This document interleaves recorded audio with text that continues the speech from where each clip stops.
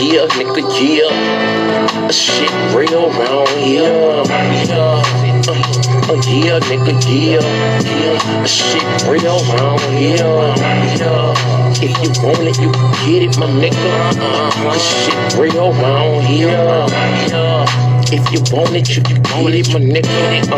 Shit. Look, if you ain't no ask somebody, they'll tell you about me. Nothing fake, nothing flawed, nothing bitch about me. I'm a G, I've been running these streets since a youngin'. Since 14, I've been bugging, slaying heat, ain't nothing. You won't be, say something. You could get it, I ain't tripping. One song, just know you better not let me catch you slipping. Cause whatever we need, I'ma smash you. Broad daylight around the club, I'ma get at you. If you let me tip down on the nigga, you chapter, I guarantee you that it's gonna be a close casket. I'm about this, what's understood don't need to be explained. For the money or the fame, I was a gangster in the game. I ain't lying when I tell you about me and my background, about me and my lifestyle. I ain't never backed down, I ain't never froze up, I ain't never turned state, I ain't never missed when I emptied the clip out the K, nigga. However you want it, nigga, you could get it, cause shit real. It's get it how you live.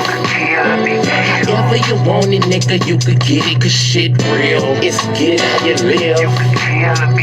However you want it, nigga, you could get it, cause shit real. It's get it how you live. However you want it, nigga, you could get it, cause shit real. It's get it how you live. It's never die, do what you did, nothing less. Fuck with the kid, get two to the head, two to the chest. Nigga, I'm the best when it come to the street shit. You got your hands full fucking with me with this beef shit. I be on some all night flight, no sleep shit. Me, my dog, and 2 Ks, fuck that police shit. We coming with it, hunting round drumming with it. You running from it, we running with it. You bitch ass niggas ain't fucking with it. I'm out here, head first, ready to go head up. Walking with your head down, bound to get your head bust. Hear the feds come, I'm off the scene, off the block. I know the bus move when it get hot. Shut down the shop, open up another on the other side of town. Got yeah and I got pounds. Jizzle was a hustler and a head bust all in one. Don't get it twisted, I do this rap shit for fun, yeah. However you want it, nigga, you could get it, cause shit. So I went all the way down to the trap in ATL. Oh yeah, style ATL, you know what I'm saying, to see how they do it. Cause I know how we do it in the hood and the NO. It's street, it's real street. I've been a street nigga my whole life. I was raised in them, wild out, flighted for nights and days in them. Nigga, I played in them, I told the kids in them. In 7th grade, I started trying to get paid in them. If you ain't real, you ain't gonna be safe in them. Bitch niggas get jacked and they hoe get raped with them. I done saw niggas get stabbed and shot dead in them. No reppin', I bust my share heads in them. Leave caught niggas down bad and bust lead in them. The streets getting flaky cause not a feds in them. Putting pressure on busters, getting info from them. Niggas telling it all when it's coming and who from them. Damn, that's fucked up, the streets that change.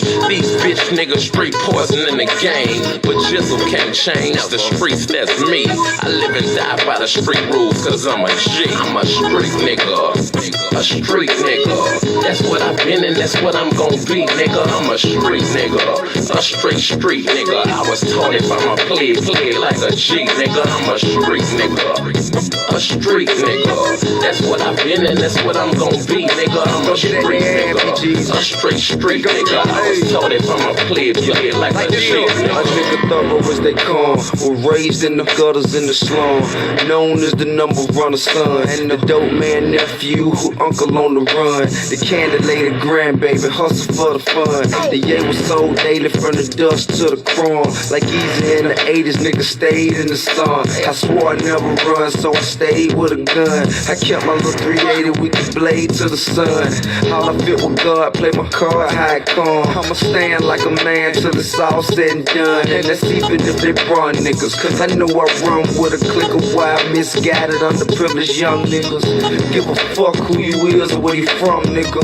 You can get it, we taking over the city, I was raised in the belly of the beast, to say the least. My role model was doing time, so I learned from the streets. I'm a street nigga, a street nigga. That's what I've been and that's what I'm gonna be, nigga. I'm a street nigga, a straight street nigga. I was taught if I'm a play like a G, nigga. I'm a street nigga, a street.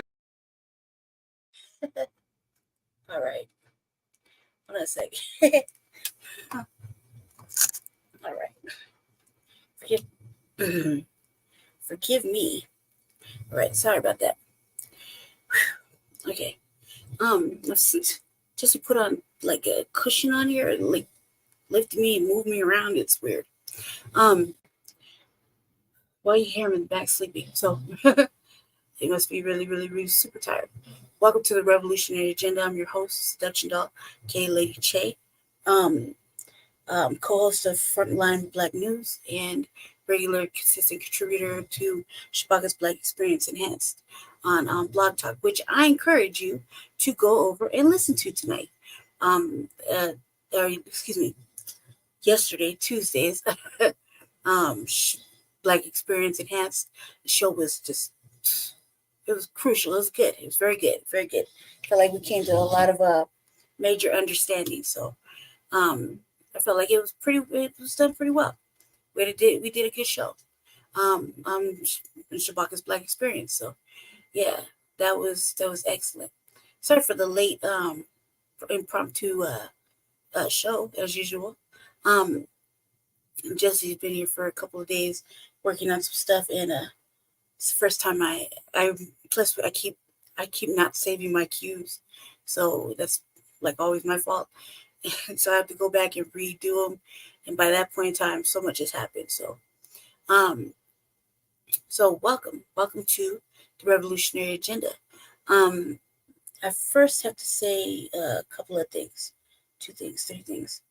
I heard the FBA rally went off without a hitch over there in Washington, one that Tariq Nasheed and New Black Media had put out, and I've caught a whole bunch of little pieces that Jesse shared on Frontline Black News, so it looked like it went well. I've heard some good things, saw some clips, so it looked like it went pretty well this year, like last year, like last year. So I'm pretty excited about that. I'm very disappointed in the outcome for the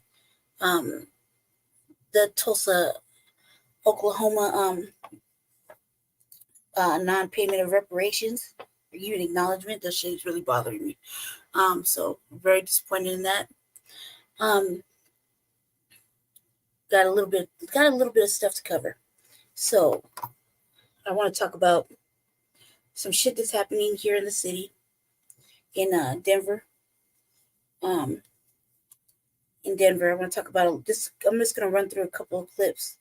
I had a couple questions, but my brother helped answer them for me. So then we're going to go from there. We'll probably I'm going to hit this cultural vulture shit real quick. Because the new song that came out, the new song that it came out, I didn't really like the shit. So I decided that someone that keeps bringing it up, I got to stay consistent with how angry I am about it. It's stupid to me. So, I might even go over that first. Ultimately, we're gonna round out with some Cornell West updates and listen to a few things, a couple of interviews that he's done recently. I wouldn't say I've been slacking on it. I would just say I was kind of letting him build up a little bit. Everybody is going to have their own little spin. We're also going to re-look at his website too, just for the sake of everything. I was going to touch on the 2024 Project 2024, and I do have to say that everybody's kind of covered it a little bit. Tariq Nasheed did a little piece on it. A few other people have done some piece. A little piece on it. Uncle Phil did a little bit, and it kind of made me feel a little bit better about my thoughts on the subject. But I will save that for another show because it's its own fucking entity. I do have to say though how Uncle Phil and Treat Nasheed put it into perspective. It kind of did seem a little bit of a boogeyman situation. So, I was kind of glad for that to be, brought up. Seeing that when I brought it up, like I kind of proud of myself that, you know, um, maybe the numbers don't reflect it, but at least I know people are listening. So that's for another day. But we are going to end. We are going to go over some Cornell West stuff and see how I feel about him, because I've been saying that we want the two-party system to collapse. Obviously, it doesn't behoove us. We also want a third-party person to emerge. I would not recommend RFK Jr. because he doesn't have anything specifically for Black people, and he just like, can't dig the way he did Sister Vicky Dillard when they were at the cultural center, and that'll still hold a bad feeling for me. And I don't, once I say no, I mean fucking no. I have always said though that hold your vote for something tangible. And if Cornel West decided he can't be moldable to what we're talking about, which seems like he has been making significant changes to his website at least for his portion. To kind of, went over it a little bit prior to getting on, so it kind of seemed like he made some significant little changes that I was kind of appreciative of. Um, so we're gonna look over it. It's a little bit different from the last time I went on. I went and looked. I don't have I'd have to pull back an RVA from when I went over that. And as much as I like to hear myself talk, I don't want to do that. I don't want to do that right now anyway.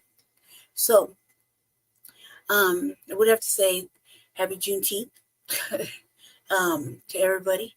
We had a little celebration in our city. Um, there's something about Juneteenth, man, that kind of left a bad feeling in my soul here in the city. So um, we're out there gallivanting.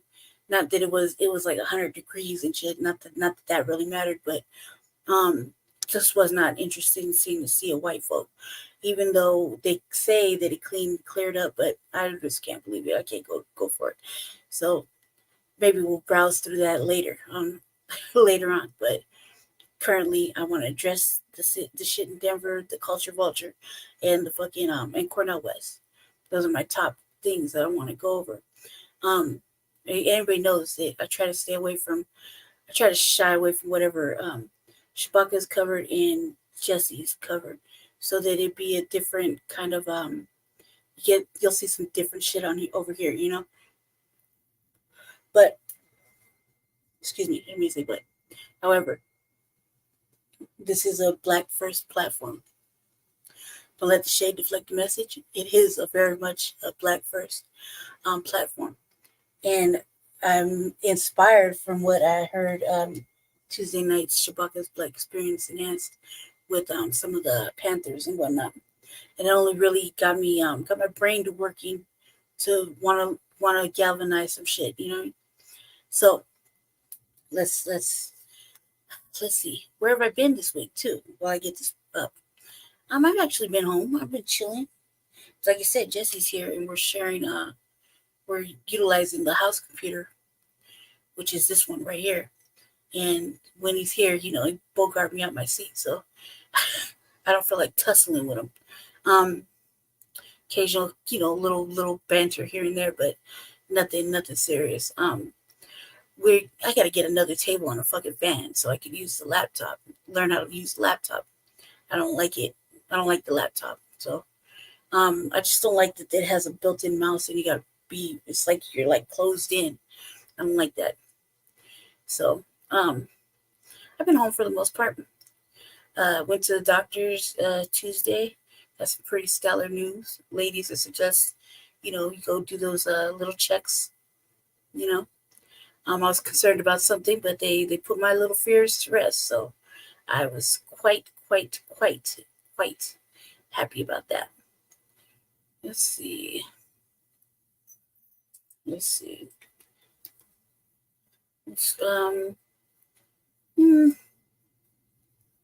okay. we'll start with a little bit of Colorado stuff, okay? I'm gonna be bouncing around, so don't judge me. Um, I want to talk a little bit about this Walmart right here that they closed down. It's in my neighborhood, and they closed it down.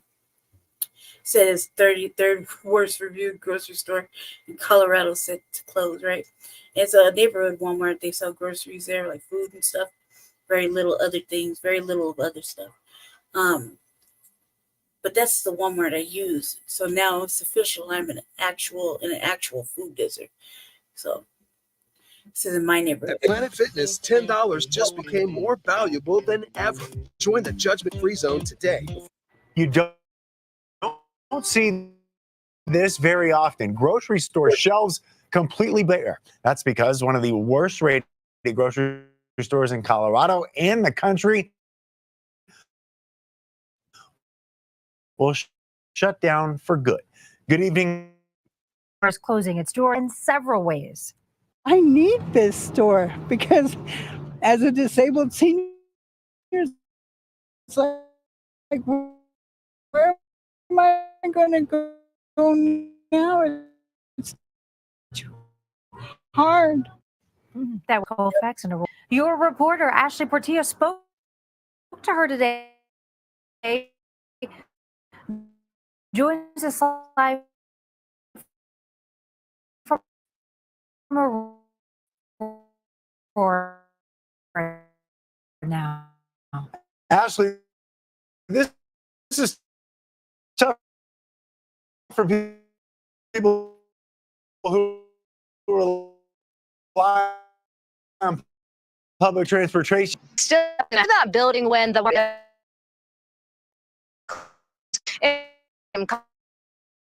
are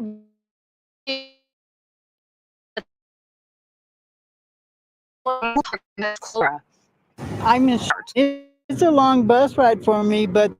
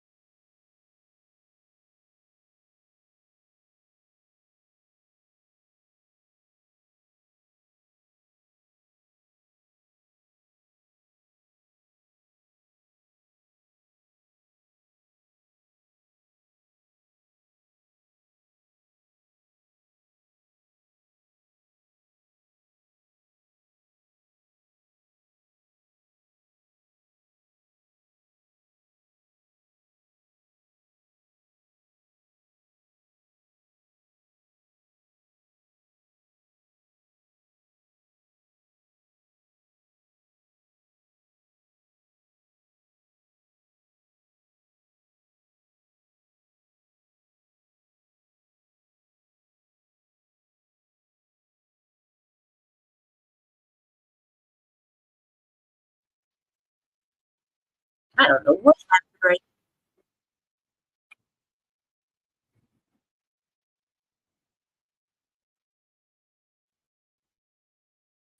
Was censured by Sorry, her executive committee um, for not getting their I approval gotta start first. it over But again. So this welcome to Left Right. so this this man made some crazy ass statements, and I like that he's not he doubled down on it.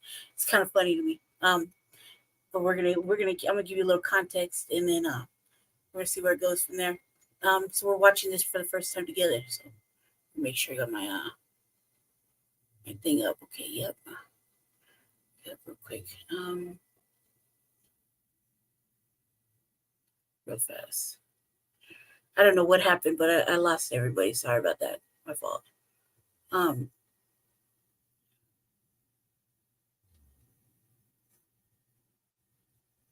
oops.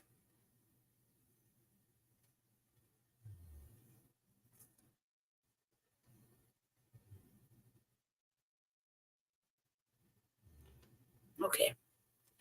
Yeah, sorry about that. It's kind of finding it amusing. I don't know what happened, but let's hopefully I won't lose you guys again. Right. Here we go. Center, where we are covering Colorado politics first on CBS News Colorado. I'm political specialist Sean Boyd. We begin with the unprecedented effort to oust Colorado Republican Party Chair Dave Williams.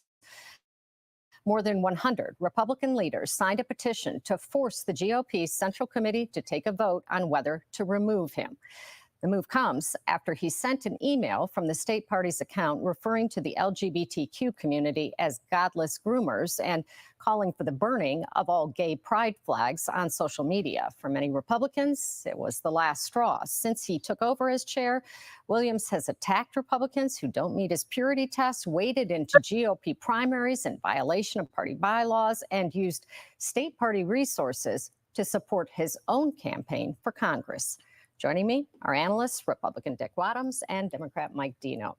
So, Dick, the chair of the Jefferson County Republican Party, who led this petition, was censured by her executive committee for not getting their approval first. But I gotta wonder, is that really what this is about? Or is this about that executive committee, or at least the majority of them supporting Williams? And what does that say about where the party's at, if that's the case? Well, no doubt. The committee is controlled by Williams' supporters, and they wouldn't have cared at all if she had been in favor of defending Williams. So that has nothing to do with it. And actually, it's a toothless tiger. They can't make her do anything. She's a member of the state central committee. She can do and say what she wants to. So if they want to pick that fight further, they can. But Sean, this party is in horrible shape right now, and it's largely due to Dave Williams and the people around him. They have conducted this purge of anybody who disagrees with them, and trying to keep unaffiliated voters from voting in Republican primaries. I mean, I could go on, and he's using state party funds to unethically fund his campaign for Congress. That's the irony, that they come after her for using party letterhead to send this out. And so do you think they need 60% of the 400-member Central Committee to remove him? Do you think they'll get it? Well, it will probably be close, to be honest. He's got a big chunk of support on that committee. But what I'm sensing, Sean, is there are members on the committee who voted for him for chairman, like Nancy, by the way, and who now are saying, we are in constant chaos. We're constantly embarrassing ourselves. We need to make a change right now. We need to send a message to Colorado. Republicans aren't all crazy. That's what we need to do.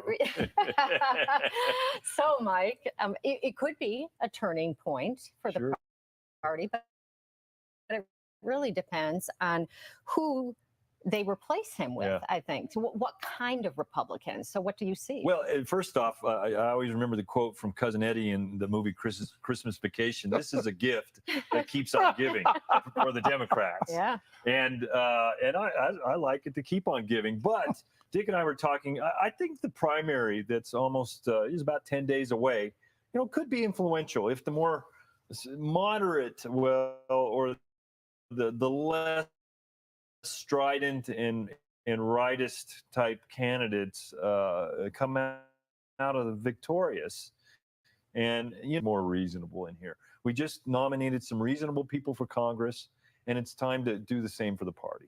I want to revisit that in a minute. But Dick, in addition to running the party, Williams is running for Congress, the seat being vacated by Doug Lamborn. This vote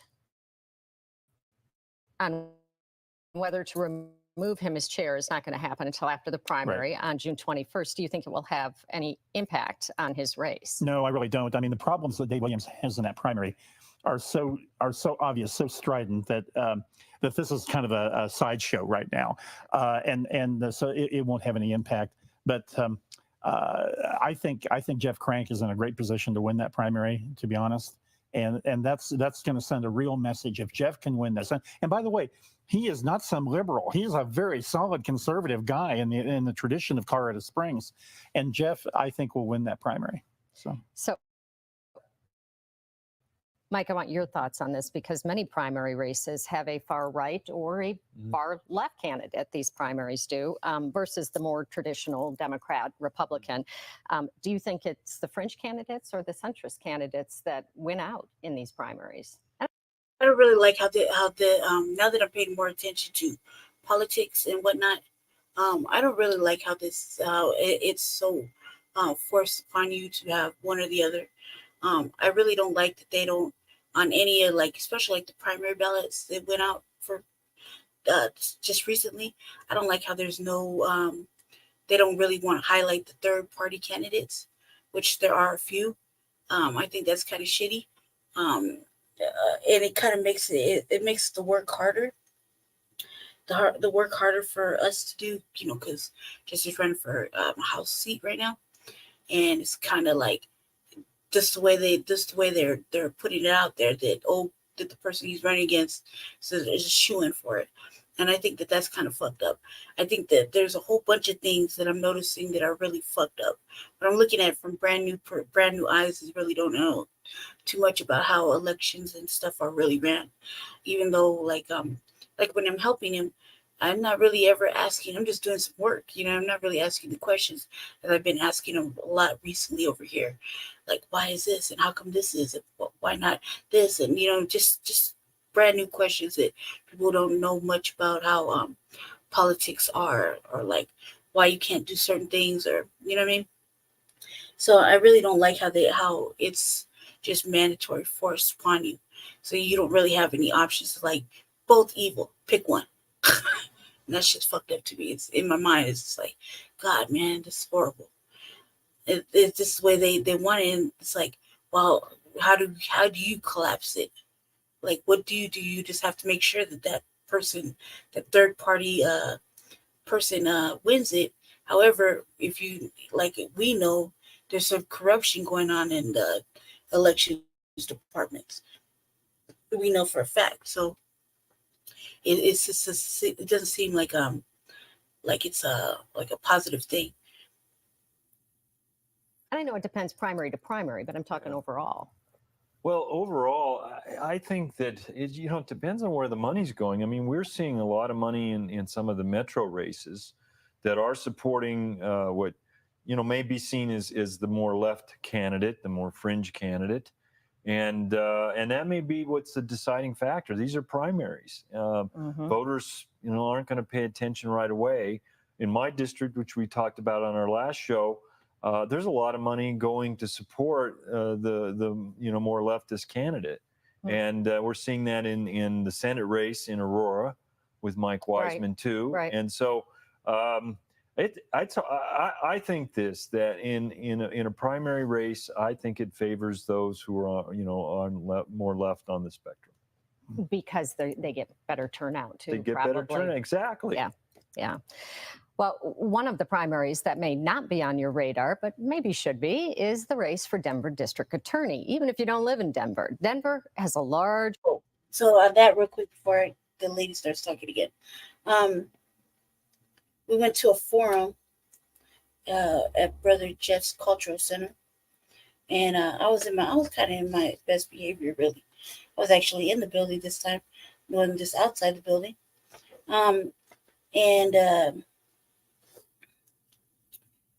I watched the forum, and I felt like I felt like there's some things that were happening outside or around the conversation in where we were sitting that I really didn't like. I don't know if the footage is up there yet, but I felt like the lady was giving more pacifying conversation, and I felt like felt all kinds of different ways, so many different ways about it. At the end of it, I was kind of being a little disruptive. Me and Jesse were just in the back talking like we're at the movies in the midst of it. And one of the white one, like I was planning last week about the white civil rights attorney. She had done a episode on the Jeff Fard show earlier in the week, and it kind of seemed like she was just sneak dissing and talking shit, really, and falling for whatever traps Jeff Fard kind of laid out for her. I don't see why nobody ever sees these like instigating traps, just to kind of fuck with people, I don't see why nobody ever catches on, or I'm like the only one. But she was sitting in front of me, and like I said, not that I didn't have no respect or anything. Me and him were just having a conversation about certain things that were being talked about in the midst of it. But we're, kind of low. We were sitting right there. She turned around and looked at me. I was like, what? Like that. She didn't want none of this smoke. I really don't have any respect. For a lot of them over there. Kind of snapped at Olga and Medina too to come get these questions, which they didn't want to ask. So I asked a whole bunch of black questions. That's prior to me getting there. I set Jesse off with like 10 questions. Then I got there, I was asking more questions. And so we were talking I was probably talking more like I was at the movie theater than anything. Because I don't like what was being said. I can tell when people are lying, okay? It's a known fact. So, let's get back to what they were saying. I seen a little bit and I was like, whatever, but I had a chance to talk again to the man. Representation in the state legislature. So statewide criminal justice policy is often in response to what's happening in Denver, and the DA can certainly influence that. The Democratic primary pits Leora Joseph, director of the state's mental health agency, against John Walsh, a former U.S. attorney. Both have racked up endorsements from big-name Democrats. So, Mike, Walsh and Joseph, they agree on a lot, both Democrats. But one thing that they don't agree on is these safe injection sites. Yeah. Do you think this will influence the race? I don't think the race turns on this issue. I mean, in some ways, you're right. I think they do agree on a lot of things or have similar stands on issues. If they're able to identify their supporters, that's really, and turn them out, that's going to be the key. And I actually think we do have a woman DA. I do think Denver voters are, bent on looking for getting more women into elected office in Denver. And I don't even think that's it this time. I just think that they don't want to be well, I know for us specifically, I feel like there's three sets of black people. I feel like for us, we when we're looking for justice for anybody who's black, she really our current DA really wasn't giving wasn't really trying to make any of that happen. And there's a case right now, that we've been actively working on just for Stephen Long. Been in the news. I mean, I wrote the lady. I sit on one of her damn boards, for God's sakes. So I feel like me and Jesse, I feel like that she really wasn't doing so much, and she kind of blows things off. Also, too, I think that it's fucking crazy to me that she can just hand out endorsements, even though to other motherfuckers, but we can't ask for one or can't get one from her because she's already endorsed someone. You understand what I'm saying? It's like, when do you go out and do this? Like, little do we know. So she already endorsed the challenger, or the person running for the seat, the other person running for the seat other than Jesse, which I find is really ridiculous. I think that our current DA isn't for black folk, period. I like there's a whole bunch of things that I liked about what John Walsh was saying. Plus, I remember when he used to do the news. And so we had a moment afterwards. He came up to me and was telling me, he's like, man, he talked to me for like a couple minutes before Jesse came, because he was getting some stuff together and mingling on the inside. I was outside sitting down, just BSing. And I said, I'm about this don't start nothing, won't be nothing in social events. And everybody knows how I feel about it or whatever. So if there was going to be any kind of funk, it would have happened. I think there was a moment, but we've just moved past it. I wasn't in the mood. So I was when I got there, though. But after I had a chance to put 2 little sliders in my stomach, I was kind of okay. Plus, like I said, there's you got 2 candidates. What I noticed is that Lenora didn't want to chop it up with us. So, but I do notice that John Walsh, I had spoke to him way long time ago when he used to do the news. So, we had a little moment. We had chopped it up, and we had got to ask him some other questions that nobody else asked, and he seemed pretty familiar with what we were talking about and helpful. Like, it seemed kind of sincere. Unfortunately, we don't have any black DAs, which would have been a rip, but they didn't have nobody to run for that seat. So we got stuck with these 2. And if they were, there's some independent shit and we didn't know about it. There's a lot of pandering, and that's what I was shit talking about during the Jeff Fart fucking event. It's meant for undecided and independents, for people that vote independently. So it was encouraging. I walked up in there. He had the wrap up too. Could have took the chair up in there, but I didn't. I left outside, so it was cool. I think that would probably favor Lenore Joseph. So, Dick, current DA Beth McCann, she has endorsed Walsh. Does that hurt or help him, do you think? Well, it wouldn't be a very strong endorsement from my standpoint, but I think she's held in high regard by Democrats in Denver. So I think it probably does help. I would say I am not a Democrat, nor do I live in Denver, but I'll tell you what, I do agree with Joseph on the safe injection sites. I think she's dead right about that. That would influence my vote if I were a Democrat and if I lived in Denver, which I don't. Yeah, and certainly crime, it's an issue right it now, is an issue. And in Denver too. Yeah, we've seen the car thefts go down significantly in Denver, so that's been good, and violent crime has also seen a reduction. So, they haven't really been running on, being the toughest crime fighter. No. That's not their style. And again, safe injection sites, I do think, by and large, Denver voters aren't against them. We'll see. When we come back, the U.S. Supreme Court handed down a decision on its first abortion case since it overturned Roe v. Wade 2 years ago. We'll talk about its possible impact on a Colorado amendment. It's like we're not really all that interested in the abortion pills and whatnot. So let's see. Yeah, they want his ass to resign. So we'll go back to this GOP thing.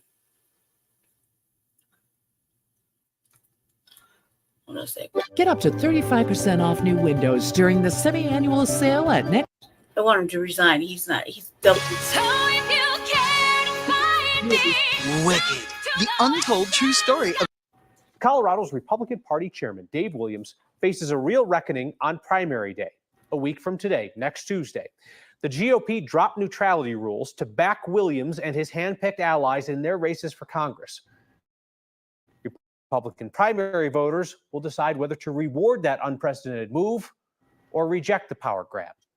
Williams faces demands to resign for recent anti-gay messages, including a call to burn all pride flags. There's an ethics complaint accusing him of misusing party funds to prop up his run for Congress against another Republican. Now, Williams has bailed on his old pledge to come on next and answer our questions here, so politics guy Marshall Zellinger tracked him down at a Republican event today. The Colorado GOP has endorsed Ron Hanks in Congressional District 3, Lauren Boebert in CD4, Dave Williams in CD5, and Janik Joshi in CD8. At a semi-monthly luncheon today, we were able to ask Williams about the party's spending on those endorsements. How much has the Colorado GOP spent to help you beat another Republican? And how much has the party spent to help the 3 other endorsed candidates win their contested primaries? There's been no direct spending from the party for myself or any of the other direct candidates. That just can't be true because mail costs money. This one, paid for by the Colorado Republican Party, is an ad to vote for Williams. And this one tells voters to vote no on Williams' opponent, Jeff Crank. So when the finances come out, we're going to see $0 spent to benefit Dave Williams' CD5 campaign and $0 spent for any of the other endorsed candidates. You're not going to see anything like that. There's an effort to oust you as chair after you called for the burning of all pride flags and using the term godless groomers. Did you go too far? We make no apologies. We're going to fight to protect children, and we're going to make sure that we fight against this effort to confuse children into thinking that they can be something opposite than what they were born. Do you think that can incite hate crimes? No, words cannot incite hate crimes. Your anti-gay hate is at odds with former President Trump's welcoming views toward the LGBTQ community. Do you think that Trump approves of your approach? I mean, I wouldn't characterize what I said as hate. I mean, this is sort of the problem that I have with the media and, of course, my critics, is they want to mischaracterize what was said. I think what was said was very clear. We're going to stand against this pride movement that seeks to indoctrinate children and convince them to do things that ultimately harm them. Do you think? Well, how we feel about this. It's a $1 trillion fucking industry. Like $1 trillion, trillions of dollars industry. It's one thing, like, I'll give you a prime example. I have a child. I have a son, an adult son. Been gay since I can remember. There's nothing about it. He's been gay since I can remember. I used to have to tell him, get out my dress shoes and put down my lipstick. Put them in pants and say, hey man, little boy, you're a little boy. To a point where, shit. He lives in a different household. But that didn't mean that he wasn't going to be who he was. You know what I mean? I also have a daughter. A daughter is clearly like the ladies. Did I know that when she was small? No. I had no fucking idea. Was thankful though. You know what I mean? For my own particular reasons, I didn't want to be a grandfather. Didn't want to be a grandmother. And she come from fertile stock. Although they're both just doing normal things, you know what I mean? What can I say about that? I think when it comes to what we're talking about, it's up to the parents. I got a whole bunch of shit to say, but none of them probably what anybody wants to hear. Just know that there's this fucking $1 trillion fucking industry, and they're making the money off the mental health industry, off the unnecessary hormone treatments and things like that. You know what I mean? There's got to be an age where you're old enough to fucking think on your own. And you're not listening to your parents or your teachers' rhetoric. You could actually think on your own, and it's it's a prime teenage age, where you can think about certain things and you can talk about it with other people, not school age. School age is like you're still learning, So, I mean, I could say I was probably like late teenage years when I knew that I like boys, and I was gonna be a girl that liked boys. You know what I mean? Same thing with boys liking girls, and who knows? I think it's teenage years, and I think it's something that you got to discuss with your own fucking family. Who are we to make decisions? You know what I mean? Except to say, no, you got to be a certain age for yourself to think, yourself to go through the processes. Can't be influenced by other fucking social media teachers who are living their own truths, whatever.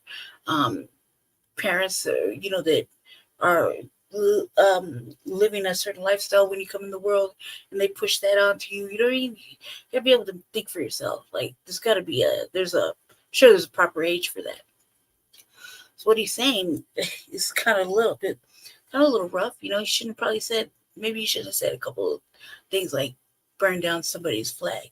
Hey man, they put some value into that. That's like somebody saying, I'm gonna take your RBG flag and torch that. It's the same shit. It would bother anybody. So maybe he shouldn't have said that. Maybe he shouldn't have called him groomers. You know what I mean? Things like that. Probably picked his words a little better. Yeah. What I enjoy about this is that he's not doubling down and he's not making any apologies for it, which is what everybody wants him to do, which is sliding on fragility and emotions and shit. And he's basically just like, this is the facts of how I see it, kind of. You see what I'm saying? Probably shouldn't have said certain things. It doesn't. At this point in the day and age that we're in, does it really matter what the fuck he said? They're gonna pick apart and do whatever. Does it really matter what he said? What matters is that people will go above and beyond to do some extreme shit and put it on him like he said it was the right thing to do. That's what we should really be talking about. Because there are people who have been stealing these individuals' flags. It's just like this. It's my shit, right? So somebody say, hey, I don't like that red, black, and green flag. You need to burn it. I'm like, man, fuck off and come get it if you want to, but you're going to get it. You know what I mean? It's stupid. There's a lot of things I don't agree with. And I don't think that nobody should go on a hurt people campaign. I don't think that's what he was doing. I just think I like that he didn't back down on it, where most people are like, I'm sorry. Yeah, that's what I liked about it. But you guys know, you've been listening to us a long time, you kind of know how we feel about it. Just think that too, there's an age to where you can make your own fucking mind up. You shouldn't have to listen to what other people want you to believe in or tell you it's okay. What if 1 minute from, dude, I remember being a preteen and you tell me fucking 15 different things. I might slide on all 15 things just because I'm trying to figure it all out. You know what I mean? So when they're old, when everybody has an age when you're old enough to fucking know what you really want and what you want to listen to. At school, do they have a choice? No. I was trying to have this dialogue with my brother the other day. I would be like, look, if at the beginning of the school year, they send you home like they used to with a curriculum, say, look, this is what we're going to be studying in my class. And also, we're also going to include this for about 30 minutes of LGBTQ, whatever the fuck. We're going to read a story here and there just to talk about it so the other students may feel comfortable. And then we're going to have about 30 minutes over here of Black history, the real Black history. And if you feel anywhere is this uncomfortable, please let me know in a note. But this is what I'm going to be studying in my class so we can make sure that everybody feels comfortable and they could be able to discuss things freely. I'm going to read this book on this day and this book on this day. But 90% of the time when that shit was going on, no one was knowing what was in the curriculum. So it was fucking like a kid brought home some crazy shit and was talking about some crazy shit and you just had to go find out. And we found out you were mad. I think that that's the problem, is that there was no communication to what was going to be in said teacher's curriculum. Or, hey, we're going to have fancy dress up hour and we're going to have this person come and read to us about this subject. At least give them a fucking chance. There was no chances. They were just doing it. So I think that's what made people mad. And I also think that that's what caused this little bit of what it looks like hate speech or whatever. I think it's just the fact that nobody did things the right way. And then you got fucking DeSantis doing other shit and got a whole bunch of crazy stuff happening. We get a new justice and she can't even describe what it's like to be a woman, but she's a woman, right? We got all these docu-films out. So I think there's a whole bunch of stuff going on that we really aren't factoring in. I think that if everything was more open at the beginning of the school year with these students, when they come, like, I don't know how they do it now. I don't have a child now, but I know when I went to school, right before school started, we met the teachers, got to go, my parents got to walk around, or my parent walked around and talked to the teachers, got a little curriculum page that said this is what they were going to be studying all year. You know what I mean? And then, maybe a casual conversation. I think that would have blown over a lot better than all this other extra shit that happened, like everybody says, out the blue. So I don't know. I think that if it happened like that, maybe not everybody would be so hell bent on what we're talking about. You know what I mean? But we don't know. We don't know. We also got teachers practicing anti-black hate in school religiously, daily, and nobody's doing anything about that. So, you know, it's shitty. I just think there should be more transparency at the beginning of the year. Perhaps he should have chose different words. Either way, it's good. Either way, they're gonna pick it apart. Because former President Trump would approve of that speech. I'm not sure if he would or would not. Following Trump's conviction last month in the adult film star hush money case, Trump's campaign told Republicans to not campaign off the conviction.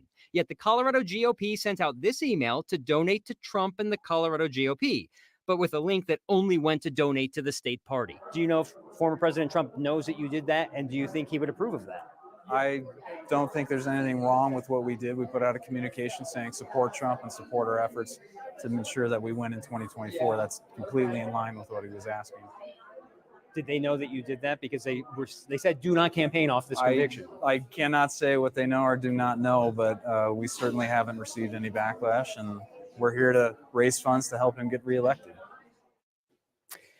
I asked about his stance of being the GOP party chairman if voters 1 week from today reject many of the candidates that the party has endorsed. He told me, I have no plans to step down, but he's sure that's a conversation that his critics are going to have in light of his pride comments. But he says he's planning to fulfill his entire term. Kyle. And you already hear Williams's defenders on the far right say, you got to give him a chance to go all the way through the election, got to give him a chance, which suggests that they're setting the stage for him perhaps getting stomped next week and some of his handpicked allies getting stomped. And then, well, you just got to get him through election day. But you would have to think that the discontent with Williams would only grow at that point. And I asked about the Think about it like this. There's a lot of people that agree with him on what he's saying. So while they're predicting that he's going to, they're stomp him out, a lot of fucking Coloradans that think just like that, maybe not to the extreme, but pretty similar. And if they're not raising really too much hell behind it, it's just you don't see a lot of people really raising hell on it, especially here. It's mostly within the parties that are raising the heck. Raising hell. You don't hear a lot of people talking about he did something really wrong, because you would see it in news break or something like that.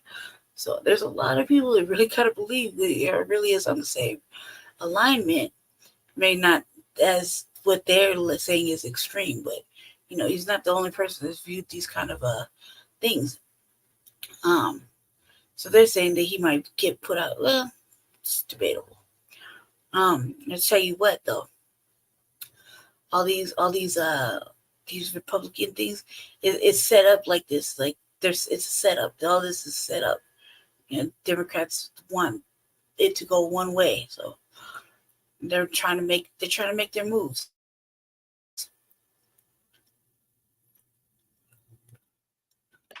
Wix gives you the power of AI to build the website you need. Extremism has taken root in Colorado. No surprise I only bring this up because we're talking about this type of hate, and nobody ever brings up the anti-black hate that is being constantly thrown around. Viewers of this program who have watched us track the rise of groups and political figures who openly stoke violence. A group that tracks white nationalist and hate groups counts at least 30 of them in Colorado right now, 30, up from 18 in 2021. The Southern Poverty Law Center tracks the anti-government group FEC United, big in Douglas County and the Springs. You've heard its founder here, conservative activist Joe Oltmann, calling for the hangings of his political opponents. That is the definition of treason, and he should be hung by the neck until he's dead. The Proud Boys, which the SPLC describes as a hate group. In 2019, they said that they landed their own radio show on KNUS radio in town, but the station backed out after we reported on it. Front Range Active Club, which SPLC says is a white nationalist group. Members took credit for a masked protest outside a Pride Festival in Dougco. The Pray in Jesus' Name Project, that's led by former Republican State Representative Gordon Klingenschmidt in the Springs. A pregnant woman in Colorado. And now our Julius Irizarry takes a closer look at another group that's being tracked, one that focuses on schools across Colorado. So much can be said about Colorado. For years, it's been growing. in more ways than one. Yes, a notable rise. Rachel Carroll Rivas is an interim director at the Southern Poverty Law Center, or SPLC. The group released its annual report this week, identifying 30 hate and anti-government groups in Colorado. The top type of group found here were anti-government groups. Colorado saw a rise in the number of anti-student inclusion groups. And so Moms for Liberty had a number of chapters. See, man, when I tore it off after them, when the last year when they were talking about this, our Selma, you sit down, black women, our privilege won't allow us to get shot or anything. Oh man, I went in on them. Who knew they were classified as a hate group, other than me saying, you know, witches, and fucking Karens and shit. Yeah, man, I couldn't believe it. I couldn't believe that this fraud said that to us. Well, said it on city council. So I had to go in on that. In Colorado. Moms for Liberty is a national conservative parent group that has been part of the book ban movement in school districts. In a statement, the Moms for Liberty founders said in part, the SPLC is nothing more than a mouthpiece for the Biden administration's repulsion for freedom and parental rights. I think fear is ruinous. Marty Moore is the executive director of Rocky Mountain Equality, formerly out Boulder County. The SPLC report says anti-LGBTQ groups across the country are at an all-time high. It's one of the reasons Moore's LGBTQ organization expanded. When I looked at the map today, the hate groups that they listed are scattered throughout the state, but it's amazing how it goes down I-25. And as we look at north, where we recently expanded into Larimer County in particular, there are several groups there. Groups can be in any corner, in any street in this state. The SPLC hopes revealing them will uncover something else. We hope that this report is a tool for communities and sort of check folks on what's going on and how they might get to a better place together. Carol Rivas with the SPLC says she'd be surprised if more anti-government or hate groups pop up in Colorado in next year's report. She says in recent months, they have seen more people pull away from these groups as they see the national rhetoric they're pushing. I think that's it. I think the interesting fact is that everybody's white. Maybe we should talk about that. Maybe we should really talk about that. Interesting because as we've talked about here, you also have more mainstream groups in Colorado that are adopting the rhetoric of hate groups, like the Colorado Republican Party saying this week, burn all pride flags, God hates flags. That's the kind of thing that you didn't used to hear in organized politics. But there's all kinds of these groups in Colorado. Yeah, you know, they say that Colorado is a perfect snapshot of this country. That's exactly what the SPLC says. They said we have a little bit of everything here: anti-immigrant, conspiracy, neo-Nazi, and it really paints a picture of the world we're living in right now. It's amazing how many powerful people in Colorado continue to parrot that stuff. We'll keep pointing it out. Jaleesa, thank you. Don't just use the internet, unleash it. Quantum Fiber Internet sets you free like never before. The governor everyone wants to bring up what I want to bring up. So, all right. So the mayor's been on his sneaky shit lately, and you know, so we're gonna go over that. And I'm not really digging what the mayor's been doing the last month or so, especially when it comes to our task force that we sit on. I'm not really digging it, not at all. I don't dig a lot of things that's happening. I feel like he's enabling homelessness and all kind of other shit. So, and when I was on city council this week, or not this weekend, it's this week or last week? Might have been this week. Last week, maybe it was last week.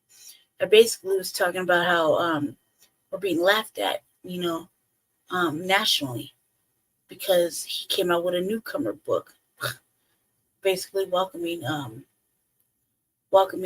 newcomers and sending out nationwide, and then we were being laughed at by other groups. He reported that on the last RVA, pretty sure. Anyway, so we're gonna find out what Utah has to say. I also read an article. There's like 21 states that are wanting the migrants to come to, something like that. I don't have my phone in front of me, so, but we're gonna play this, see what happens.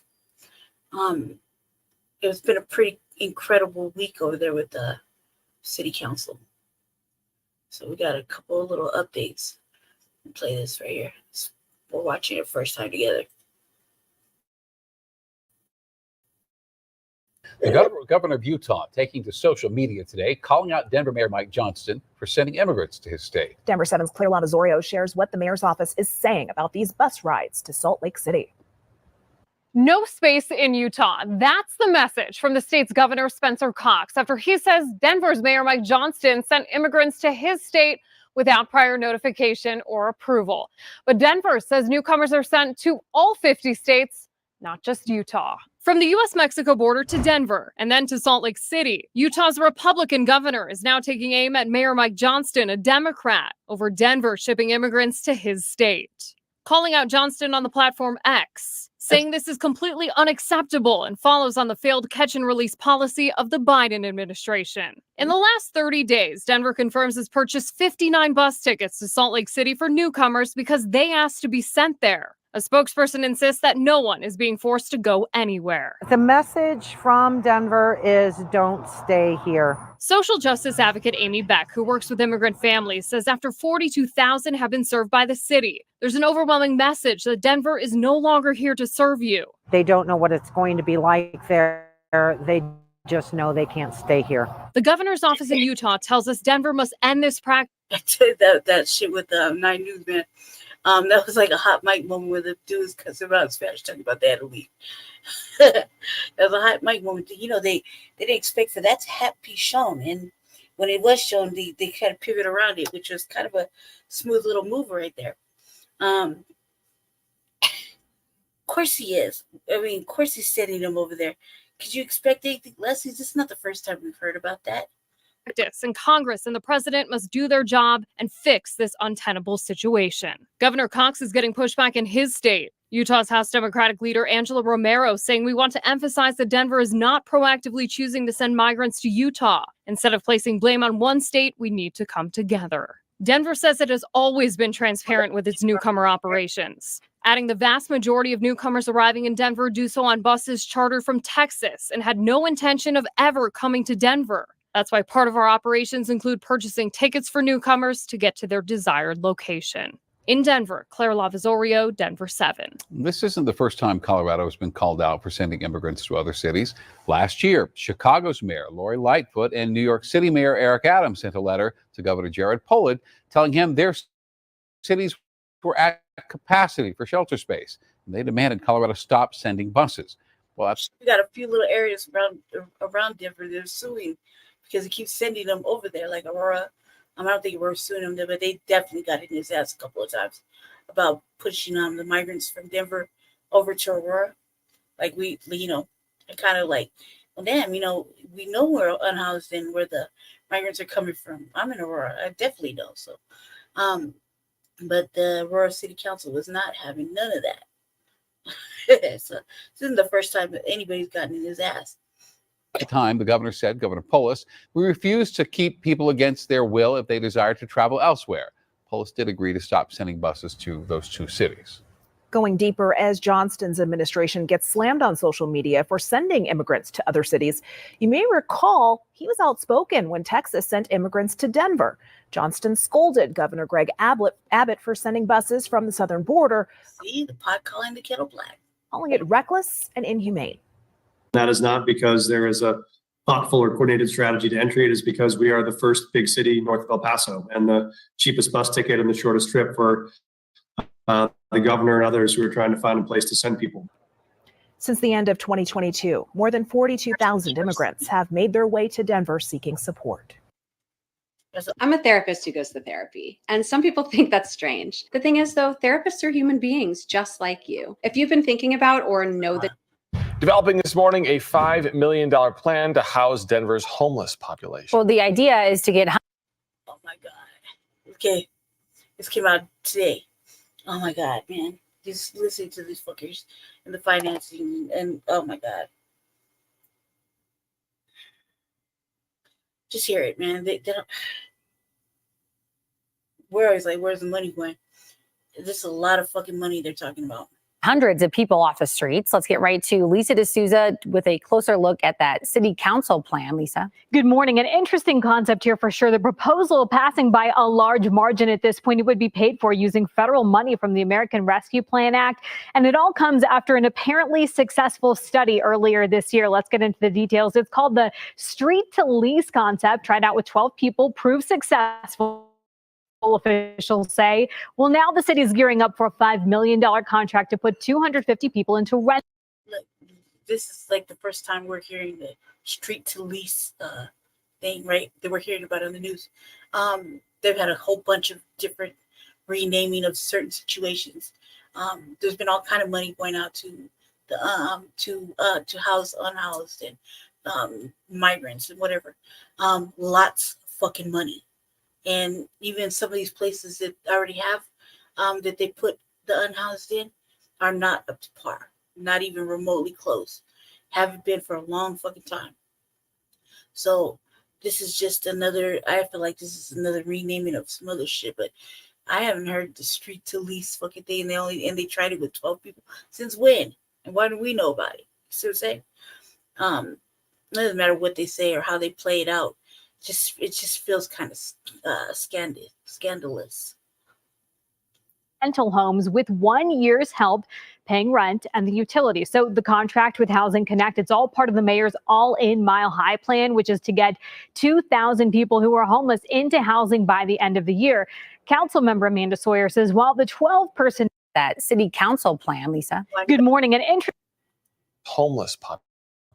Well, the idea is to get hundreds of people off the streets. Let's get right to Lisa D'Souza with a closer look at that city council plan. Lisa. Good morning. An interesting concept here for sure. The proposal passing by a large margin at this point. It would be paid for using federal money from the American Rescue Plan Act.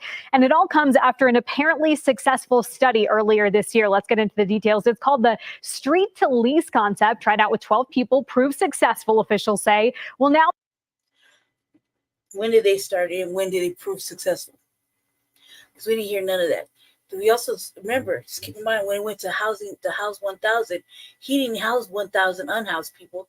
He housed like a third of that, and then fucking the rest was migrants and families with children. Only to later throw everybody out. So none of these things have been successful. Not even the data didn't even match. Remember, I mean, just keep this in mind. When did he do this? When did he house 12 people and it's been a success? And how come we don't know about this damn study? Where's the auditing? Where's the information about it? We didn't hear about it. We don't know about it because we would have been brazen hell about it. And who are the 12? Who are the 12 motherfucking unhoused? Because if you've been watching and paying attention to RVA when we do talk about this shit, he can't. If you're not there when the sweep comes by, you don't get a voucher. You don't get moved. There's all sorts of shit going on. So when was this street to lease concept, and who participated, and how long was it from when to when, and how come we don't see any studies from it? We don't know nothing about it until right now.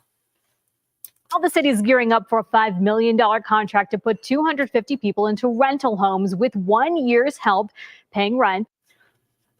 So you're basically going to take a whole bunch of habitual unhoused people and give them 1 year of a voucher and expect them to do what? Expect them to get whatever they can, or at a job or whatever. So that's serious vetting. That's to see if they can even get any kind of employment, or any kind of disability or anything like that. These people can't even get that. I can't even fucking get disability, and I've applied 15 fucking times. Damn there. And the utilities. So the contract with Housing Connect, it's all part of the mayor's all-in Mile High plan, which is to get 2,000 people who are homeless into housing by the end of the year. Council member Amanda Sawyer says while the 12-person pilot may have been successful, the mayor's all-in Mile High plan doesn't appear to be that way. Pilot indicated to us 100% success rate, whereas the pilot for our all-in Mile High sites have a 73% failure rate for the people who are leaving the program. Mm-hmm. And what I wish is that the mayor's office had slowed down and done this right in the first place. This is a great program. My goodness, with clear data from the municipalities in which it's been executed in. We'll also express some concerns that if the program is successful, how all in Mile High sites have a 73% failure rate for the people who are leaving the program. And what I wish is that the mayor's office had slowed down and done this right in the first place. This is a great program. My goodness, with clear data from the municipalities in which it's been executed in. What? We'll also express some concerns that if the program is successful, how would it be funded for long term? Because again, right now, the plan is being paid for using federal COVID dollars. Now, this morning, we did reach out to the mayor's office for comment on all of this. We have not yet heard back, but of course, we'll update you just as soon as we do. Kirk and Ashley. You're not going to hear anything back. Do you like having a P.O. box but are tired of wasting time and money driving to the post office? Hell no. Can't believe happening today. Affordable housing and homelessness are once again on the agenda for Denver City Council members. Yeah, your reporter Justin Adams is live in Denver this morning. And Justin, they're actually considering spending $10 million to improve both there. And actually, roughly $5 million of that will go to financing and constructing of a 62 affordable housing unit in 5 points. That housing unit will be located between 2907 and 2915 Welton Street. The new developments, 62 units, will range between 1 to 3 bedrooms and be restricted to those who make 80% of the area's median income. That's fucking crazy. Look, remember, like, all right, let me just back this truck up. 80% AMI, area median income, right? Median income. No, okay? That's fucking too much. We're talking about unhoused. We're talking about, we're talking about the unhoused, right? We were talking earlier in the year, last year, about everything being at 30% because there was no way. There's no fucking way anybody can live here at, there's no fucking way anybody can live here at 80%. Right? And you need to have a working wage and a livable wage to match that. There's no way. This is like for rich people. Like, what the fuck is he talking about? 80%. Like 80%. 80%. That's compared. Oh my God. No. No. No. 80%. Wow. Yeah, this is fucking 80%. That's fucking ridiculous. In 5 points, it's already gentrified. It's already gentrified. There's no, the unhoused is basically there and gentrifiers. 2907 and 2915 Welton Street. The new developments, 62 units, will range between 1 to 3 bedrooms and be restricted to those who make 80% of the area's median income. The city is supporting the development of the properties through a pair of resolutions. According to the Denver Gazette, the land, which was used by the RTD, has a covenant requiring that any future developments have permanent affordability. According to the city's affordability housing dashboard, since Mayor Mike Johnston has been in office, the city has created 534 units across 12 projects, 7 of which have utilized taxpayer funding. Now, City Council will also consider spending $5 million to support the response to people experiencing homelessness through a contract with Housing Connector. This would provide money for housing navigation and the distribution of time-limited move-in assistance and rental subsidies for 250 households moving from encampments to permanent housing. In Denver, Justin Adams, covering Colorado. 534 units across 12 projects, 7 of which have utilized taxpayer funding. Now, City Council will also consider spending $5 million to support the response to people experiencing homelessness through a contract with Housing Connector. This would provide money for housing navigation and the distribution of time-limited move-in assistance and rental subsidies for 250 households moving from encampments to permanent housing. But they won't be able to live there. They won't be able to live right there. Okay. First of all, that area has been gentrified to white people. Right? There's really no low income, nothing over there. especially right where they're trying to build it. There's nothing there. Everything is kind of moving into upscale. There's no way. No fucking way. No fucking way. Is that 80%? 80%. Fuck, man. Like, Housing unit will be located between 2907 and 2915 Welton Street. The new developments, 62 units, will range between 1 to 3 bedrooms and be restricted to those who make 80% of the area's median income. The city is supporting the development of the properties through a pair of resolutions. According to the Denver Gazette, the land, which was used by the RTD, has a covenant requiring that any future developments have permanent affordability. According to the city's affordability housing dashboard, since Mayor Mike Johnston has been in office, the city has created 534 units across 12 projects, 7 of which have utilized taxpayer funding. Now, City Council will also consider spending $5 million to support the response to people experiencing homelessness through a contract with Housing Connector. This would provide money for housing navigation and the distribution of time-limited. in that area right now, in that area, there's nothing but there's several businesses that have been there for a long time, including Jesse's Godfather's barbershop. No, there's no fucking way. There's no way. There's no way. There's even a new apartment building that opened up. We don't go in there because some shit. But no, there's no way. 80% area AMI in that area, they're not planning on housing poor people. They're not planning on housing the unhoused there. And this connector size is just another fucking money grab. It's another wasted program. It's whack. Fucking whack. Move-in assistance and rental subsidies for 250 households moving from encampments to permanent housing. In Denver, Justin Adams covering Colorado First. That won't be there. All right, Justin, thank you. Meanwhile, there's no way. Ever since I was young, my dream has been to open a chocolate shop, to make unique, colorful. They would house themselves. We always knew Denver's plan to solve homelessness would not be cheap. As 9 News investigates the true cost of that program, the mayor's office is now telling City Council it is tens of millions of dollars over what was expected. Our Mark Salinger continues to follow the money. Yeah, the total is not listed anywhere, and that's what I'm asking about. I see what you're saying. Gotcha. The total costs of the mayor's homelessness initiatives have been a bit of a secret. No one knew, or at least no one would say, until today. It looks to me like we are spending between July 15th, 2023 and December 21st, 2024, $155 million on this. It took some math from Councilmember Amanda Sawyer and a deep dive from us into the spreadsheets to put everything together. But we now know the city of Denver plans to spend around $155 million on Mayor Mike Johnston's homelessness initiatives between July of last year and the end of this year.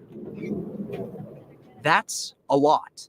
In fact, it's about $65 million more than what Mayor Johnston told the public it would cost when he held 2 press conferences last year. This total cost is about $48 million. $48 million in 2023. The following year would be cheaper. We've laid out a $39 million budget. A total of $87.8 million budgeted over 2 years. Now we know the city plans to spend around $155 million in that time. So let's break down the costs. More than $100 million will be spent on expenses for hotels that have been bought or leased and converted into shelters. More than 35. It's already failing. It's already failing. If all this was already, if he even had remotely had any interest in actually using this money, there wouldn't be any unhoused situations going on right now. There's a lot of money just in that first little bit. Let me back this up a little bit. Right, back this up right here. He would have been able to accomplish something. Conferences last year. This total cost is about $48 million. $48 million in 2023. The following year would be cheaper. We've laid out a $39 million budget. A total of $87.8 million budgeted over 2 years. Now we know the city plans to spend around $155 million in that time. So let's break down the costs. More than $100 million will be spent on expenses for hotels that have been bought or leased and converted into shelters. More than $35 million will go toward building and running micro-communities around the city.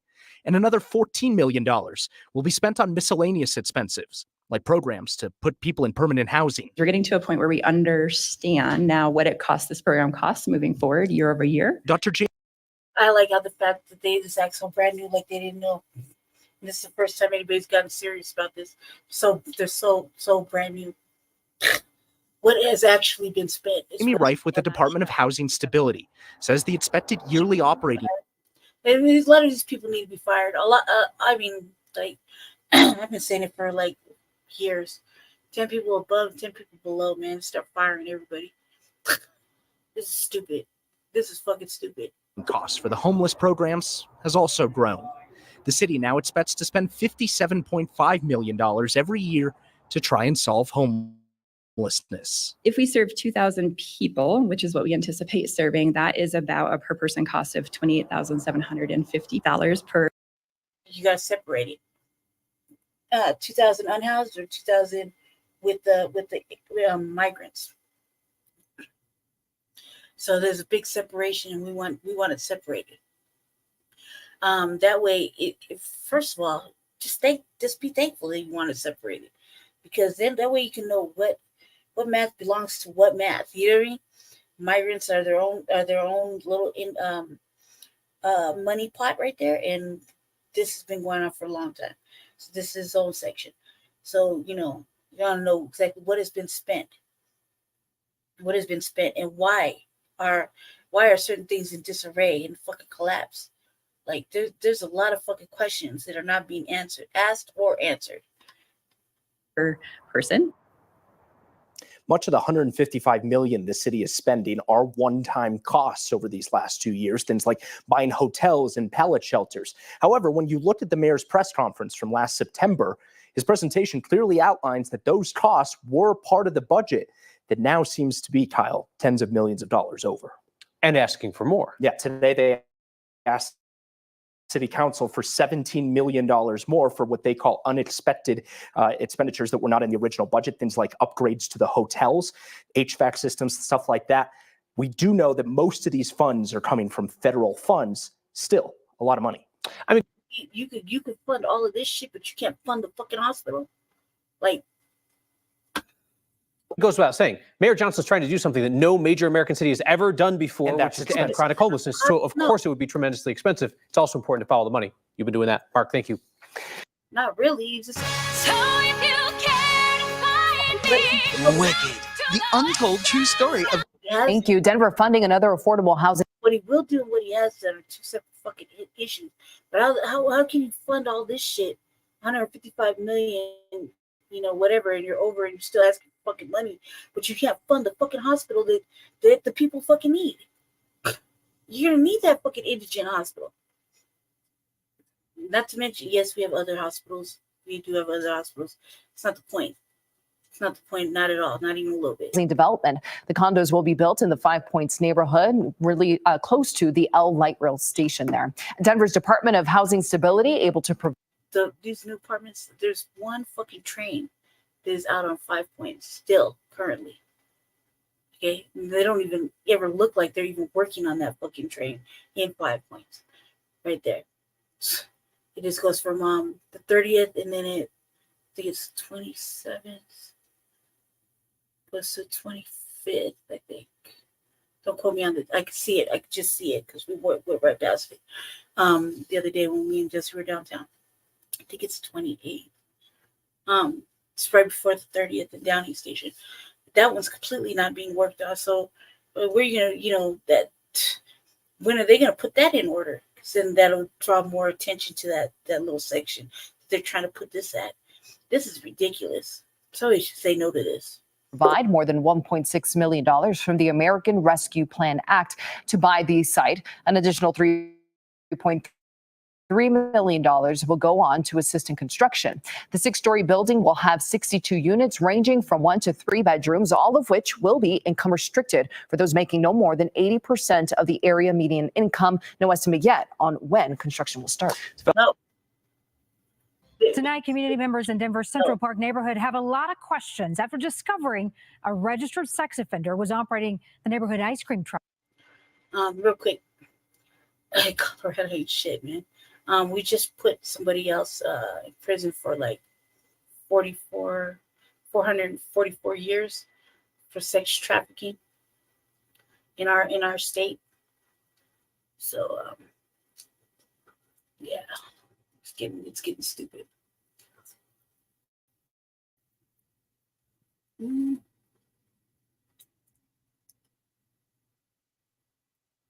Real quick, before we get to that one. As an enviro influencer, I have to practice what I preach. That's why I bought just enough paint to turn my room. There have been growing questions about the cost of Denver Mayor Mike Johnston's homelessness initiative, known as All In Mile High. And thus far, the mayor and his team have been largely silent about the numbers. Well, Denver 7's Brandon Richard with more on the city finally showing some transparency and clarity.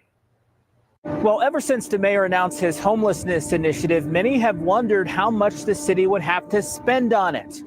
Well, today, the administration began providing some answers. This week, the U.S. Interagency Council on Homelessness praised Denver Mayor Mike Johnston's efforts to address the city's homelessness crisis, saying Denver's approach through the mayor's All In Mile High initiative is showing the nation that homelessness is solvable. But not everyone is singing the mayor's praises. What I wish is that the mayor's office had slowed down and done this right in the first place. For months, Denver City Council members Amanda Sawyer and Stacey Gilmore have accused the mayor's office of keeping the council and the public in the dark about spending for the All In Mile High initiative. We haven't been transparent to the public through presenting to them and our constituents what the All In Mile High budget is. Tuesday, the mayor's team tried to put those concerns to rest. Good morning, everyone. I'm Jamie Reif. I'm the executive director of the Department of Housing Stability. They said the city spent $13.1 million last year, much lower than the $48 million they anticipated. They said many of the expenses weren't finalized until this year, including the purchase of the former Best Western Hotel and the tiny homes in the micro communities. So we anticipated they would hit in 2023, but they're actually hitting in 2024, which is a large part of our budget in 2024. Money that didn't get spent last year has rolled over into this year's budget. Moving forward, the city says it will need to spend $57 million a year to support 2,000 people, about $28,000 per person. And this includes services, the temporary housing, the wraparound supports. Yet they're not sure where the money will come from, with pandemic funding drying up. This is probably not a very satisfactory answer to you, but that is something we will have to work through as part of the overall 2025 budget process. So as the mayor is getting praise for his homelessness initiative, there's still uncertainty on how it will be paid for. In Denver, Brandon Richard, Denver City. And Monday night, the city approved a $5 million contract to move about 250 people off the streets of Denver and into rented apartments. It's part of a new pilot program known as Housing Connector, one of many programs part of the All In Mile High initiative. It's bullshit. Safety is top of mind for most people here in our state. And now we know our state is the third most dangerous, at least according to a list from U.S. News. New Mexico and Louisiana are the only states considered more dangerous than Colorado. This report factored in both the violent crime rate and property crime rate in each state. The FBI wants to point out that multiple factors can affect the amount and type of crime in different areas. Anyone want to start? We should get every detail right. The year was 2022 here at this Motel 6 in Fort Collins. A transgender woman claims she was repeatedly forced to sell her body in rooms, according to this federal lawsuit filed in Colorado this month. She accuses the hotel of negligence because the owners failed to notice she was being victimized. No one is above the law, and so people need to be held accountable. The victim, listed anonymously as PC, is represented by Kelly Hyman, an attorney out of Florida. She is using an updated provision in federal law that allows sex trafficking victims to sue hotels. When you have these type of cases, it's important for the victims to have their day in court, have their voice be heard. Under the Trafficking Victims Protection Reauthorization Act, a hotel can be forced to pay a victim monetary damages. Victims must prove a hotel failed to train staff to help stop human trafficking or turned a blind eye to it. Victims can also claim a hotel indirectly profited from sex trafficking by accepting payments for rooms. Oh, that's a big fucking try to thing to prove. But this is kind of like, I'm not, how do I say it? Not that I'm, I don't agree with sex trafficking and all that extra shit. I don't. But you want to sue the hotel for turning a blind? What? What? How the fuck is anybody supposed to know? In Fort Collins, a transgender woman claims she was repeatedly forced to sell her body in rooms, according to this federal lawsuit filed in Colorado this month. She accuses the hotel of negligence because the owners failed to notice she was being victimized. No one is above the law, and so people need to be. Look, how the fuck is they supposed to know? Look, how the fuck are they supposed to know she'd be victimized? Did she go downstairs and tell somebody, like, when she paid her rent? Say, hey, look, my motherfucker over there holding me against my will. I don't agree with fucking pimping. And I'm being pimped out by my boyfriend. Or any of that crazy shit. You're just supposed to expect people just to know that you're being forced to sell your body so you can pay your rent. I don't see how that could hold up. Held accountable. The victim, listed anonymously as PC, is represented by Kelly Hyman, an attorney out of Florida. She is using an updated provision in federal law that allows sex trafficking victims to sue hotels. When you have these type of cases, it's important for the victims to have their day in court, have their voice be heard. Like, is this bride even a license to file a license to practice law here? Against the Motel 6 and Days Inn? Good luck. Florida. Are they even allowed to practice? That's what I want to know. Here in the state of Colorado. And Motel 6, dude, you're trying to get something out of Motel 6 or fucking Days Inn at the window. Like they're supposed to know. You know how many fucking prostitutes come in and out of that shit? As for decades, they're supposed to know that you're being trafficked, and you didn't make no attempt or nothing. They're supposed to know. Under the Trafficking Victims Protection Reauthorization Act, a hotel can be forced to pay a victim monetary damages. Victims must prove a hotel failed to train staff to help stop human trafficking or turned a blind eye. How are they supposed to train them to what? You're talking about taking on extra. Half the staff is some sort of non-speaking person 90% of the time. So, I mean, let's be realistic. Training them into what? Now you want to say that they need to be trained in what to look for? Like I said, there are many people have been using these hotels for fucking not just vacation in between stops or a place to rest, but for prostitution. It. Victims can also claim a hotel indirectly profited from sex trafficking by accepting payments for rooms. I think that if you're not training your staff. What are you supposed to say? Hey, are you using this room for sex trafficking? It's not on the application when you come in and fill out a Days Inn or a Motel 6 thing. They want to know where's your car, what license plate you're in, your date of birth, your fucking ID. You know what I mean? And you're paying cash or credit. To know what's happening, I think that's negligent because a lot of human trafficking happens in hotels. Janelle Goodrich is the founder of From Silence to Saved. A lot of these hotels too, like Motel 6 and Days Inn, are franchisees. They're like not like one franchise. They're all owned separately by separate people.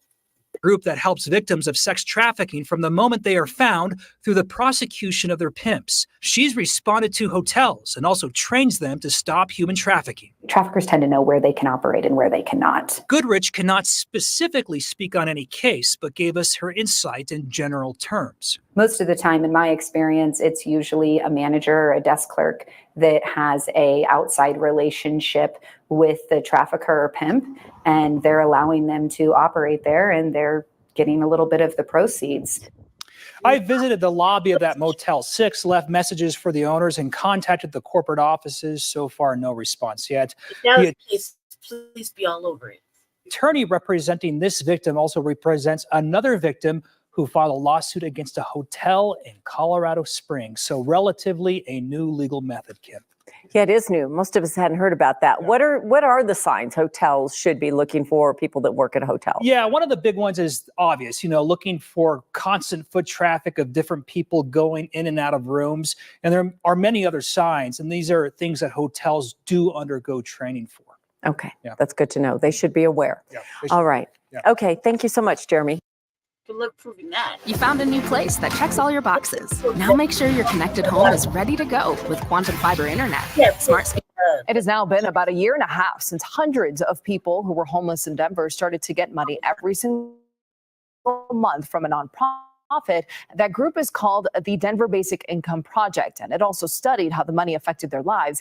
All new today, the results are in. Matt Maher joining us now to break them down. Matt. Erica, it really would be an understatement to say this cash has dramatically changed a lot of people's lives. The new study shows that the guaranteed income. We tried. We did try to see if we qualified. We were not successful. And especially as of recently, they started giving they gave the Basic Income Project did a lot of giving to single mothers, single families, single mothers, single fathers with children, and the trans community. They were unhoused. They qualified. Improved where they live, how they live, and how they feel. First, let's go through the specifics here. The Denver Basic Income Project gave money to 807 adults who were homeless when this all started. They were broken into three groups. You see them here. Group A got $1,000 a month for a year. Group B got $6,500 up front, then $500 a month for the rest of the year, still a total of $12,000. Group C got $50 per month for a year. Now to some of the results after people had been given the money for about 10 months. About 45% were not homeless anymore and had their own house or apartment. The Basic Income Project says people used public services far less often than they did before, saving some $589,000. Now, specifically with the first two groups, the ones who received a total of $12,000 for the year, the number of people with full-time jobs after 10 months increased. Plus, most reported feeling better about themselves, being more social and spending more time outside. Here's what some people say the money did for them. I'm able to buy the food I need to have at lunch at my job every day. I don't have to struggle to find the funds for gas or food. And I have new clothes, so I don't have to look like someone who just crawled out of the gutter. The money the people got is given to them unconditionally. The Denver Basic Income Project raises it and does not dictate what the people do with it. Their original plan was to fund this for 3 years, but they're running short of cash right now and not sure if that can happen. We'll keep you posted. Erica? All right. Get up to 35% off new windows during the semi-annual sale at Next Gen Windows and Doors. Today, President Biden unveiling a new program his administration says will help about 500,000 undocumented immigrants, including folks right here in Colorado. Local groups, of course, reacting to this news. Fox 31 political reporter Gabrielle Franklin joins us now to explain. Gabby. Yeah, Erica, a big part of the president's plan is keeping families together. Advocates say they believe that this is a good step forward, but there is more work to be done. This is a momentous occasion, and it demonstrates that for nearly 30 years, advocates and families and attorneys and elected officials, business leaders and faith leaders have called on Congress to reform our deeply broken immigration system. Senator Julie Gonzalez and immigration lawyer Hans Meyer are celebrating President Biden's executive order allowing a path to citizenship for spouses here illegally. Currently, somebody who is in the country without status has to navigate a 5 to 8 year process to obtain the residency that they are legally entitled entitled to apply for. That also requires them to be separated from their family, from their spouse and their children, go to their country of origin and interview at their country of origin. The process was something families like Estefania and her husband Alejandro worried about before today. I think about broken families, and that's what it's been in my family before, and that's what we've experienced. So for us, for Alejandro not to have to leave the United States to be able to really finalize this process is amazing. Some Republicans have said the action will only lead to a flood of more immigrants coming in illegally. Myers says it just clarifies a process that's already in place. They have to follow the same legal process. They have to jump through the same hoops, legally speaking. It just means we can follow that process in a year or a year and a half instead of 8. It gives opportunities for people to stay with their children, to stay with their spouses, to continue to work in the country, pay taxes, be contributing members of their community, and navigate the legal process so they can obtain their green cards. Yeah, and some attorneys feel that the qualifications for the program are a little narrow, but again, they do feel that this is a positive step forward and there's room for improvement going forward. For now, reporting live in Denver, Gabrielle Franklin, Fox 31. Gabrielle, thank you. That's the reason that speech. Switching gears now, the Denver Police Department is sent. I was looking at this. God, this is so fucking like spin the wave. Spin the wave about these fucking drones, man. We never had any privacy, but just it's just oh my god. Anyway, so I've been kind of looking forward to listening to this. Switching gears now, the Denver Police Department is set to launch a drone program coming up in the near future. This comes after a $100,000 grant from the Denver Police Foundation and what they believe will be an important public safety tool. Fox 31's Gabby Easterwood on it for us today. Gabby. Yeah, well, Andrea, Denver police tell us it will be at least another 6 months until this program is launched. But right now they're using that grant money to make sure that they have the correct licensing and training for those operators, as well as shopping around for those drones. The future of law enforcement. Overhead. Our ultimate goal is to kind of augment public safety and make sure that we're responsive quicker. The program title is Drones as a First Responder, but it would never fully replace calls for service with an officer. There are other metro and front range agencies already using drones for tasks that include searching for missing people and mapping out crimes. But DPD says now was the best time for them. I think our overarching goal really is to make sure that our officers are provided with the tools and equipment that are in the, most updated front line of policing. And so I think that we're finally there. But when they have those eyes in the sky, their goal is going to be to hopefully get a better view of the call and further understand the kind of response needed or not. A lot of times our police officers respond to these calls for service. I wouldn't be surprised if it's cruising around the fucking city and looking at everybody's motherfucking windows just to be spies. Like while they're waiting for something to come in. What are they supposed to do? They're supposed to hover around till the fucking police get there? When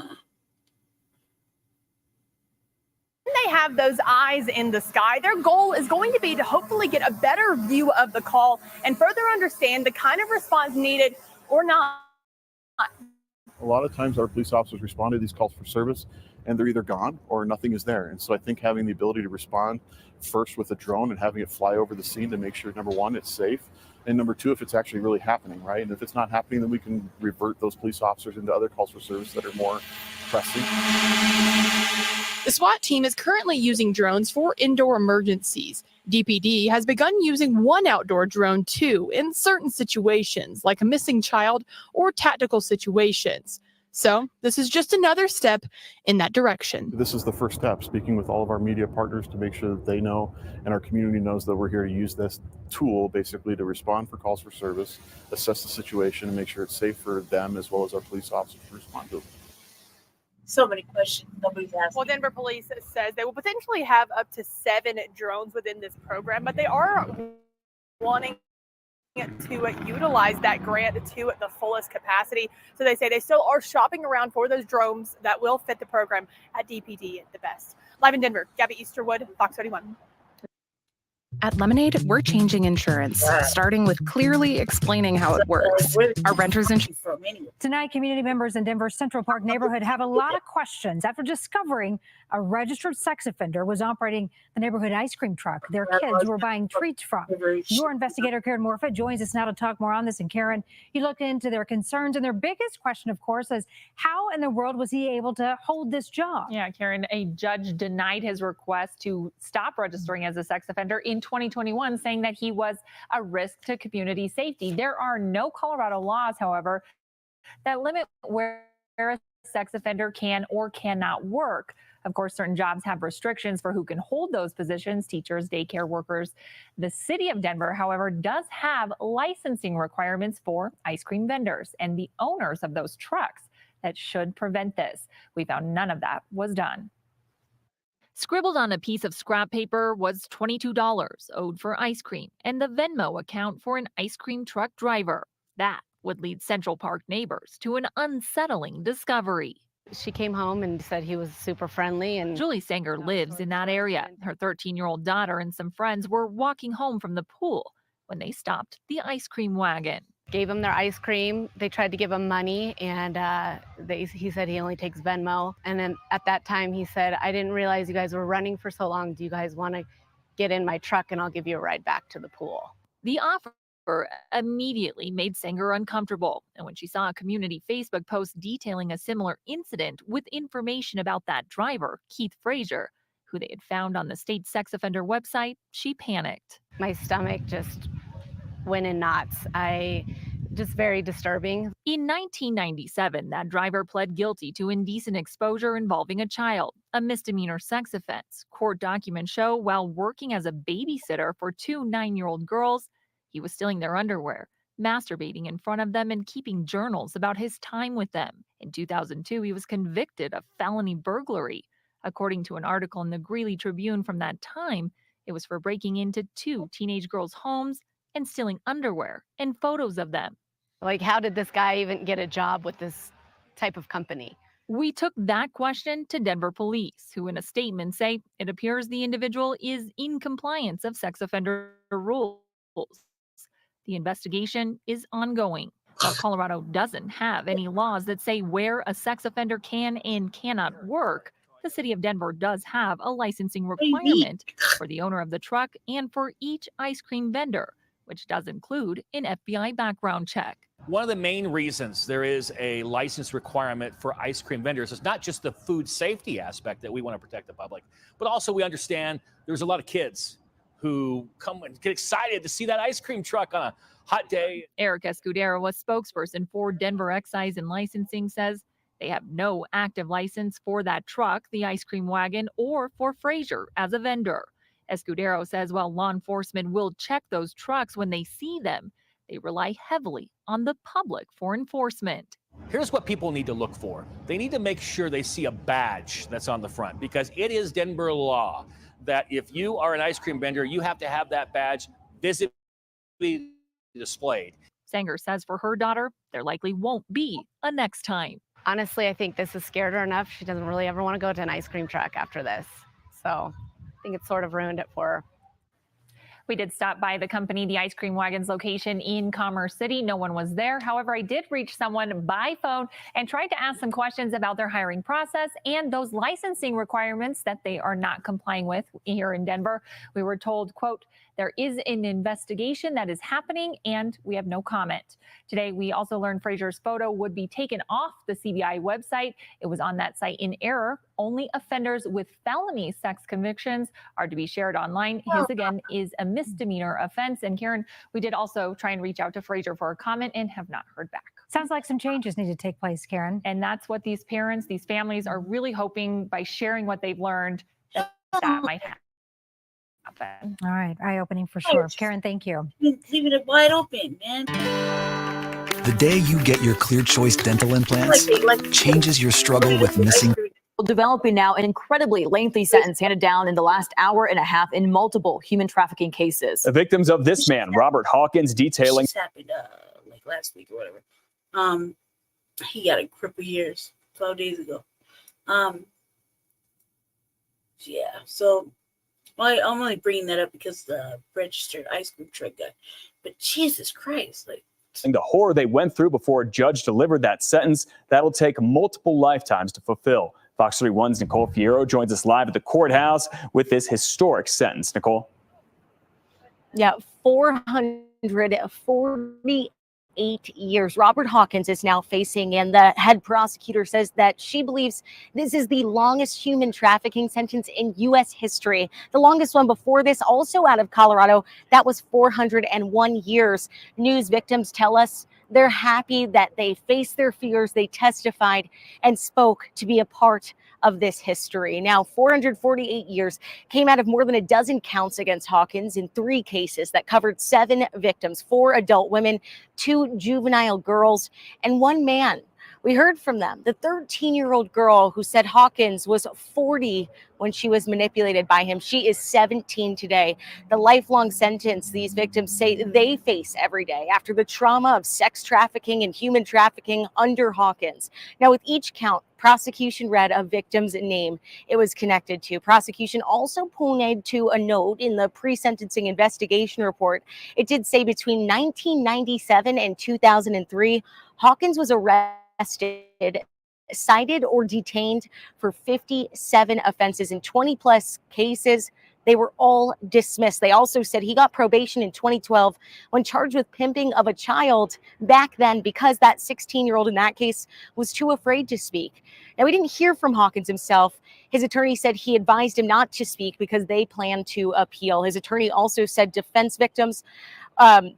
defense attorney said that victims were sanitized and made to be pure victims in this trial, and that the truth is a lot more grayer. Now let's hear from one of the victims herself and a juror in this case that went 15 days long. The juror is going to speak first.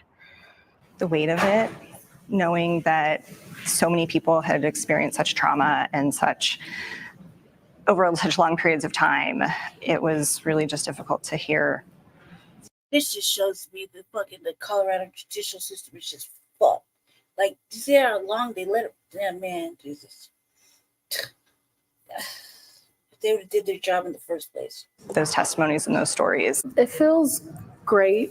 I just want other women, children, men, kids. It's not just women, and it's not just men that sex traffic people. It's also women. And I just want whoever is a victim to come forward, and it's okay. It's okay to come forward and get justice that they deserve. That victim tells us the first time in years tonight, she believes she is going to sleep well tonight, that it was scary seeing him in court again. Now, also, this ended right around 4 o'clock, immediately after we spoke to the juror, the victim. Then we went right into a press conference with the DA, the FBI, Denver police. They say that they hope this historical sentence sends a message that human trafficking will not be tolerated in this community and will be aggressively prosecuted. We'll hear a lot more from them coming up tonight. Reporting live here in Denver, Nicole Fierro, Fox 31. God damn, man, if they would have just did the job in the first place. Like, Jesus, dude, that's a lot. They even offered him a plea deal. 4 adult women, 2 juvenile girls, and 1 man. We heard from them, the 13-year-old girl who said Hawkins was 40 when she was manipulated by him. She is 17 today. The lifelong sentence these victims say they face every day after the trauma of sex trafficking and human trafficking under Hawkins. Now, with each count, prosecution read a victim's name it was connected to. Prosecution also pointed to a note in the pre-sentencing investigation report.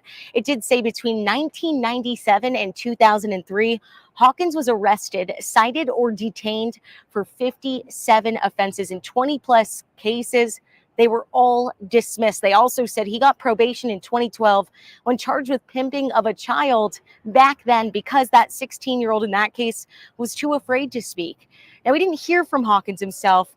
His attorney said he advised. They dismissed him, and Jesus, but look, originally offered 40 years for a plea deal.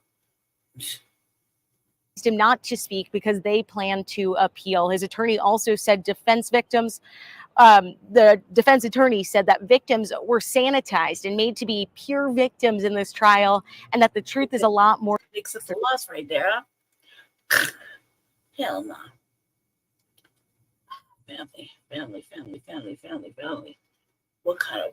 It's Colorado. It's fucking Colorado, dude. And again, I'm like, Colorado ain't shit. Jesus Christ. Like, they would just did their shit the first time. All right, family. Just talk a little bit about this shit real quick.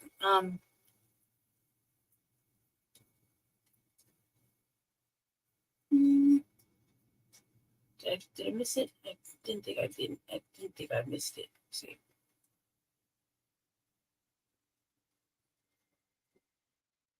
Okay. Well, as you know, family, I've been over here talking shit about this specific culture vulture, and yeah. So I'm just gonna give you a little context again, so we can talk about it. I'm mainly gonna. I forgot to put that in there. One sec. Okay, I think I could do it without it. I've been the one pretty much talking about it this whole time anyway. About the yeah. Anyway, where to start? All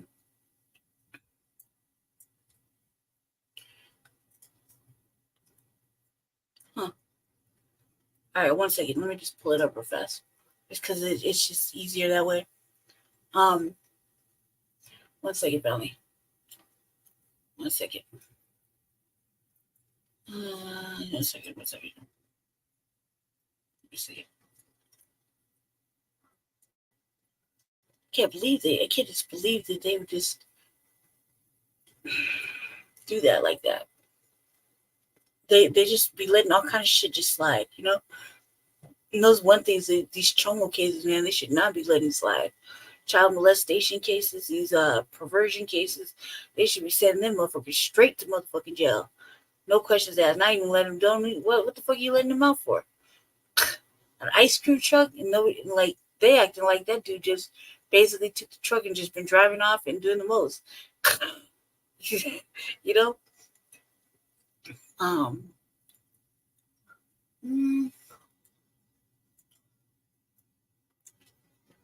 So ever since I covered it, I don't know if it's just me noticing it or whatever, but a lot of other podcasters have been covering it. Shout out to AURORA. It's the only one that I currently will listen to. I don't listen to anybody else covering certain topics, but he's from the New Black Media. So, shout out to him for seeing this situation and talking a little bit about it on his program like last week sometime. A shout out to him. I kind of caught a little bit of it. I was in motion, so I was like busy doing other stuff, so I didn't get to catch a lot of what he said about it. But I'm sure he's talking about Black Trump people, and a little bit about it. I don't know. I just saw it briefly as in passing. Just was looking at it, and I was kind of in and out of the room doing other things. The guys somewhere to be. So let me see if I can pull it real fast, just so that I kind of feel like I have to open it up every time with it, so that we are all on the same page. And I have it here in the history, so that's what I'm looking at right now.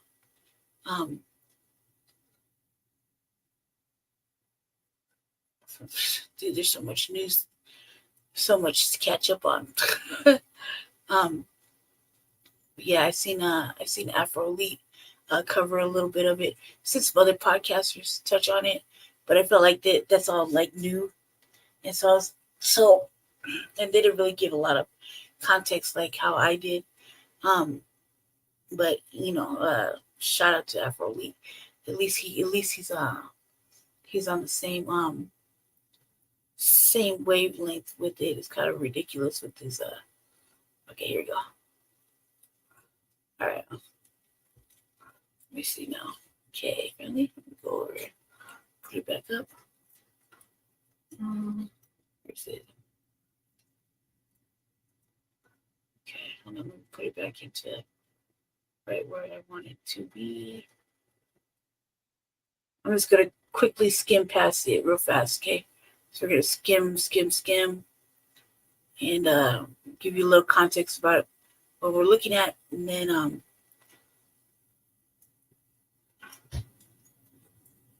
I learned about it when I learned about it cruising, trolling the internet.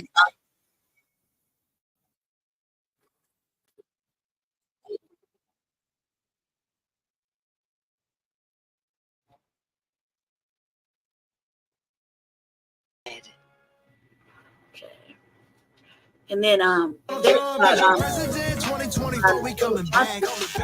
Benny Johnson's page, but I said, man, I couldn't believe he went that far, Benny. I was like, I gotta subscribe. I listen to a lot of things. I look at a lot of different types of media, so I get my own opinions. Okay, and I was kind of upset. I was like, not you, Benny, but of course it made sense. Now that I'm really piecing it all together, right? So he covered it, but it's this dude right here. Okay, so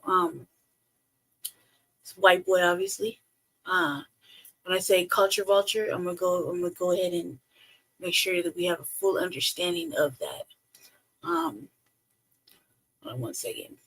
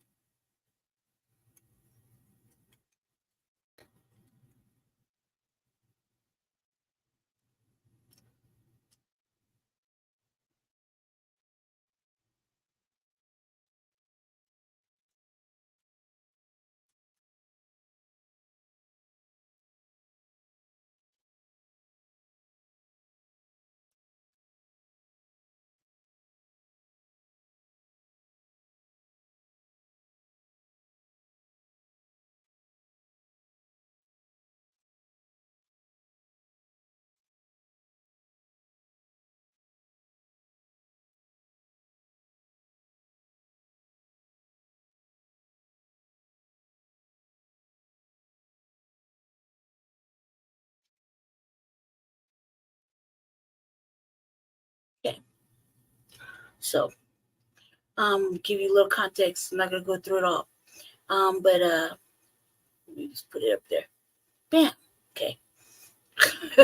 I mean it. I really fucking mean it. There we go. This dude's out of Florida. I went through it every chance I get, man. From his name and real quick, let me see if I get it. Let me see if I can pull it up. One more second. One more second, family.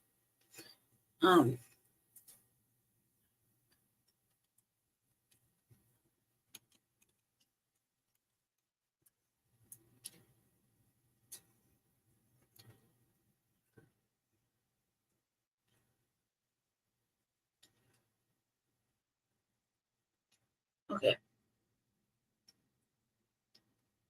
Let's see if I get this up there real quick. Okay. All right. Now, okay, here we go. Now, so this dude, I said culture vulture. First of all, it's one of them. Joe Biden in the crowd taking naps. Like an air Ladies and gentlemen, you might have noticed that there's a lot of energy in the MAGA movement, especially after some big wins. But you've never seen energy like we got in MAGAville. I'm a Florida boy. The self-described mayor of MAGAville is a rapper, Forgiato Blow. Okay, that's his name, right? Pause right there. Pause right there, family. It said Forgiano Blow. And I used to fuck with Jesse when Jesse was running for mayor. I used to play the song, right? And it's from like I said in my previous little videos. It was called it's from Fugiano, right? That's his name, Fugiano's brother, right? And the song's called Yano, right? And it says he's the mayor, right?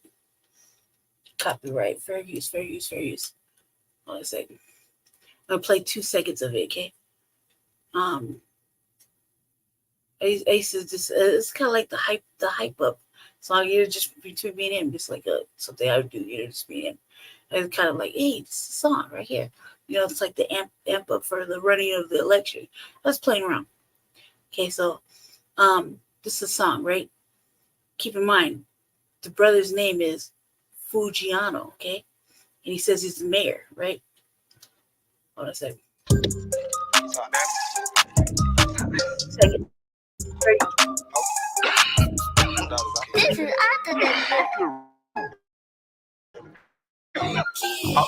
Cause y'all know that they know me as the mayor. And I got them youngin' and they got them choppers. They get crazy about my paper. Love on that bitch, boy, I can never. I'm a player, never cater. I bought it for free, so she love sauce, but you know you had to pay it. No, diamond dancing like lace. Says it's the mayor, right? So that's where I got it from. That's I just me and him playing around. Okay. Well, anyway, so when this shit came out, I don't fucking know when this shit came out. I should probably look into it, but it happened this year. I saw a video, and then I saw a video I wrote, like I said before, prior to, I wrote a whole lengthy fucking message on that. Then I went back and deleted it. Then I came across the actual video that I'm about to show you from Benny, right?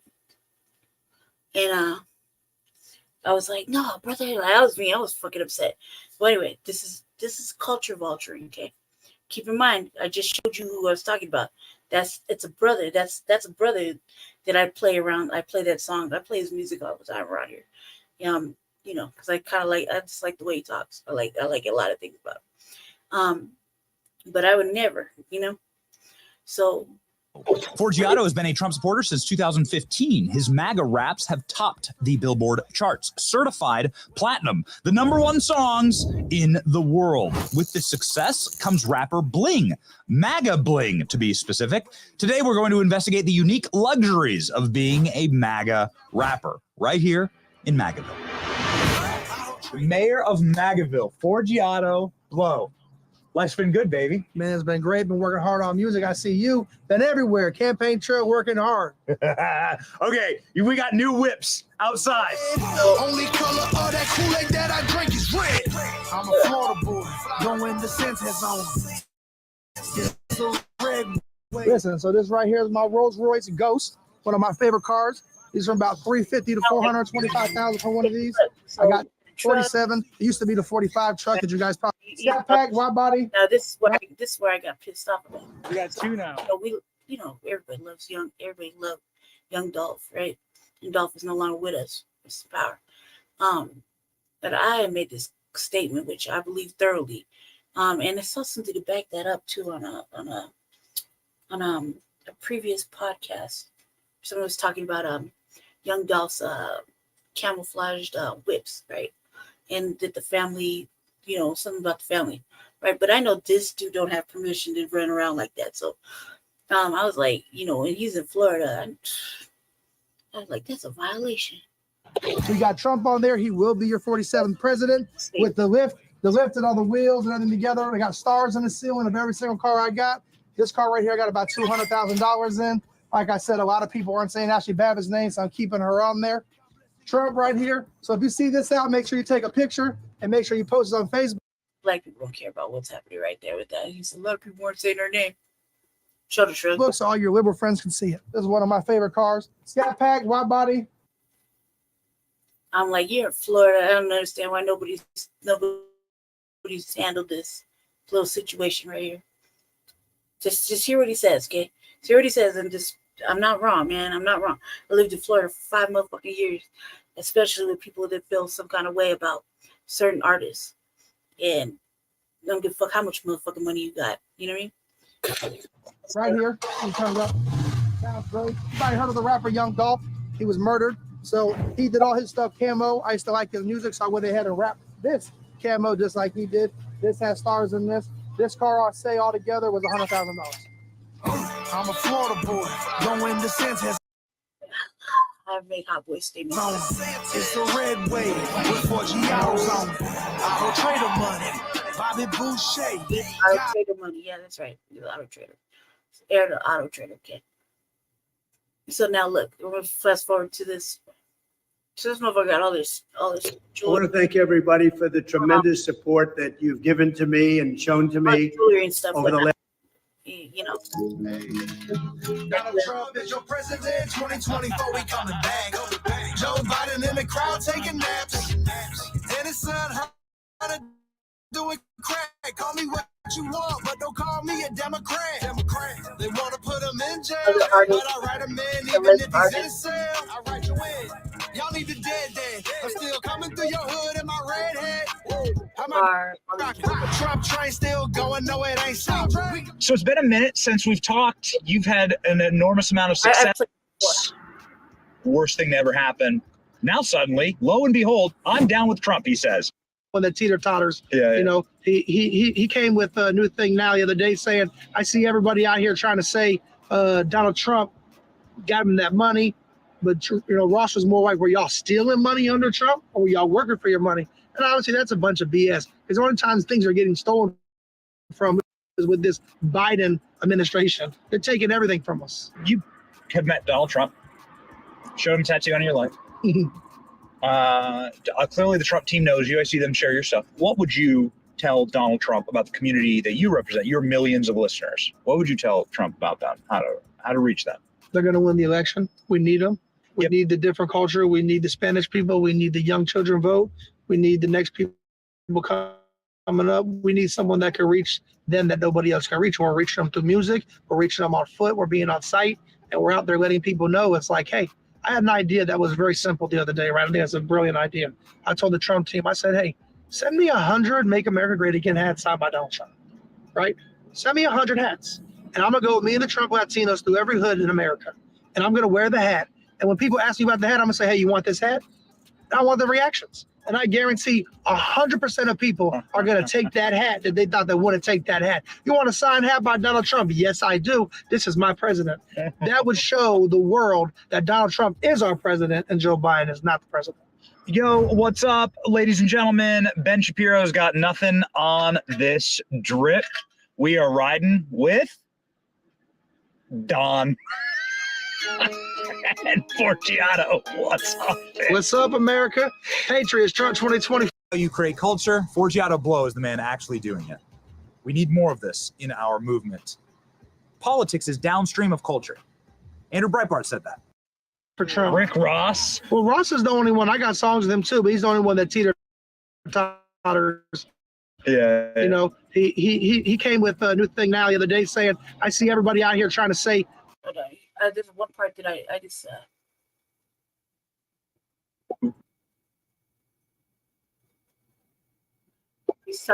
We need the different culture. We need the Spanish people. We need the young children vote. We need the next. Has been done for people rapping, right, in this movement. Now, there we go. Shapiro just dropped a rap. Tom McDonald, right? And that's got to feel good. I mean, I think it's cool that I see a lot of people out here, you know, pushing the brand, pushing the movement, helping the youth and also the older generation come together as one, right? Because rap at one time wasn't like everybody's favorite. People hated on rap. And look how much culture change has been done for people rapping, right, in this movement. Now we have politicians that nobody thought at one time, like an MTG or a Matt Gaetz, Roger Stone, General Flynn, actually coming and being in my music videos and doing songs for them. Like people at one time would have thought that never would have happened. They judge, oh, Republican people are racist and they don't want to be down with the culture. Well, I think it's the opposite.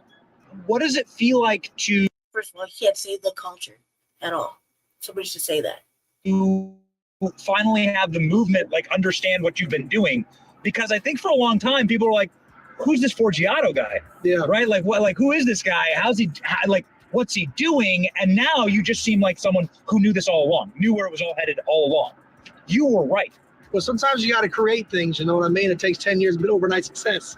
You know, that's one thing I look at. So when I came out hard in 2016 for Trump, 2015 early for Trump, It was more like I told you, the vision that Donald Trump was as a boss. He was a legend. Every rapper loved him, right? He had the nice cars. I mean, it's not far-fetched to think Donald Trump could be riding his Dawn, right? Same color of his hair and his skin tone, pulling into Mar-a-Lago, you know what I mean? It is the Trump colors. You got a lot of love in Fulton County. Did you know? Love. That was love out there. Yeah. Thanks for Trump out there. Young Thug is actually another rapper right now. Now suddenly, lo and behold, I'm down with Trump, he says. I love Donald. What about the people? Support us. Support the people that are changing the culture, right? No. Okay, so that's what he said. Support people that are changing the culture. Fuck no. Fuck no. No. This is me. I'm saying that. Absolutely not. First of all, he's white. He can't be saying the culture. Don't let the shade deflect the fucking message. I live it, breathe it all day long. Been doing it fucking damn near half my life. Okay, so he cannot. Okay, and why anybody has it in Florida of all places? Well, anyway, when he said changing the culture, okay, he wants to change the culture. Snoop Dogg already made his money. He don't care. Nobody can take him away anymore. They can't hurt what Snoop Dogg's doing. I'm never gonna forget that in 2016 he made a music with a bang bang gun, right? It comes out and says that mugshot that backfired. Thanks. I was out there. I mean, everybody knows about Donald Trump. Definitely backfired. You saw out there screaming and yelling for Trump. Rick Ross. Well, Ross spent money under Trump, or were y'all working for your money? Put a tattoo on your life. You know, we need the different culture. We need the Spanish people. We need the young children vote.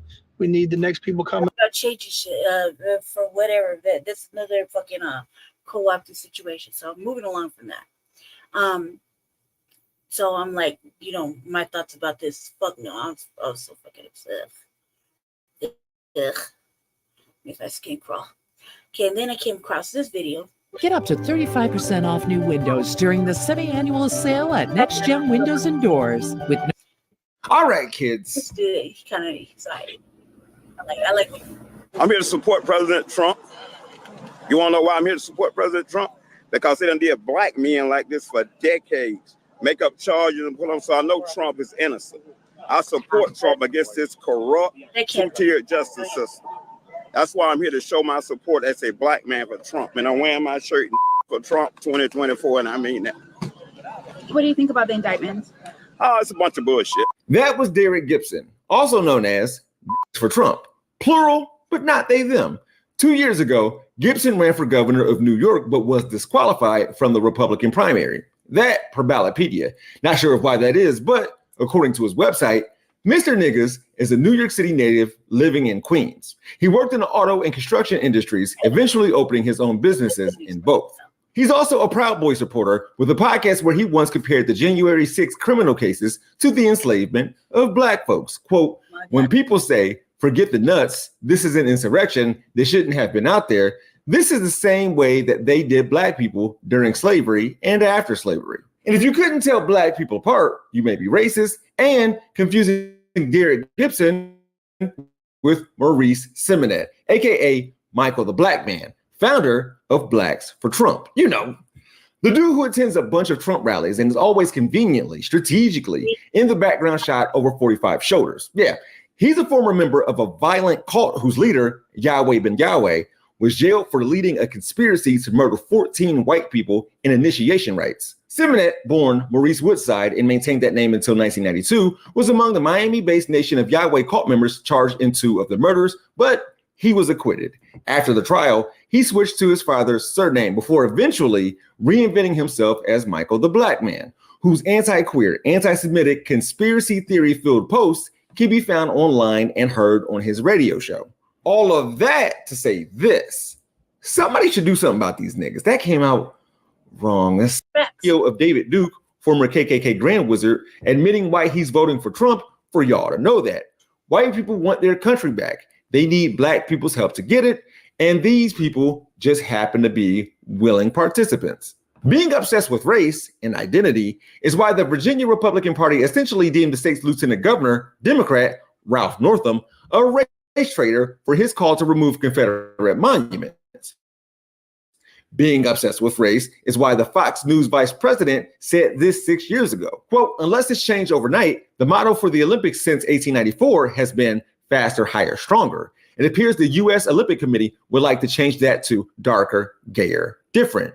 If your goal is to win medals, that won't work. He said that pretty much unprompted.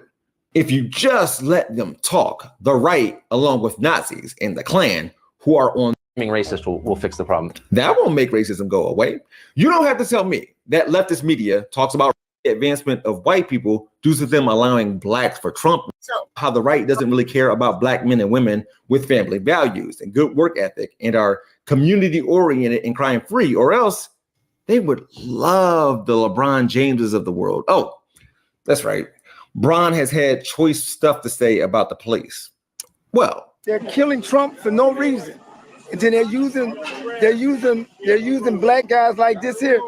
See, notice he didn't tell the other media that out of the roadway. He only telling the black media and the white people that are for Trump. Yes, no, ain't no come on now. You a sellout, brother. I don't even know why I call you. I mean, ham and cheese head ass. You know who you are. You a sellout. And I hate your guts. And I ain't gonna even. I'm not even like trying to roll it over like nice. Fuck you. The way Bron votes trumps who he is as a person and what he has done, versus the temporary usefulness that Derek Gibson and Marie Simonet have for Donald Trump. Partisanship. And I hope you weren't watching this episode to hear my analysis about why these black men support 45. Black men like them thick. To be clear, blackness is what they mean when they say critical race theory and DEI and wokeness, along with law and order and tough on crime. And when the looting starts, the shooting starts. This rhetoric is a dog whistle to suburban moms, e.g. white moms. Evangelicals means white American Christian.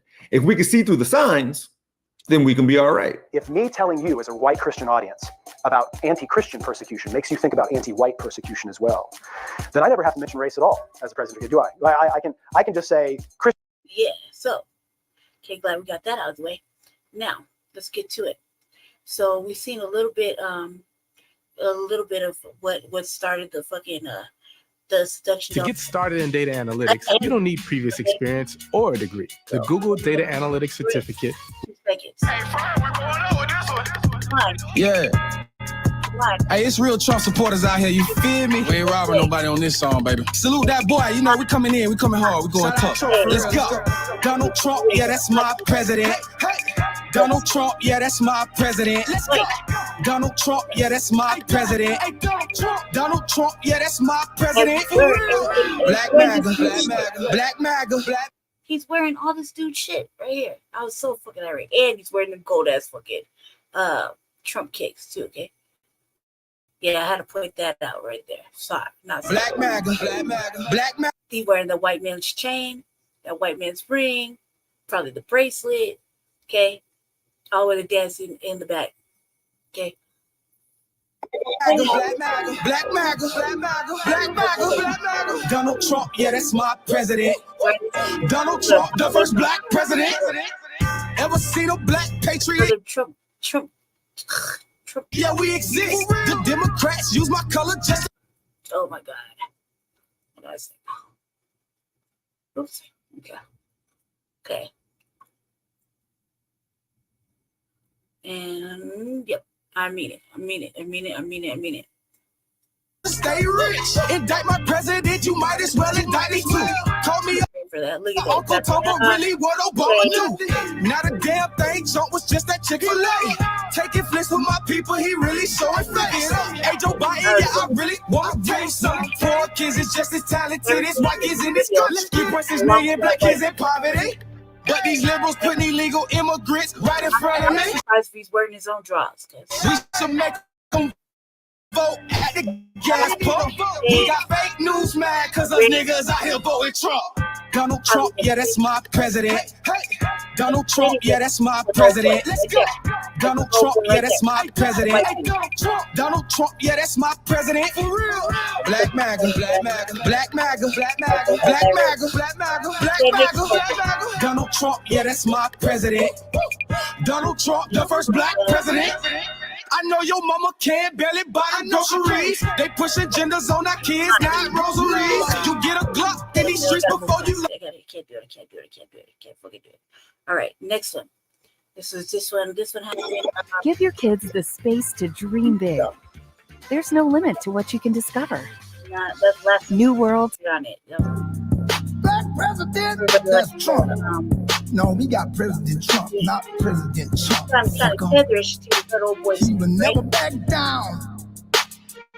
My whole crew, keeping it MAGA when we roll. They driving the white boy's car, the white boy in the back. Keeping it MAGA. He's like up the spot. He's like kind of poking this, you know? Keeping it MAGA when we roll through.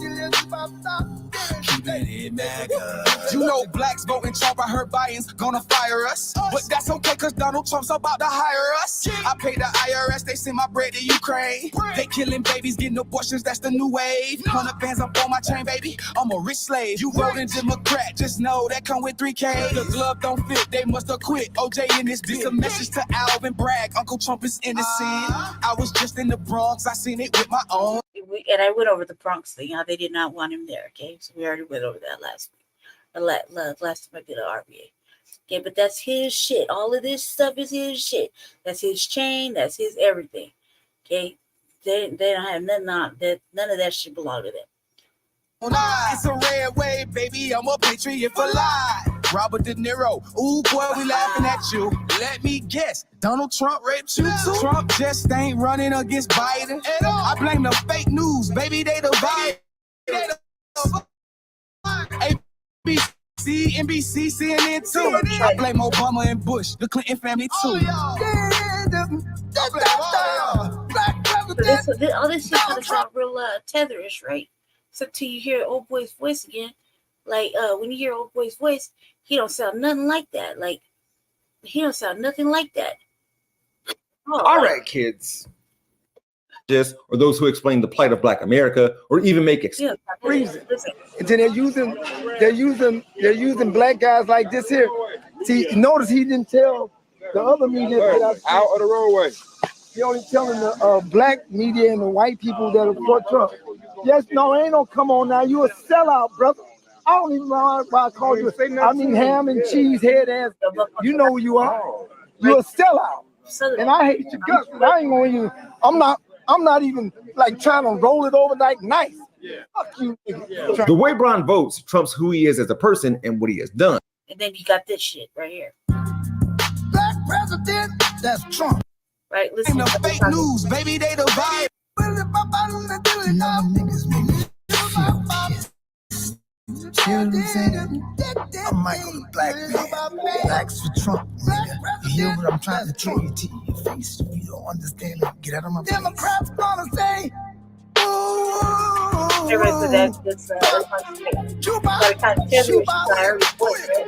the lay down in the bed, come grab my teeth from my throat to my head. I'm loving the right now. She got begging. I'm give up some loving. She don't stop begging. I know you're telling about that, Democrats.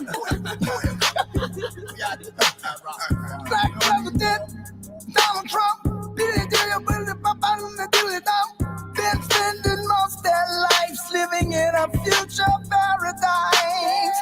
Been wasting most their days trying to find days long gone behind. Who are them who come to be? How many of them are you and me? Separation, come on. Separation. Everybody must stick together. That's right. Integration. The man. Boom, boom. They can't fight against the black man and the white man when we are in unity. You see what I'm saying? See? Stick together. Stick together. This the roster speaking to your yes. Trump, black. You know what I'm saying? Latin, black, and white must unite. You know what I mean? Little more, you know, see? Right. I gotta find it now. I had it just right here. Boost your revenue and drive growth with Google Ads. Reach high-value customers across the entire Google network, like search, shopping, YouTube, and more. Get started today.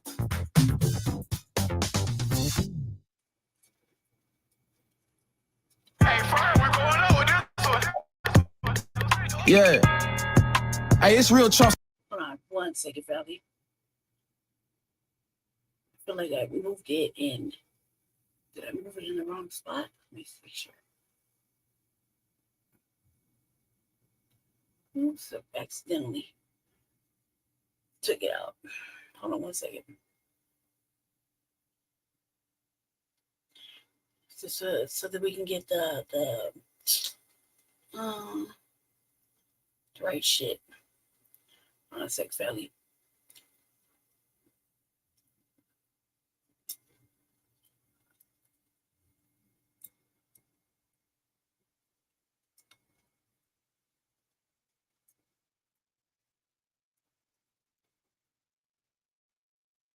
One second.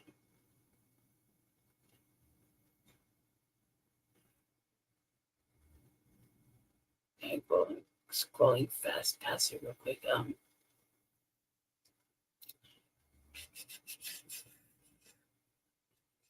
You're like, what are you watching? A whole bunch of shit.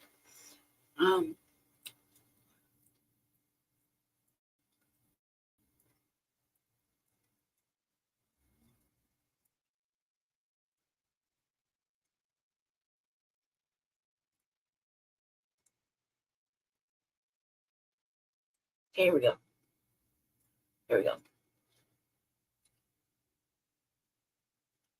Okay. Yeah. Hey, Big Trump. Everyone in the hood and everybody in America vote for Trump. November 5th. Hey, let's go.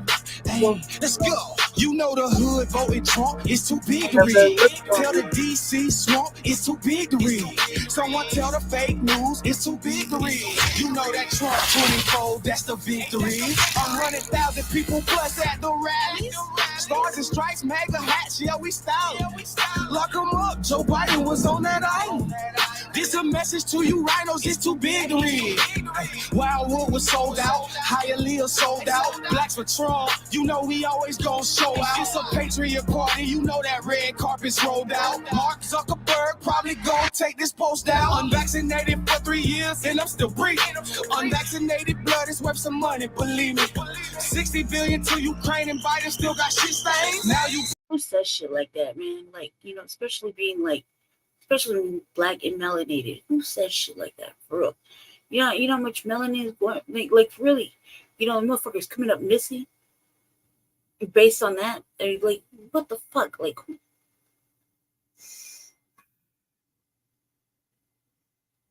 who said shit like that? And I don't know. Believe me, 60 billion to Ukraine and Biden still got shit stains. Now you pro-immigrant cause you done lost your blackface. I'ma flex this Trump card, been a boss like Rick Ross. I'ma flex this Trump card, Obama boy, you been a fraud. Somebody else's jewelry, man. Like, can we really take that seriously? Someone tell Big Mike that there's only two genders. You know that Target put a target on your children for instance. You know there's only two races, Republican and Democrat. The Kool-Aid man trying to bring that flavor back. Put Trump back in the White House. Put Trump back in the White House.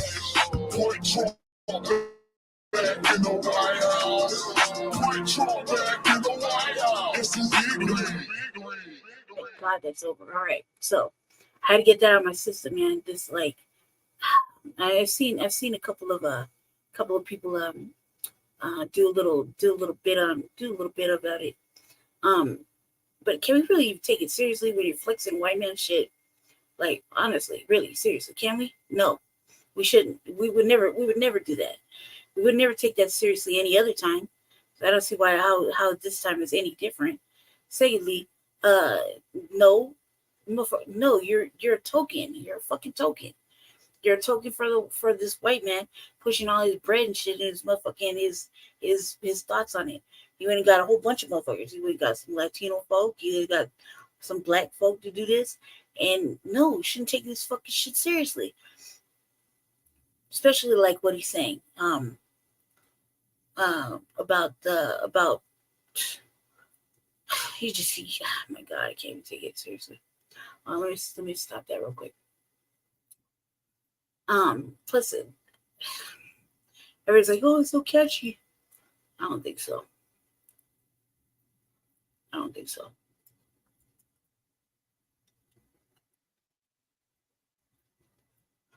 I don't think so. Not at all. All right, so we're gonna stop right there with that. Okay. Go to some Trump, a couple little Trumpy things right now. They're really short.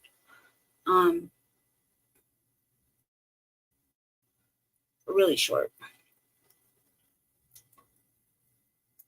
Fair use. As an enviro influencer, I have to practice what I preach. That's why I bought just enough paint to turn my room into a sick streaming studio. Subscribers are up, waste is down. You're welcome, humanity. These lights are so bright in my eyes that I can't. This is exactly what I'm talking about. If you really take anything that any of them are saying, his old boy's special tokens, that's what they are. They're tokens. They're fucking tokens. Even with the Latinos tokens, and nobody's saying anything. No one's saying that anything about it. And these motherfuckers are so happy to go along with it. You're getting paid for that shit. Like, ugh. But this goes along with all the things I'm always saying about, man, if you're gonna talk about the plight or whatever, you're paying me to be a fucking spoke. You know what I mean? It's like the kind of shit, but I didn't mean like that. Like, Jesus fucking Christ, that's the fucking principles. Like, this is like, no. The fuck what he did or what do you think he did? Enough about that shit. It's like, but listen to how he talks. Just listen to how he talks. Can't see too many people out there, but I can only see the black ones. I can't see any white ones. You see, we've all seen the mugshot, and you know who? This fact, like, come on, man. Like, no one was like, ooh. No one did any of that. One more again. I can only see the black ones. I can't see any white ones. You see, we've all seen the mugshot, and you know who embraced it more than anybody else? The black population. It's incredible. You see black people walking around with my mugshot. They do shirts and they sell them for $19 a piece. None sees that as condescending. Everybody's gonna let this slide, huh? Pretty amazing. We're just picking and choosing. It makes me about it. No, man, no. Not this season. No. Fuck that. I don't. Nobody's gonna be like, ooh. Like he's been condescending and kind of like mocking it in a way. Racist, obviously too. You know what I mean? We're just gonna let that slide. Like it's not a big deal. Like just shove it under the rug like everything else. Uncomfortable to play that, but because we're 5 months out from an election that's too close for comfort, people need to see him. Nobody says, nobody believes, know what he says to people he wants to vote for him.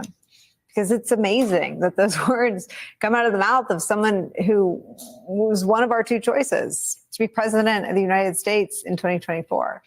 And of course, there's always more. Stop me if you heard someone accused of being a racist before saying this. He said he has many black friends. That's his defense when asked. We don't subscribe to MSNBC or any of those. We're just going along. We're just look at things for. I pick things merely for context. How he responds to black voters or others who call him a racist. This is what he told Semaphore in an interview out today. Quote, "I have so many black friends that if I were a racist, they wouldn't be my friends. They would know better than anybody in FAST." We're back with the Rev and Andrew. Rev, I'll ask you two questions. One, how do we process this? And two, how do we cover this? I think that Me and Jesse had a whole discussion right before I even did the show. It's like, oh my God. we cover it by the record. I think that we should not bite the bait of having to prove Donald Trump is a racist. I think clearly I've known Donald Trump. I've marched on him, and then he tried to be friendly. He's come to my convention. I believe he's a racist, but that's not what we have to prove. Just look at his record. He has always race baited. He started with the Central Park five innocent young men in New York. He called for the death penalty. Or has he ever called for the death penalty for anybody else? His political career started by saying a black man would. I would consider the Central Park 5 race baiting. That was straight up racist. Wouldn't consider it race baiting. That's not even a term you could really put two and two together with. was not a real American. He was born in Kenya. Birtherism. Has he questioned even Joe Biden's birthplace? I mean, everything about... He's white. Who cares where he's born?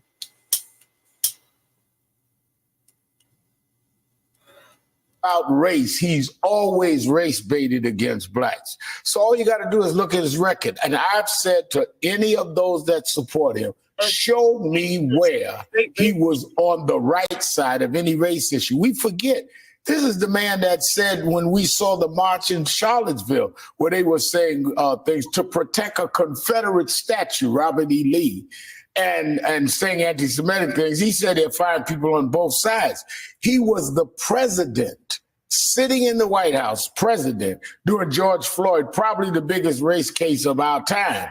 What did he say about George Floyd? Oh, I'm sorry. He had them clear the protesters from in front of the church, held up a Bible, and condemned the protesters. Never even tried to say anything about police reform. So if the record is, Sotomayor said it about the other kid, if it walks like a duck and quacks like a duck, it's a duck. I believe he's a racist, but you don't have to believe that. Just believe you're against one that's always on the wrong side of racial policies and racial legislation.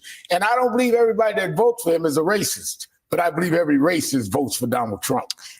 What do you make of their very deliberate, very public strategy to talk about really running up Trump's numbers amid black voters in 24? I think the strategy is that he wants to, in a tight election, try to just get some more black votes or dissuade blacks from voting. And that he feels is enough to get him over the hump, which is why I think that the Biden people have to really invest in a counter argument, because you can't take that for granted. And, you know, now he's going to a black church in Detroit. He went to the Bronx. And if you notice the crowd in the Bronx, he imported a crowd. He could even import a lot of blacks, and only blacks he put on stage was 2 indicted rappers. I mean, which, you know, he probably should get lessons from them on how to handle that.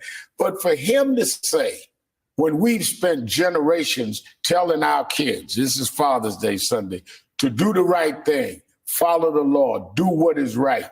For him to say that we are in some way synonymous with mugshots, he didn't say some blacks, he said the black population identified with it, because that's who we are, criminals, thugs. That's what he thinks of us. For him to say that, imagine if Barack Obama had said that about whites.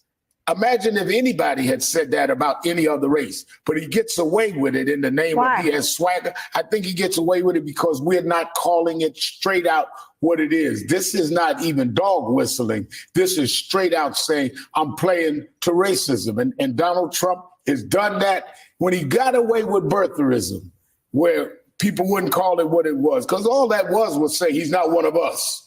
When he got away with that, he takes the next step, he takes the next step. One thing you've seen in his trials, Nicole, when we've seen it in civil court now, he's gone through 2 or 3 there, and Andrew's going through the criminal trial. You've not seen one black business person come into court and accuse him of giving them a deal. Not one. How do you be in business 40 years in New York, which is 2/3 black and Latino, and everybody you did business with was white? It's hard. Unless you are clearly not one that wants to deal with diversity. I don't know. HoneyBook is a complete client flow management platform, which allows me to do everything all in one place. When I quit my 9-to-5. Yeah, it's like he's never not. Right now, you're going to see secret footage just released by The Undercurrent, where top Trump ally and fellow convicted felon Roger Stone explains how he plans on helping Trump undermine the 2024 election. So far, given the incredible power they have, they will use ruthlessly for beating them as of today. So in the end, the president's trial in Georgia's fallen apart. I think the judges are on the verge of dismissing the charges against them in Florida. They're delayed in New York City, and they're now delayed in Washington. So it's not clear that they can have a trial before the election, which is the absolute key to being able to convince people that the reason we lost was because of the trial. Right now, if they steal it, people say, well, that's not possible. Trump is leading in all the polls. They want to try him, suck up his money, suck up his time, and create the reason why their theft is plausible, believable. You see? What stops them from just like voting on? Like, They in some states it'll be easier to stop you, in other places it won't. But at least this time, when they do it, you have a lawyer and a judge whose phone number standing by so you can stop it. We made no preparations last time. None. I was at the Capitol, so I'm prepared to go back. No, that may not be this. There are technical and legal steps that we have to take to try to have a more honest election. We're not there yet, but there are things that can be done. Now, two things stuck out at me here. First, that they allegedly have a lawyer and judge's home phone number standing by who's willing to humor their inevitable claims of fraud, and so that person can, quote, stop it. He even says, we made no preparations last time, which suggests that this time they have made preparations, which apparently include having a judge in their pockets who will do their bidding for them. And so when votes get counted in urban areas that inevitably break in Biden's favor, and then Republican operatives inevitably cry foul, because clearly any vote not for Donald Trump must be fraudulent, this time they'll have hand-picked judges in the wings waiting to validate their temper tantrums. If that isn't a 5-alarm fire for democracy, nothing is. Stone also brings up another point. The judge is on the verge of dismissing the charges against Trump in Florida.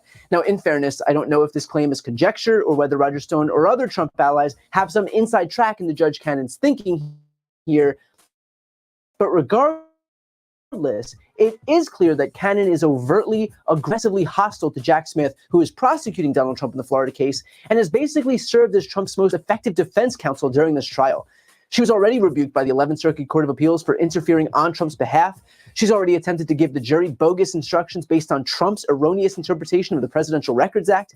She already refused to actually bring this case to trial, even ignoring Trump's own request for an August 12th trial date. And most recently, after Trump's lies about FBI agents executing the search warrants put their lives in danger, and Jack Smith requested a gag order against Trump, Cannon threatened to sanction not Donald Trump, but Jack Smith. If Aileen Cannon was any more in the tank for Trump, she would show up to court in a MAGA hat. And so the fact that Roger Stone would come out and say that Judge Cannon is about to throw out the case by dismissing the charges may certainly be hearsay, but it 100% checks out and is yet another proof point of the glaring corruption that we're contending with right now, as a pro-Trump judge who was appointed by the defendant is presiding over what should be an open and shut case, and instead of holding him to account, she is instead handing him the gift of delay that he is so desperately seeking. The whole thing is a travesty of justice, and if Stone is to be believed, then it's only going to get worse. Stone also points out the delay in the trial in D.C. That trial has been delayed as the Supreme Court has taken up this insane notion that a president has immunity to commit criminal acts with impunity. To be 1000% clear, that is absolute nonsense. A president has civil immunity, but not criminal immunity. You cannot murder someone, for example, while you're in office, and then hide behind your oath to get out of it, just as you can't incite an insurrection in clear violation of the Constitution, or block the electoral certification in clear violation of the Constitution, or refuse to abide by the peaceful transfer of power in clear violation of the Constitution, and then point to the fact that you are president as a way to absolve yourself. That is quite literally what differentiated the US from the monarchy that we left in the late 1700s. We adopted a system where no one, no, not even the president, is above the law. The fact then that the Supreme Court opted to even take up this case after it was properly adjudicated by Judge Chutkan in DC and the appeals court is a travesty of justice and a testament to the fact that the judicial rot in this country pervades the entirety of the court system, from rotten judges like Aileen Cannon all the way up to avowed partisan hacks like Clarence Thomas and Samuel Alito at the Supreme Court. We shouldn't be surprised that the same guy whose house flew a flag in solidarity with the insurrectionists on January 6th would also opt to rule on a case involving the person who incited the insurrection itself. All of which is... That's a lot. Ooh, carne asada. It's carne asada. That's what I said. Carne asada. Carne. But with more flavor. Carne. Try saying it like this. Juicy carne asada. Carne asada. Carne. I did it. And you souls. Hopefully the places are still open after. But we begin tonight with manufacturing consent. We gotta check this out. Oh my God. Yeah. This is who they put on, right? A concept introduced by Edward S. Herman and Noam Chomsky in their 1988 book on the political economy of the mass media. Here's a clip from the 1992 documentary of the same name. Nobody cares. But when the state loses the bludgeon, when you can't control people by force, and when the voice of the people can be heard, you have this problem. It may make people so curious and so arrogant that they don't have the humility to submit to a civil rule, and therefore you have to control what people think.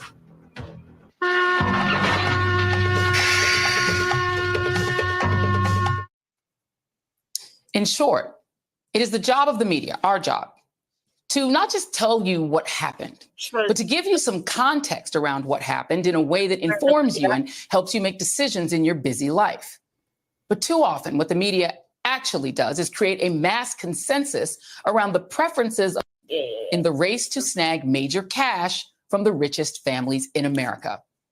For all of Trump's supposed grassroots appeal, as of May 1st, less than 1/3 of contributions to his campaign committee for the 2024 election cycle had come from grassroots donors. That means people giving less than $200.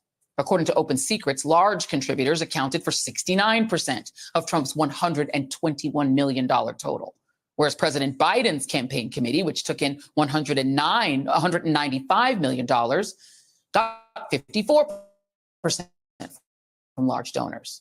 More broadly, the lion's share of confirmed contributions from the biggest political givers, the top 100 families, have flowed to Republican candidates and groups. Then there's something called hard money. This is the money contributed directly to a specific candidate, and these are donations that the federal government caps. In the hard money category, Mother Jones reports that Republicans took in 27% more from the top 100 families than Democrats did. In dollar terms, that's about $86 million for the Republicans versus about $68 million for the Democrats. But if you include soft money, the unlimited donations that the Supreme Court made possible through their Citizens United ruling during and maybe in response to President Obama getting elected by a 10 million vote margin, it's not even close. Quoting Mother Jones again, Republicans raked in a whopping $508 million from the top 100, triple the Democrats' $169 million take. It's a lot of numbers and data, but it may leave you wondering, why would America's wealthiest families continue pouring money into a political party that has stripped itself of its dignity to fashion itself into a religious cult centered around a 78-year-old 37-count felon and adjudicated sexual abuser? Well, Michael Mechanic of Mother Jones, who authored the piece that I'm quoting from, has a pretty good guess. Biden and the Dems have spooked America's richest with their multiple and largely unsuccessful efforts to close abusive loopholes and raise taxes on corporations and the upper crust. That includes efforts to tax the unrealized gains of the mega rich, the paper profits on appreciated investments that are currently only taxed when the assets are sold. In the meantime, Trump and the Republicans are fighting to extend their unpopular and ultimately disappointing 2017 tax cut, a move the Congressional Budget Office calculates will cost the U.S. government $3.5 trillion with a T over 10 years. So what does that have to do with manufacturing consent? Well, it probably wouldn't go over too well if you, gentle viewer, understood that setting Trump up as an autocrat is merely the price that the super rich are willing to make you pay just to stuff more tax cut cash into their already deep pockets. Much better to make you believe that the people who really want Trump back in charge are closer to home. Which brings me to Father's Day. Happy Father's Day to all the great dads out there. Now, if you're a practicing Christian, a lot of you saints may have spent at least part of yesterday in church celebrating your dads and, of course, the Heavenly Father. And in America, that tends to... I had some questions earlier that my brother had to help me solve, because I was asking about donor money and why independents can't receive money from this party or this person or that person, and he explained it to me pretty well. So just gonna keep that to myself. Be a, shall we say, highly segregated experience. No one seems to know who originated the quote, but it's been repeated by everyone from James Baldwin, who said he was quoting Malcolm X, to Dr. King, that the most segregated hour in American life is 11 a.m. on a Sunday. It's just a factual legacy of this nation's history with race and religion that there are predominantly white churches and there are black churches. But what do you think of when you think of a black church? Probably something like this. Getting tokenized by whites.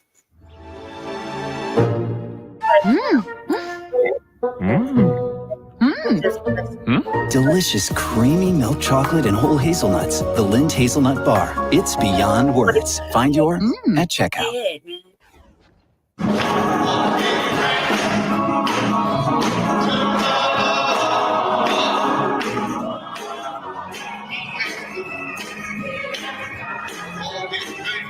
Now, you may even think of images such as these. But what you probably don't think of is this.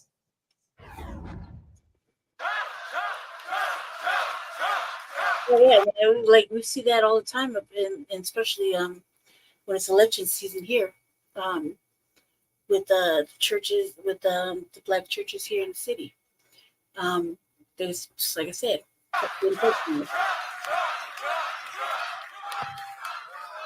What a nice welcome. Thank you.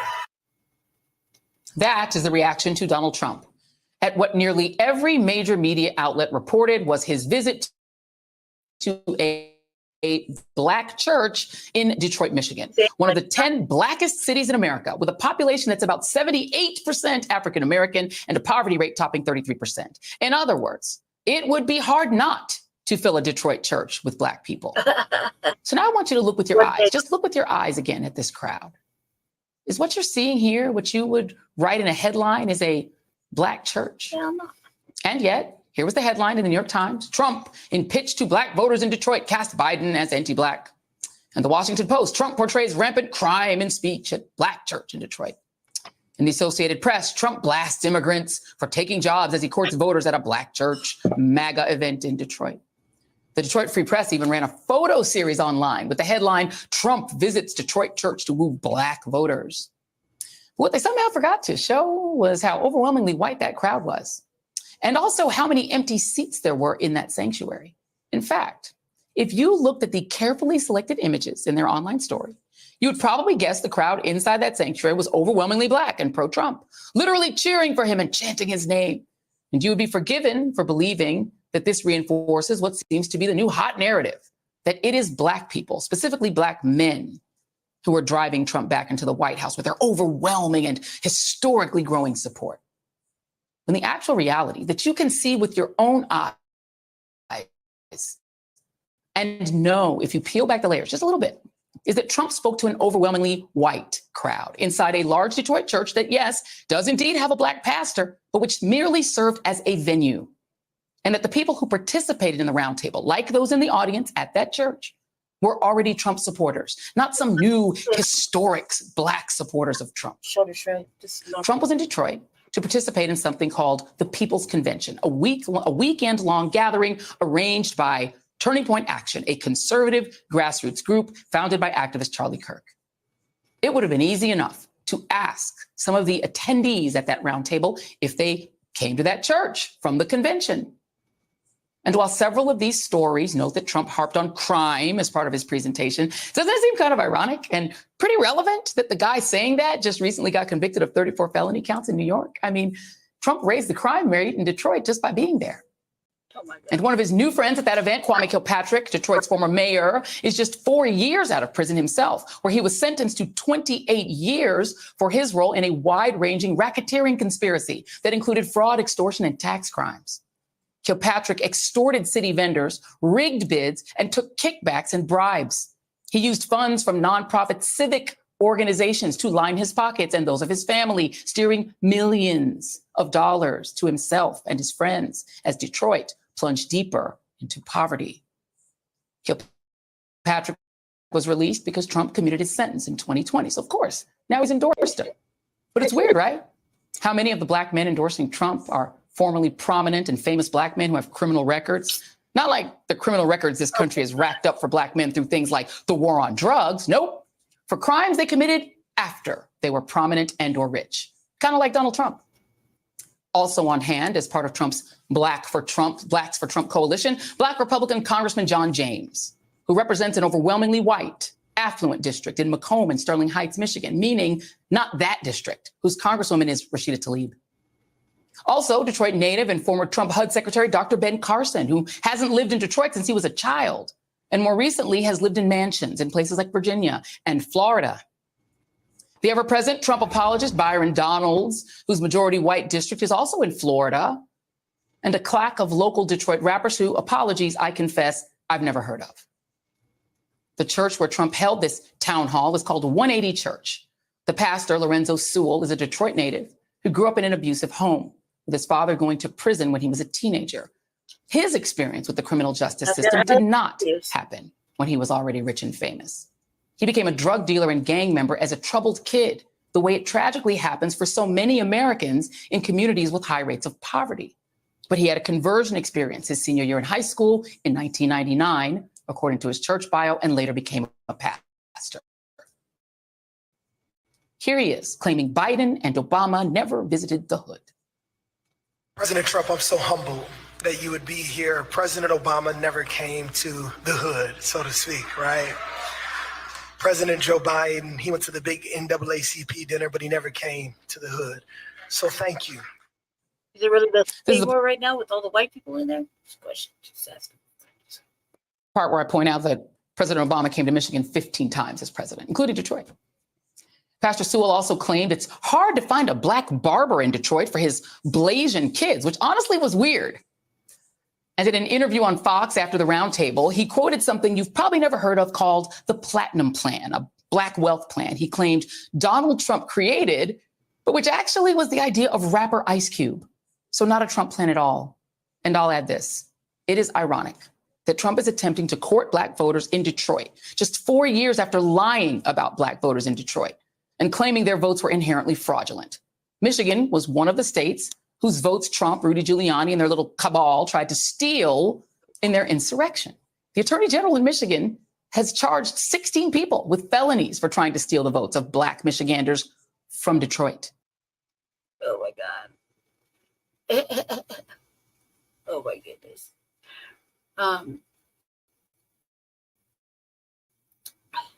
Yeah.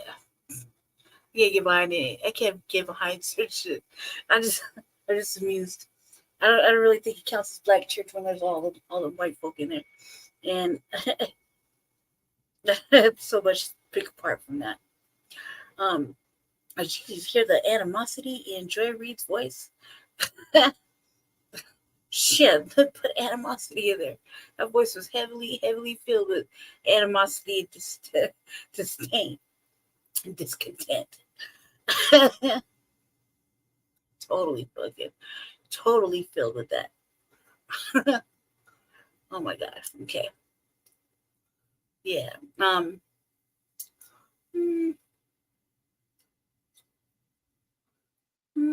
don't know if I want to go with that right now.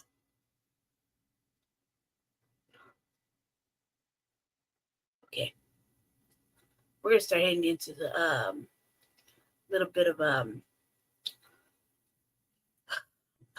that shit was heavy. Start heading into maybe I should just do real quick, just knock it out the park. Nope. Okay. Start heading into a little bit of Cornel West, because I think we need to discuss that. We need to really sit back and think about what's going on with that. I kind of pulled a whole bunch of different things. And me and Jesse kind of looked up some stuff because he's on the ballot here. So we were doing some little research prior to the show.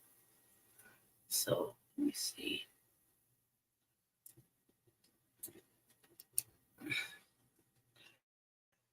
Curious to see what that's about. Let's see.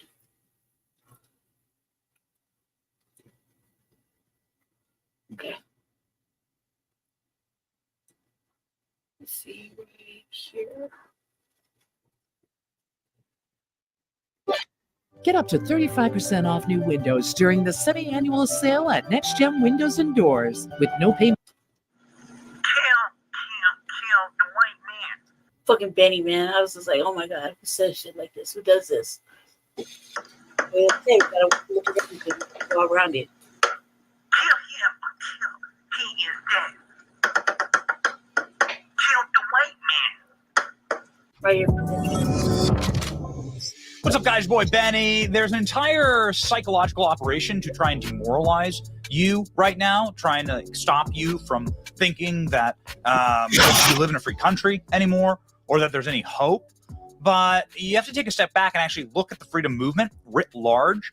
And instead of like viewing it through Republican and Democrat lenses, look at it through the freedom movement, right? Look at it through the policies that people actually want. And if you go and you ask people about the policies that they want to put America first. Everybody who lives here and pays taxes says, yeah, I want America first. I don't want foreign wars. I want to have this nation spend its treasure on us. I want jobs to be brought here. I want to live freely here and be allowed to just kind of like live my life and I don't harm anybody else. And therefore I can just live my life. And that's like 90% of the country agrees with that. 90% of the country. So it's wonderful to see that coalition growing, and it's growing at a quick clip, right? Consider the people in that coalition. Joe Rogan would absolutely be part of that coalition of people. Okay, take the labels out of it. Joe Rogan, Elon Musk would absolutely be part of that. I think an enormous amount of the tech leaders in the country, an enormous amount of the business leaders in the country, people with deep pockets, and a lot of the honest politicians that are left out there would also be part of that. This is the movement that Donald Trump represents. You don't have to agree with Donald Trump 100% of the time or like him as a person to sort of like understand that vibe. That freedom movement is the most powerful movement in American history. And there are so many people on the side of that movement. And so it is encouraging. And I like noting it. One of the people who's shocked me, little old me, who covers this stuff pretty closely day to day, is this model named Amber Rose, who's one of the most famous and most followed Instagram models and rappers in the world, who's like come out big time for Trump. And she posted, ladies and gentlemen, with this guy who wasn't particularly familiar with, this guy named Xavier. And they were out and hanging out and I don't know, at brunch or something like that. And they're like posting pro-Trump messaging and uniting, and Xavier himself is Uncle Tom's favorite nephew. Okay, PragerU personality, and somebody who lives in LA. And Xavier sort of came into our feed through this PragerU tweet that's gone pretty viral. I've been black for 27 years, and I have never been inferior to a white person. Talking to race hustler Cornel West on the Piers Morgan show. So we looked that up. And it was quite a spicy take, man. Piers Morgan furious after racist claim on live TV by Cornel West, who's running for president right now again. Right? What could say Uncle Tom? Like, the fuck is going on right here? It's just like this motherfucker's just doing whatever the fuck they want to do lately. They can't say Uncle Tom anything. You know what I mean? Especially like given the history and context of said such, and then in the same the sentence after that referred to Cornel West. Like, what the fuck?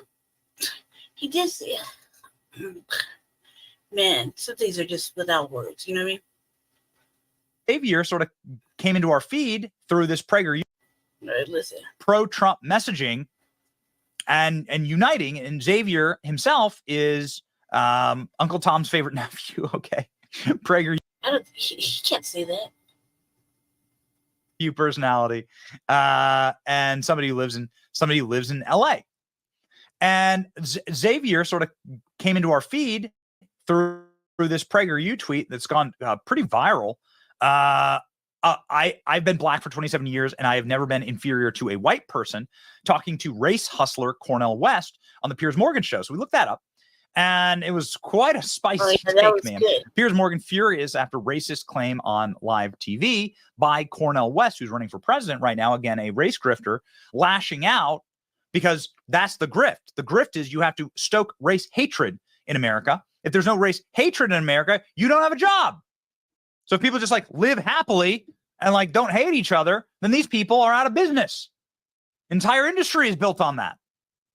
And so that's important to understand. Again, it's why the freedom movement is ascendant. So this is the clip that everybody's talking about. Listen, I think Xavier running for president right now. Again, a race grifter lashing somebody who lives in LA. Okay. And Xavier sort of came into our feed through this PragerU tweet that's gone pretty viral. I've been black for 27 years, and I have never been inferior to a white person. Talking to race hustler Cornel West. First of all, Cornel West has been black for a gazillion years. And he's not a race hustler. So that's some shit white people fucking make up. It's not a race hustler. Okay, and this isn't a race grift like what he's saying. So, first of all, you can't even put those things together with a fucking foundational black American man such as Cornel West. Okay, and the debate that's probably getting pulled out of fucking context was something else. Okay, I don't know what he's gonna show, but I watched it several times. I even think you even think I went over it a little bit on the revolutionary agenda. So race hustling from a foundational black American man, Friedman, okay, this running for president is fucking stupid, Benny. That's stupid. Race grifting? No. Not when you're a fucking foundational black American man. No such thing. It doesn't even, there's no such thing. There's no such thing. You might be able to pull that with one of them, or you know what I mean, but a white person, OTB, you can't pull that with you can't pull that that context with Cornel West. I don't give a fuck what you think about it. You cannot call him a race hustler for real. Cornel West, Mr. fucking love and peace for everybody and their mother. Come on now. Fucking hell no, that's stupid. And grifting? Are you fucking kidding me? Black people don't have to grift on anything, especially when they're the fucking foundation, the fucking builders of fucking America. Everything that you're fucking talking about, trash is trash. I think we're watching it all together, family. On the Piers Morgan show, so we looked that up, and it was quite a spicy take, man. Piers Morgan furious after racist claim on live TV by Cornel West. It's not the first time anybody black has called him fucking Piers Morgan a fucking racist. This let's not clutch our pearls and act shocked. He clearly is a fucking racist. He clearly does racial antagonistic type shit. So this is not the first time. This is not like, oh my god, not Piers Morgan. I mean, this fucking British motherfucker. Are you serious? Stop it. Stop it. Stop it. Stop it. West, who's running for president right now, again, a race grifter, lashing out because that's the grift. The grift is you have to stoke race hatred in America. That's not true. There's a clear fucking anti-black racism, anti-black hatred, anti-black terrorism. There's clearly it's been going on for fucking millennia. Stop it. Stop that. That's stupid. America. If there's no race hatred in America, you don't have a job. So people just like live happily. Who's black people don't benefit off this shit, stupid. And like don't hate each other, then these people are out of business. Entire industry is built on that. And so who's out of business? Who's out of business in this fucking category? One's doing semi-journalism, one's a fucking historian, fucking philosopher, running for president, trying to do the right thing for fucking black Americans. We'll get into that in a second. The other one's fucking he runs Young Turks, man, and he went under the Democratic banner. And then there's Piers Morgan, clearly race antagonistic fuck. Okay. Oh, that's important to understand. Again, it's why the free movement. They act like we're making like any black person makes money off of this bullshit of anti-black hatred. I don't think so. You got the fucking Democratic black shills. You got the Democratic. You got Republican black shills. They're probably doing it, but not. We're looking at right here at Cornel West and this dude who snuck in to do some preemptive fucking journalism during the protest, the Palestine protesting on the campuses. We're also Cornel West actually was up there speaking on. He was sitting with the students. He was all over the place. Not like, Jill Stein, who, mishappened to get herself arrested. He didn't get arrested, but, Jill Stein was working that shit on, laying it on thick. So stop that, Benny. Stop it. Movement is ascendant. So this is the clip that everybody's talking about. I think Xavier presented himself really, really well here. Just go give this guy a follow, like I just did. And yeah, things get spicy. When they went and they attacked that Jewish girl who went to the hospital that night, and then things began to escalate. You don't know what you're talking about. I mean, that's ridiculous. That's like saying Nat Turner he was the cause of the whole issue of white supremacy because he's responding to white supremacy. That's ridiculous. And you know it's ridiculous. Why are we still talking about white supremacy in 2024? Why are we still? Because it's fucking relevant. It's fucking relevant. It's happening everywhere, every day. That's why. We're talking about that hundreds of years later. What do white people do that black people can't? How is white supremacy even still on the forefront of your mind? You're stuck in the past. You're stuck in these dated issues, and that's what the problem really starts. Now you're really revealing your ignorance, brother. You don't think white supremacy has anything to do with what's going on in Gaza at all? How am I ignorant? Is that right? I've been black for 27 years, and I have never been inferior to a white person. What is the white supremacy that is affecting your life? I would like to hear it. Nobody in your family has I would like to hear it. What can't I do that a white person can do? Never been mistreated, right? You one of the few black people never been mistreated. Okay, all right. I see. Saying that I've never been mistreated. Every demographic has been mistreated. White people get mistreated all the time. I'm talking every about demographic because is of getting who mistreated. There is prejudice from every single demographic. So I don't understand what you think that is so unique to black people for. All right, brother. You know what? I've got to bring this. I've got to bring this debate to an end. It was supposed to be specifically about the protest. Okay, look, what Cornel West is bringing up is valid point. He's like, so nobody in your family, nobody's ever been mistreated at the hands of the law, not able to get a job because they've been black, got pulled over, misprofiled, anything serious, and nobody's went to jail because some motherfucking Karen or Ken called on them. Any of those things, nothing ever happened. And he's talking about what he's saying. He's not inferior, meaning that he's had every advantage that the privileged white folk have been able to get due to their what do you call it, proximity to white supremacy, the proximity to dominant society.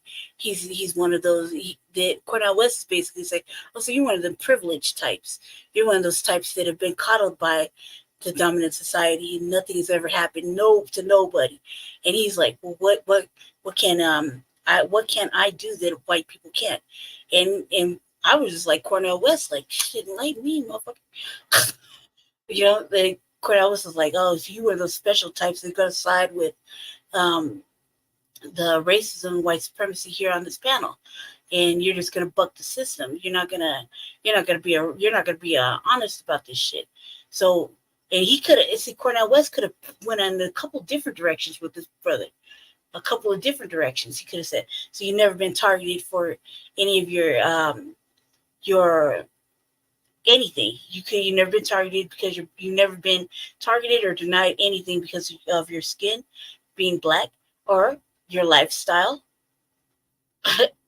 Okay, your lifestyle, your choices in lifestyle. Be an LGBTQ whatever, or anything. Anything. Come on now. He's like, no, nothing. Never been told no. You never been said, never given any kind of reason for why you haven't been allowed to do anything, or you just had passed. That's basically what he's talking about. I'm sorry that it got so heated and personally abusive. I would like to make it clear. It wasn't your fault, Piers. I would like to make it clear to Cornel and to Cenk, I'm not a racist. Still talking about that hundreds of years later. What? It matters. It matters. Dude's like, we're in 2024. You should let it go. He's the same type of person that'll be like, black people don't deserve reparations, or like that. This to talk about slavery and shit. We should just let that pass too. Like this is a specific type, and knowing goddamn well he'll be the first motherfucker right there to try to get his check. Stop it. What do white people do that black people can't? How is white supremacy even still on the forefront of your mind? You're stuck in the past. You're stuck in these dated issues, and that's what the problem really starts. Now you're really revealing your ignorance, brother. You don't think white supremacy has anything to do with what's going on in Gaza at all? How am I ignorant? Is that right? I've been black for 27 years, and I have never. I don't. What he's talking about, he's talking about Gaza, white supremacy is everywhere, and he's trying to bring that up, and this dude's like, nah, not me. Not me. Never been inferior to a white person. What is the white supremacy that is affecting your life? I would like to hear it. Nobody in your family. I would like to hear it. What can't I do that a white person can do? Never been mistreated, right? You one of the few black people never been mistreated. Okay, all right. I see. Saying that I've never been mistreated. Every demographic has been mistreated. White people get mistreated all the time. I'm talking about because of getting mistreated. White people being mistreated by other white people doesn't fucking count. There is prejudice from every single demographic. So I don't understand what you think that is so unique to black people. When white people are mistreated by other white people, it's usually there's another fucking, with several different factors going into it. It's not just because, no, it's usually some other off-brand type shit that comes into it. And then they'll try to throw in some black speech or plight or something like that to kind of even themselves out, like they're being harmed in some sort of way. Stop it. All right, brother. You know what? I've got to bring this. I've got to bring this debate. This was the debate. I stuttered. This was the debate between when Cenk and Cornel West were pretty much talking shit to Piers Morgan because he was being racist. He really was. That whole interview, and then they brought this dude in because he was patiently waiting to give his dialogue about what he had witnessed at the. It was supposed to be specifically about the protests. I'm sorry that it got so heated and personally abusive. I would like to make it clear. It wasn't your fault, Piers. I would like to make it clear to Cornel and to Cenk, I'm not a racist, and I genuinely care about the safety of Jewish students at that university. That's it. And that doesn't mean I don't care about what's happening in Gaza or the journalists there or the universities there or any of those things, because actually I do. And I've expressed my concern about that many times. Let's see it in your reporting. Yeah. Well, if you bother to watch it, Cornel, you would know. If you bother to watch it, you would know. Over and over and over again, brother. Yeah. That's why I come on your show. Well, then you would not. Then you would not call me a racist. Yeah, well, I'm sorry. You don't have a right to call me a racist without evidence, and you didn't have any. Oh, please, brother. When the evidence is overwhelming, you can't even say the IDF is involved with terrorists and Palestinians, but Hamas terrorizes all the time. Palestinian lives don't mean the same as Israeli lives for you. Admit it. They do. Wrestle with that in the midnight hour. They do. Wrestle with that. How is it terrorism when you're at war? Like I said to you, I don't think you understand the definition of terrorism. I value every life. I value every life as equally important, even yours, Cornel. How would white supremacy benefit? I want you to tell me that. I'm the blackest person in LA County. I've got to leave it there. Look, I value all of your lives. I value coming on the program. I'm sorry things got so personal, but we move on and we'll continue debating it. I believe that out of all the debate, hopefully, we will get some solutions and we'll get to a better place. So thank you for joining me. And so does the battery. Okay, so real quick, I had that bit he said Uncle Tom. I guess old boy just put it on his page. Uncle Tom's favorite nephew personality, serious inquiries only. Like, I don't know. I don't see how that's argument. And you see Piers sort of lose control of his show here. Love Piers Morgan, but boy, you put the right chemicals together in a bottle, and the bottle breaks. And here, Cenk, as it was simply a bunch of very violent pro-Israel protesters attacking completely innocent pro-Palestinian protesters. What was your experience there? What did you see? Pause that right quick. Hey, cuz. Sorry about what happened with your sister. That's terrible. Jesse played the live earlier, yesterday. Well, it's a different day today. So happy Juneteenth. You don't like Cornel West? Okay, that's okay. You know, like,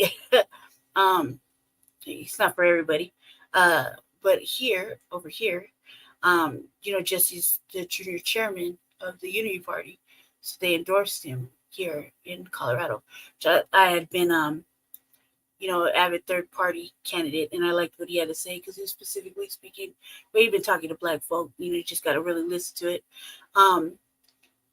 Some of the things, yeah, I agree. Some things are just whoa, like we should stay more to policy versus, he's like an old ass hippie dude.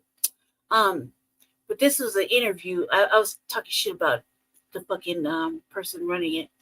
This is an old ass interview with Pierce Morgan, where Jenk and Cornel West were talking shit to Pierce Morgan, calling him racist because he was racist, and he just doesn't take this shit. But the currently the person running the video, he said some antagonistic shit too. He kept saying a whole bunch of shit. So I'll go back for that just for you, just because it's interesting. Yeah, I'm sorry about that. Cause also too, I've been up on that power. Every time I want to talk to you, you got a busy platform or you're busy. So Jesse's been here for the last couple of days doing his work on this main computer. So we're down to like brass tacks around here. So hopefully it'll get better. Neither one of our taxes that came in yet, so we can't really make it better. So we just I'm praying that nothing falls apart between now and then. So yeah, happy Juneteenth. I'm glad to see you're still awake. Oh yeah. But man, that first episode was cracking off, dude. That first episode is. I'm kind of liking the first episode with Brayden. Kind of like they did a couple little tactical moves, man, and man, that fucking that one brother was trying to get him. He couldn't kill him. They were on the news. That's like Brayden was like, I'm scared. That shit was crazy. I tried to watch the second episode, but it's been like I said, we're like sharing one computer, and the internet at his place is all weird. So yeah, but I'll catch up on it a little bit later on today in the afternoon. I'm thoroughly caught up. Yeah, he was hella mad. He just sat there and watched it because they did the whole fucking news program. I was like, fuck it. Nobody said Tariq wasn't fucking smart. That motherfucker's super smart, and they had to like simmer down. They had to simmer down. I like that first episode, and the first episode was fire. Too bad it's the last season, you know what I mean? Also, too, did you see the behind the scenes shit with when they did the pre-opening, and fucking oh boy Lou from from Canaan got kicked out the event. Oh yeah. I have to catch up on that second episode. I'm trying to watch it, and Jesse was doing research for a podcast. We're getting ready for Frontline Black News or Chewbacca's show, so it's been. I can't watch it on. I like to call this the big screen. Like when you come back down, hopefully you and the missus can come in and you can see the setup. So praying that nothing else works.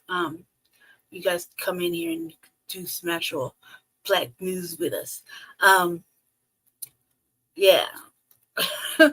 So yeah, this is one big thing. But it seems like everything I touched recently just keep breaking. Like I'm down to like barely an Obama phone and the desktop. So oh yeah, I can't wait. Oh, Force, that's the last season of Force too. I mean, it's kind of hard to see where that was going to go, right? I really want to know what happened with Freddie Gibbs. Jesus. He's just wrapping it all up for what, man? Like, you're only good at power, 50 Cent? Stop it. Yeah. I was talking about this dude right here. I'm so glad you're here, man. It's been a long time since I actually had a chance to speak to you since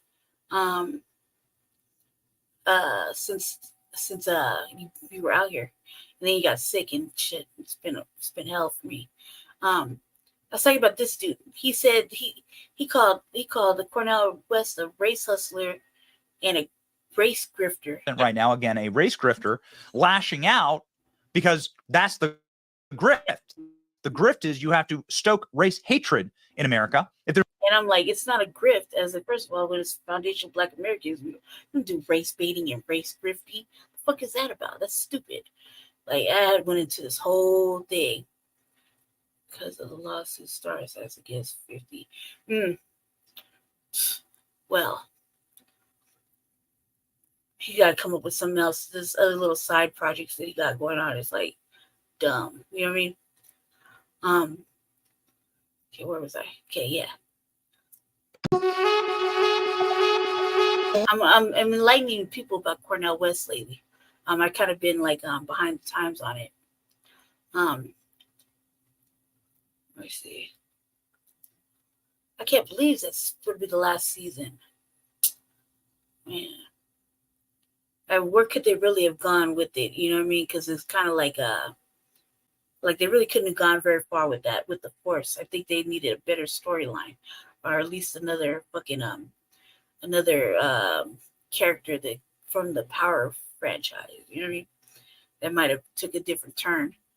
It's kind of weird, especially like with Kanan too. The season of Kanan, you know. Crazy sounds in here. I mean, that's not what happened there, and it's not what's happened at any of these universities. I don't know why.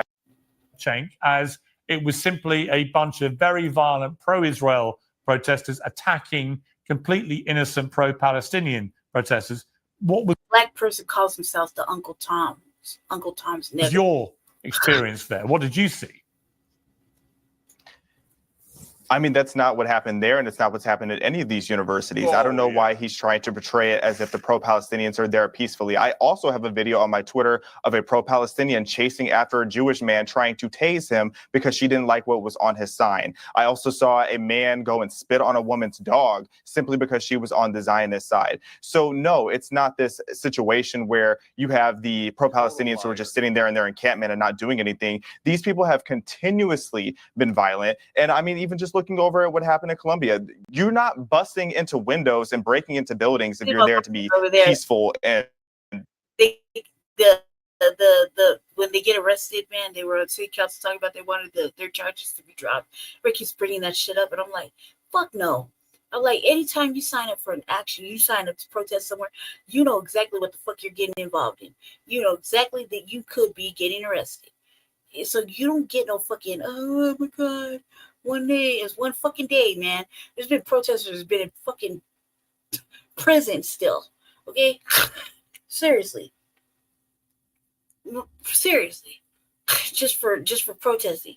And over here, they're like, are you going to drop those charges? We have a DA forum just the other day when me and Jesse went to. I got to lie, me and Jesse, as soon as I got there, it's like we were at the movie theater. I was sitting there talking through the whole thing. Let's see, what did he say? Yeah, I was talking through the whole thing, and then the climbing on the civil rights, white civil rights lady, like on the last RBA. She was sitting in front of me. She turned around and looked at me. I was like, what? I couldn't contain myself. Especially, I came in like fire. Like, I was like, whoa. Yeah. I know. It is, yeah, with the black dude. Yeah. So I was like, we're at this place where you just, I don't know. I always feel like don't start nothing, won't be nothing, right? There's a lot of people.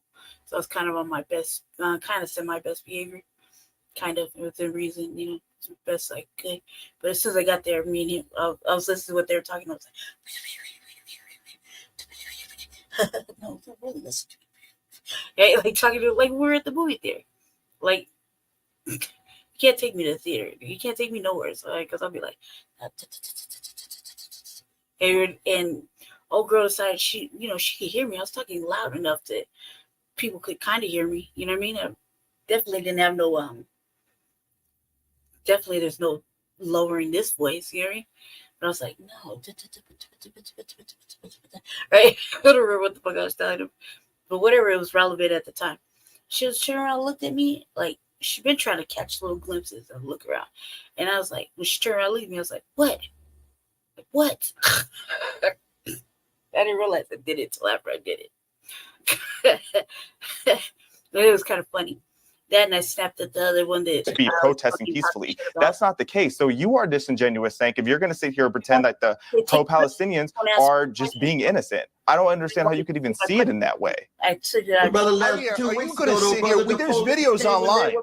Are you going to sit here and lie to everyone and say that the pro-Israel side did? Yeah.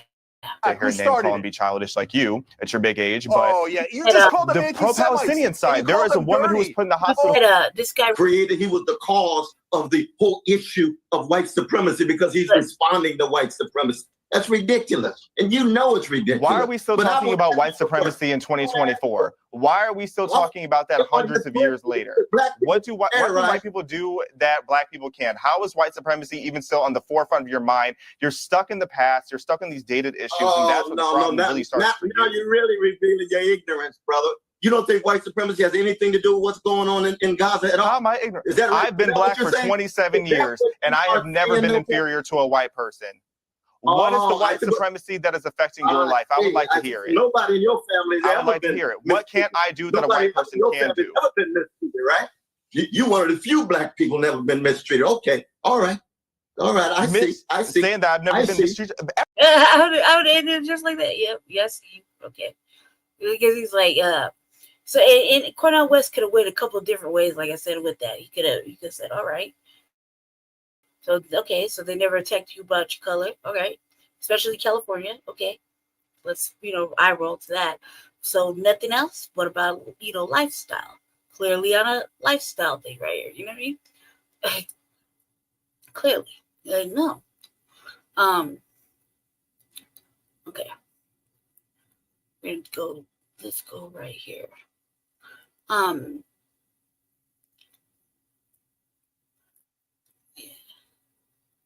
Okay, family. Let me just briefly real quick.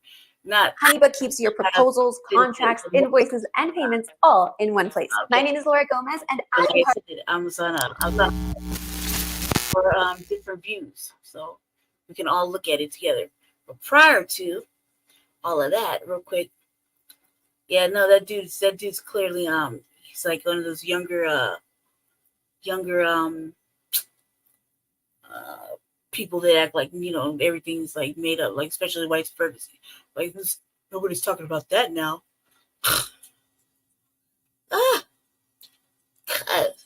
Kurt. Speaking of, Kurt, you owe me a flight, buddy. I don't forget. Hey, no, it's just me. I'm up. Just asleep. I'm up. I gotta do the news sometime. He was bogarting the computer for 3 days. Because some internet and whatnot. I'm up. Hey, Kizzy, when are you gonna put out another fuck Trump or fuck Biden 2 song? Need that. As you know, I'm I like the third party candidate so far. He says like a blind idiot. Who sounds like that? Jay? Yeah. Are you? Yeah. Also too, Kurt, what's going on with you, brother? I haven't seen you in a while. I should hit you up more often. Happy Juneteenth, Kurt. Let's see. Yeah, it's just me. I do the late night shows, so. Which one? Which one, Jay? The one you don't like? Yeah, let's look real quick. Told y'all everybody prior to Jay joining up. we're going to look at Cornel West's site. So far, he's the only one that brings up anything specifically for Black people. And like I said, we're always for the couch here till further notice. I'm the only one that I'm the one that thinks about saying to you, I'm here where it breaks over. All right, man. We'll send you a message. Especially because I haven't seen your face in forever. Send you a message, cuz good to see you and happy Juneteenth. And oh yeah, brother. That dude's on the quote unquote spectrum. He's on an agenda. And the way he was acting, like nothing, like he said anything about being inferior to white people. He act like nothing fucking, like he has all the privilege. Must be nice. I don't know anybody else who gets fucking passes through shit. Music to drop in. Hella material budget is not there though.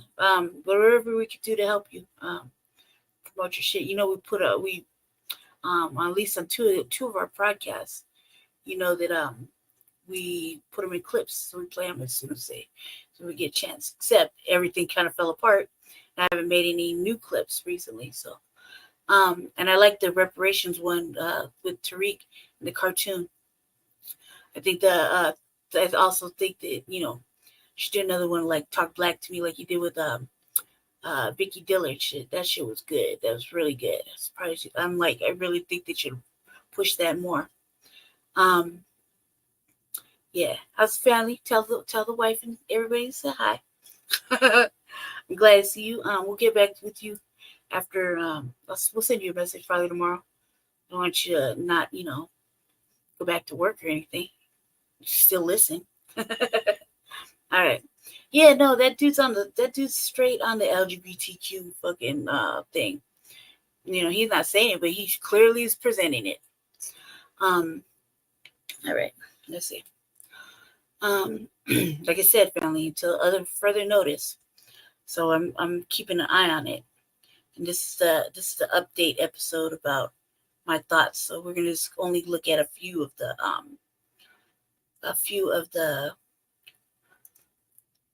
Cornel West interviews that have just happened just recently.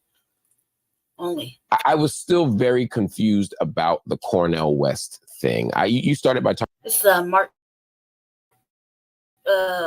Lemoist. Came out 2 weeks ago. Obviously we don't give a fuck about what he's thinking. And I didn't like what I didn't like about this interview was the Jill Stein portion. Kind of seems kind of disrespectful. Especially it seems kind of disrespectful from my talking about sort of why it would make sense for him to kind of join forces with us. Yeah. I had extended to him, would you please consider, running together then? Would you consider running as a ticket? Because we have to use the Green Party's ballot lines. Otherwise, you're dead in the water. Yeah, I want to establish the context for the audience who doesn't necessarily understand the ballot line piece of this. Cornel West at some point said, I'm running for president. And, surprised all of us. I didn't know he was running. I'm not, a lot of us didn't know, even people who were close to him. A lot of excitement around the campaign. And then it was, well, what's the party? And it went from the People's Party, right? And then it was like, okay, well, that's kind of a funky space to operate in for lots of reasons.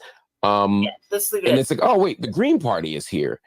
And my first thought was, this is great. I'm not sure, but I'm not sure how we're saying he's a Green Party nominee, or which is what the media was saying. I was like, I haven't got any announcements. We have a process. This is an actual party, But I very much wanted Cornel West to be the nominee for the Green Party. I think he has the right vision, he has the right voice, he has the right access, the right platform. He's compelling. He has all the things, right? If you're going to run a third party candidate at this juncture in history, it makes a lot of sense. And then somewhere between that moment and the moment where you were his campaign manager, it was announced that you'd be his campaign manager until we found a permanent one, things fell apart. And I don't quite understand how and why they fell apart. Talk to me a little bit what happened. Yeah, so Chris Hedges, myself, and Ajamu, when we heard that Cornel was probably going to be well. What we heard was his interview with Amy Goodman on Democracy Now, while he was still with the People's Party, and she really held his feet to the fire about that, and he didn't have any answer to it. He just, it was a disaster. So we got in touch with him after that and said, you really need to deal with these problems. And at the time, he was kind of having a meltdown with the People's Party as well. So he kind of wanted out, and we offered him another place, where we had kind of the same agenda. We had a lot of experience working together. Ajamu was ecstatic. And so he said, sure. And I stepped in because we needed a team immediately to deal with his administrative stuff and the FEC filings and things like that. And we worked ourselves to the bone for months. We were on a 100-hour week. See, that's all that shit's kind of like unnecessary. That's like behind the scenes shit that should be like, they're like, he was a mess and blah blah blah. That's like shit should just not be like. Doesn't seem like fucking Jill Stein. We had a lot of experience working together. Ajamu was ecstatic. And so he said, sure. And I stepped in because we needed a team immediately to deal with his administrative stuff and the FEC filings and things like that. And we worked ourselves to the bone for months. We were on a 100-hour week, as volunteers to help get the campaign up and running, to get its fundraising going, and to do the things. It's not intuitive. Running for office is that shit is true. Especially independent people. It does take a lot. It does take a lot of stuff to do, especially like with even having like a minor legitimate party like Justice. It's gonna take a lot. It's gonna take a lot. But I don't think that I think it's for playing, running opposition. I don't think that she should be saying any of that other extra shit. That's you know what I mean? It just makes it look like it's almost making them look a certain kind of way. That you got enough problems running as an independent in a fucking what you call it, a two-party system that's already chosen for you. You know what I mean? So you got enough issues, and then you don't need this extra fucking carrying shit going on right there. And there's obviously a reason for why he left all of that and decided to go do his own thing. You know what I mean? It's obviously a fucking reason. And this right here would be a good fucking reason. Not intuitive. And even if you're well informed, unless you've done it a couple of times and had a front row seat, if not the candidate, as part of the staff or a key volunteer, you can't just be a spokesperson. It's not about being a talking head. You have to know how to work with the team and to anticipate the kinds of barbs and bombs that are going to come your way. You have to know how to anticipate them and to read them when they're happening. Well, this is true. Like I mean, I could say that just because of the last campaign, the mayoral race, and then this one, it's once the damage is done, and the shit is out there, like we're basically you got people putting up money against you. You got fucking especially when you're black, you got black opposition or coons talking shit, galvanizing the white folk, galvanizing the black tokenized church to go against you, stealing your ideas, your thoughts, basically shitting on you. And then you try to do something else, and this gets worse and worse. And it takes like a little bit of cleaning up to do. But at the same time, nobody wants to get behind something for some odd reason, because they're too busy doing comfort politicking, even in the street. I guess that's what we call it.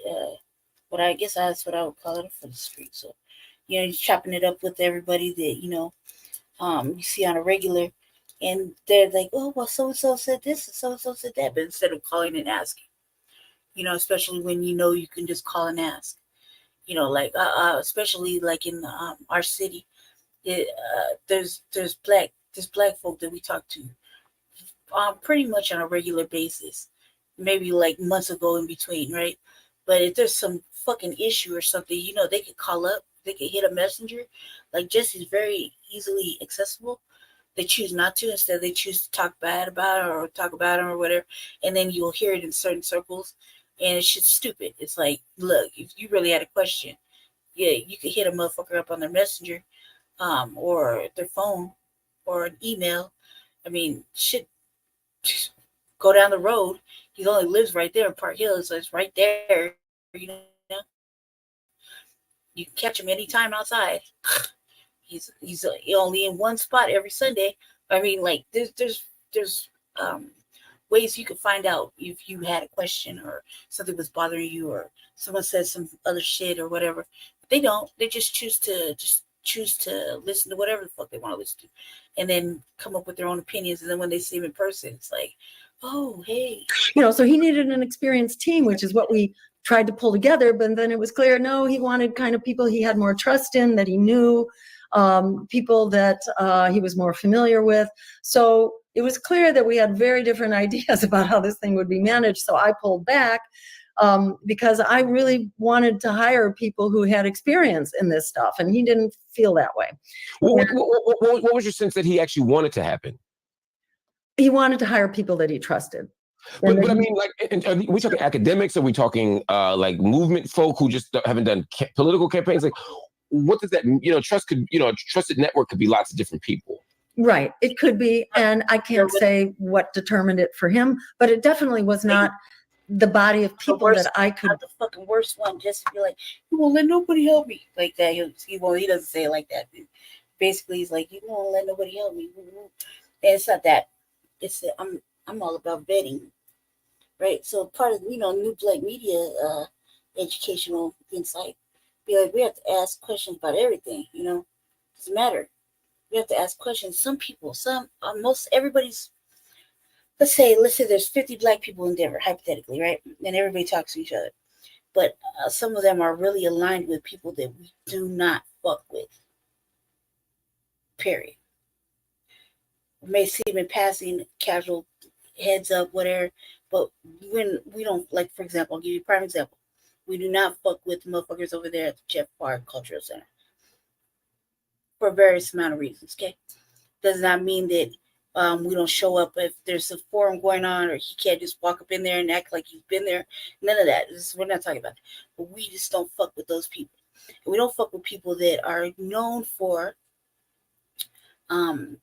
talking about each other, right? And if they're on one specific side, especially in politics, they gatekeep, they fucking secret talking, they're all this behind the scenes shit. It's a whole bunch of crazy shit that happens, right? So I have trust issues, right? And that's just on general principle.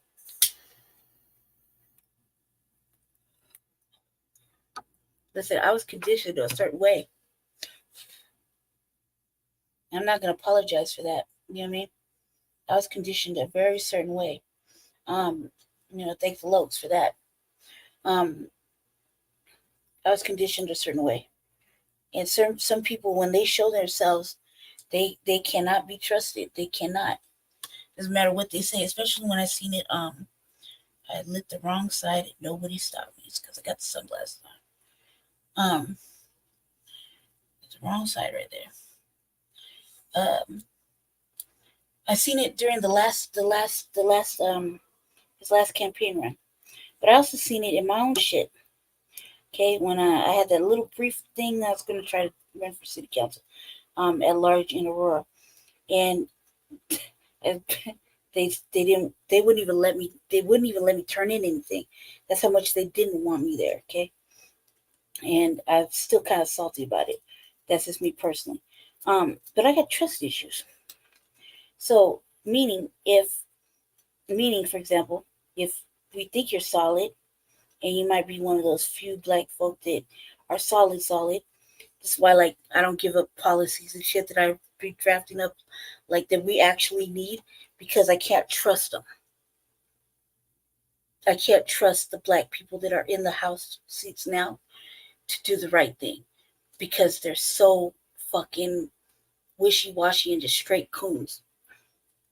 They'll say one thing outside and do a whole nother thing inside, and the way they talk on this one platform is stupid to me, and it's push me off. That's why I'm like, just you got to get up in the seat with me, right? Like it's like that, you know, because it's very important. I so much I got written up just to protect Black people here in Denver. I refuse to give it to them. Why? Because they can't be trusted, and they're just gonna steal the fucking intellectual property and chop it up, and plus they can't even defend their own shit. There was a bill recently that Leslie Harris, the one the seat that's being challenged, and some other lady had put through, and they basically let the fucking folk tear that shit all apart to where it's basically whatever they wanted. So whatever Black things they thought they were putting in there, they didn't get put in there. They didn't get put in there at all. So I believe in vetting. And I believe that, you know, if I've learned anything, we're going to ask all the fucking questions, right? And so we'd be like, you don't let nobody, help me. No, it's not that. It's not that. It's just I want the right people to help. I want people that are actually standing, I don't want to say standing on business. I want actual people that are Black first, that actually believe in the same things. I want that aren't going to fucking change up as soon as they get there, that aren't going to put party politics over racial seriousness. You know, even putting up this motherfucking study that they got going on, which I'll cover it a little bit later. It's stupid. So no, I have trust issues, especially when I see them in public. There's a big thing about that. I can go in on this all the time, but I don't feel like, look, what I feel like it seems kind of overprotected, but it really isn't. It's just that I don't want these raggedy ass fucking individuals to take something we work so hard and believe in thoroughly. None of these people really give a fuck about being Black and be the people. Because if they did, they would really be working hard to pass some shit. And they wouldn't be letting these topics like, oh, there's no money, we gotta fund our own fucking shit, but yet there's millions of dollars being spent. You see what I'm saying? Everywhere else. No, especially when it's a senator. Come on now, like this.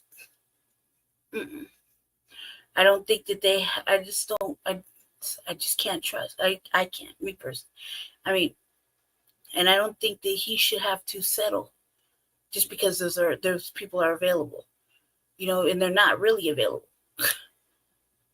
You know, they'll talk all this shit in front of him, like, oh, we really need to get you on one of these bills. Hey, we really need to get you to rights policy. Woo. I don't even think this is real. I just think that they're there in the moment trying to fucking smile in his face and play on his emotions. Maybe family, motherfucker psychic. You keep in mind, I don't want anything bad like that to happen, because what we work on here is for the benefit of foundational Black Americans in fucking Denver. You know, and they could possibly be used in other states. So it needs a strong, thorough FBA hand on it, okay? And none of these people are really showing that. None of them. So if you got one person that's with that program and it's over here, he's on the Black grassroots, and he's not getting any fucking play. Come on, how hard is it going to be? And I can't just let it go because everybody wants to put instead of Black anything, they're going to put Black and brown or Black and Asian, Black and fucking whatever the fuck, and make it into something else. And then it'll be totally fucking whitewashed or whatever. And an agenda we place on it won't even be for FBA here. That's how many things go down. So no, I feel like people think it's kind of protective or possessive. It's not. It's just that why else do we do this fucking work? Should we do this work just to see it get stolen? Bring to bear, you know, and I tried to help find people who would meet his needs. But, you know, I got sort of written off the process at that point, you know, because I think because we had a conflict about some of his hiring, and I thought, no, this isn't going to work. you need to have people who have experience in this area. And so, he felt, I think, a little betrayed that I wasn't just sort of supporting the candidate in everything. That's not my idea of a campaign manager. We're not there to just support the candidate. We're there to guide the process and have a winning campaign and make good use of everybody's time and energy and money and all that. And that I had heard was that he wasn't happy about the number of debates that were going to be required. Well, when you run with a decentralized political nomination, again, that's why I brought up that point earlier. Exactly. Nomination, because he wasn't the nominee. I think it's important to just emphasize that. Although, from my understanding, there was a lot of support for Cornel West inside. Huge amount. Yes, he could have had it hands down. Yeah, there was no real contestation. And I never had a chance to try to even explain to him how easy it would be to meet those needs, and that the nomination was basically in his hands, and that as the candidate he could say how many debates he was willing to participate in. You have that much sway when you are a candidate of his stature inside the Green Party. He could have totally written the book, and I did have a chance to say that to him and his team a couple of times. Or perhaps it was just some grimy shit that look who's telling you that. Look, who's telling you that? It's fucking Jill Stein, dude. A white lady talking to Lemoyce, about what he could have done. It was right in his hand. He could have been the nominee. Woo, woo, woo. I mean, we're not factoring everybody who was opposed to Dr. Cornel West prior to, but they're just saying this now. I mean, even so, he probably already heard that from whoever was around him. But I'm sure that when, if, like I said, running for office, right? I'm sure there's somebody like me that's like, no. Why? Because they're vetting, you know what I mean? They want the right people. And truth be told, yeah. If I didn't say anything, yeah, probably could have got whomever to help him whenever. He probably still can. Most likely could. It's still early. However, I think that because not only do we adhere to fucking what's going on here in the city, which everybody tries to act like he doesn't exist sometimes, then in person they're a whole other way. And it's just temporary. I think that, at the end of the day, we are message roosters for the new black media, and so we kind of adhere to certain levels of thought when it comes to running for office. And it gets heavy. It's fucking stressful like a motherfucker. Probably wanted to just have like how like we would want none but black folk around there. Helping to make decisions. When you're talking about her and she's saying this, it's like there's some more to it, but you don't want to dig deep. It probably has some white shit on it, and so don't even want to listen to it. And probably was trying to change up his whole demeanor. And that's another thing, Cornel West is his own person, so there might be shit we don't like, and we wish he wouldn't do so much of, but that's his essence. That's just who he is. Always been like that. As I said, telling somebody don't be a certain way. You know what I mean? Even though that's who he's been forever and a day. And they're like, no, you got to present yourself this way. I'm not saying that. I'm saying shit. Right? Tone it down ish. A little bit, you know what I mean? Because right now we're getting into the meat and potatoes of it, and we need this from you, But by that time I was sort of right now with black people right now in the United States. It's so important. Like what we're asking for and demanding, we need someone like him, to be able to at least to do the best you can with fucking fury. You know what I mean? We don't necessarily look to, who's looking at this? Like everybody's looking at no. Man out. And then suddenly I learned that he was going to go independent. And in fact, I was being asked, would I join the independent crew? And I said, there's no way you are going to be able to make up the ballot lines that you're walking away from right now. You will have to have a stable full of billionaire donors here for you. You're going to have the stable of RFK in order to buy your way on the ballot. That's how you can buy your way on the ballot. Otherwise, you need a team and people who've done this before and who have these ballot lines. Sounds so terrible. Buy your way onto the ballot. You cannot raise enough money to buy California or Texas or Florida. You know, there's just no way you can do it. And so that's where we kind of parted ways, and we only heard with like 1 day's notice that he had already made up his mind that he was going to go independent. And so that's why I jumped in, and that's why I declined to go with him and support him. And I think he felt really betrayed by that I had encouraged him to run as a Green, and then that I stepped into the gap that he left. Because for me, it's not about the candidate. It's really about building really, solid power and really come out of the Green Party.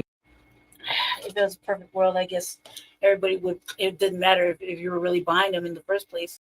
Y'all would have fucking been behind him. You know what I mean? And especially this, it kind of looks like it does look a certain way. It's like saying that, oh, you can't do it. You're not going to do it. You need to, like, she basically shitting on him right here. You see, you're going to need this and this in order to buy your way on the ballot. First of all, and nobody says anything wrong with that sentence. We have that's largely because we are suppressed because of the dirty tricks and the COINTELPROs that are used against us. But we have the capacity to do that. We are in touch with the American people, which is why we have built every plank of the progressive platform has really come out of the Green Party, if not the Socialist Party decades earlier. But this is the role, that third parties have been reduced to, which is forcing the hand of the, of the political elites, forcing their hand to at least give lip service to the agenda. But every plank in that agenda came from our campaign, starting with Ralph Nader in the year 2000, and then from our campaign in 2012, where we put, free public higher education, reparations, bailing out students, as well as, downsizing the military, all that. That was what our agenda was about. And the Democrats give lip service to much of it, not to all of it. They don't give lip service to downsizing the military. They don't downsize the military. Yeah. So just one more question on this. It seemed like the aftermath of it, because what you just described seems like an unfortunate, incompatibility that I think, we all will be harmed by just a little bit, because I'd love to see everybody on the same team. I'd love to see a unified movement. I love what Claudia de la Cruz is talking about. I obviously love what you're talking about. I love what Cornel is talking about. I just wish that we could have a unified movement where we're all on the same page and all, targeting a single candidate as the person. But Cornel sort of walked away, at least in subsequent interviews, it seemed as if he had not just an issue, or he didn't express an issue with what you described. He seemed to be saying that the Green Party wasn't really positioned to deal with issues of empire and white supremacy in ways that he thought were principled. I mean, he said he lost respect for you, and it seemed, and I generally agree with Cornel on lots of things. I've never had any interaction with you or any interaction by proxy or any kind of meeting or any kind of situation where I felt that you weren't serious about empire or white supremacy, and that you weren't principled and the consummate comrade. I'm not saying Cornel's wrong. I'm just saying I didn't have an experience that he had. And I didn't really get a lot of detail as to what he was concerned about. He sort of said, I have an issue with this, and I'm going to leave it there. Do you have a sense, even if you don't share it publicly, do you have a sense from behind the scenes? Do you have an opportunity now to have a private conversation? Do you have any information to give you a sense of what his gripe was with you from his perspective? I mean, what I described earlier is that we had a very minor professional level difference of opinion about hiring. That's a dime a dozen. That shouldn't trip you up. And then, the fact that I jumped in to run for office to fill the vacancy that he had left. I think he felt betrayed by that. And I think his feelings are hurt. And I've tried to have conversations with him, and he will not. He will not be on a platform with me. He really will not have contact with me. If I send a letter, he doesn't respond. If I make an overture in public, he won't respond. So I read this, as a parent, I read this as somebody's got their feelings hurt here. And, I've tried to articulate that and to apologize, you know, if his feelings were hurt. But I think that was a misunderstanding from the start. I've been about building power here, not about faithfulness to one candidate. You know, I think it was from the start. I was trying to build a party here and a movement. Of course, Cornell would probably say it wasn't my feelings that were hurt, that I actually have a substantive material issue. I don't know, you know, again, I don't know what it is, but and that's why I wonder. It sounds like you haven't gotten any more insight. Even you having to say, I think his feelings were hurt, suggests to me that you, Ajamu, and anyone else inside the campaign haven't gotten any concrete answers about this. No, and I hear the same thing that you do, and it's kind of a shifting terrain. So a lot of time it's that, well, I've just lost respect for Jill Stein. And then sometimes it's that the Green Party asked too much of me. Right there for a second, because I want to look at her website real fast, right? I want to look at it real quick, just give you a little bit of context real fast. Man, I'm just moving around. Let me see. Let's check the time. Okay. Okay. Yeah, I had to go through all this. All right. She does mention Black people reparations, et cetera, et cetera, et cetera.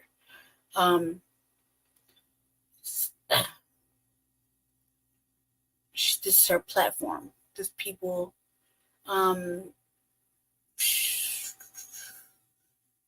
know. So it's like for everybody type shit.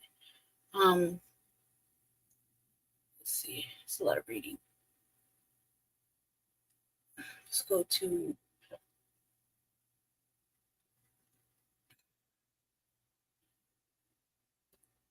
Let's see.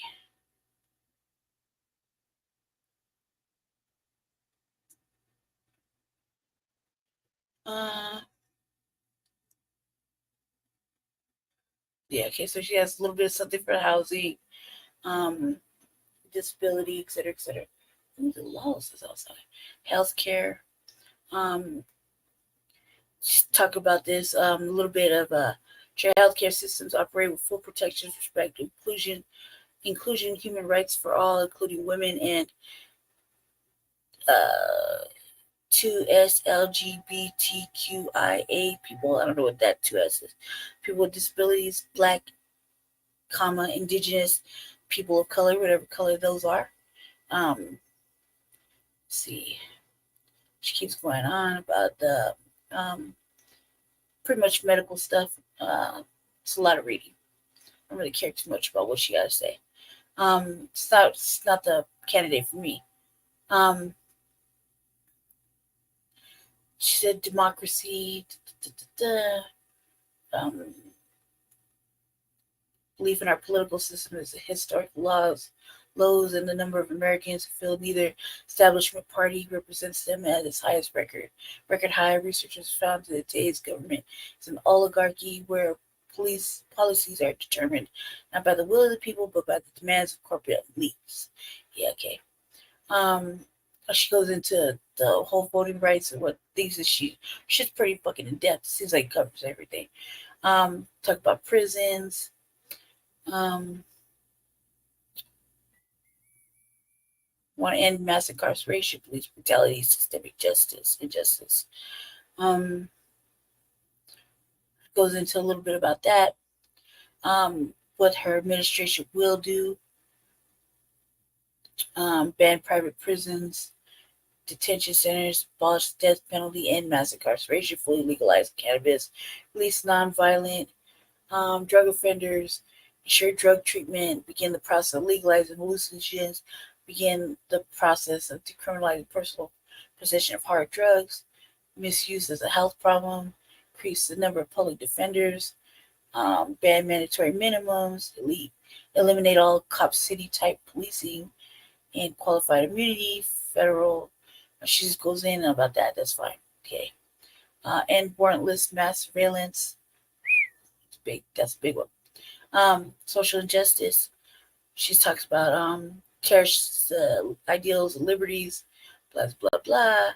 Economic political systems, the pervasive systemic discrimination against women, Black and brown people, Indigenous people, immigrants, people with disabilities, the 2SLGBTQA plus community. What the fuck is these two words right here? Let me look that up real fast. So we have an understanding family. What does that mean?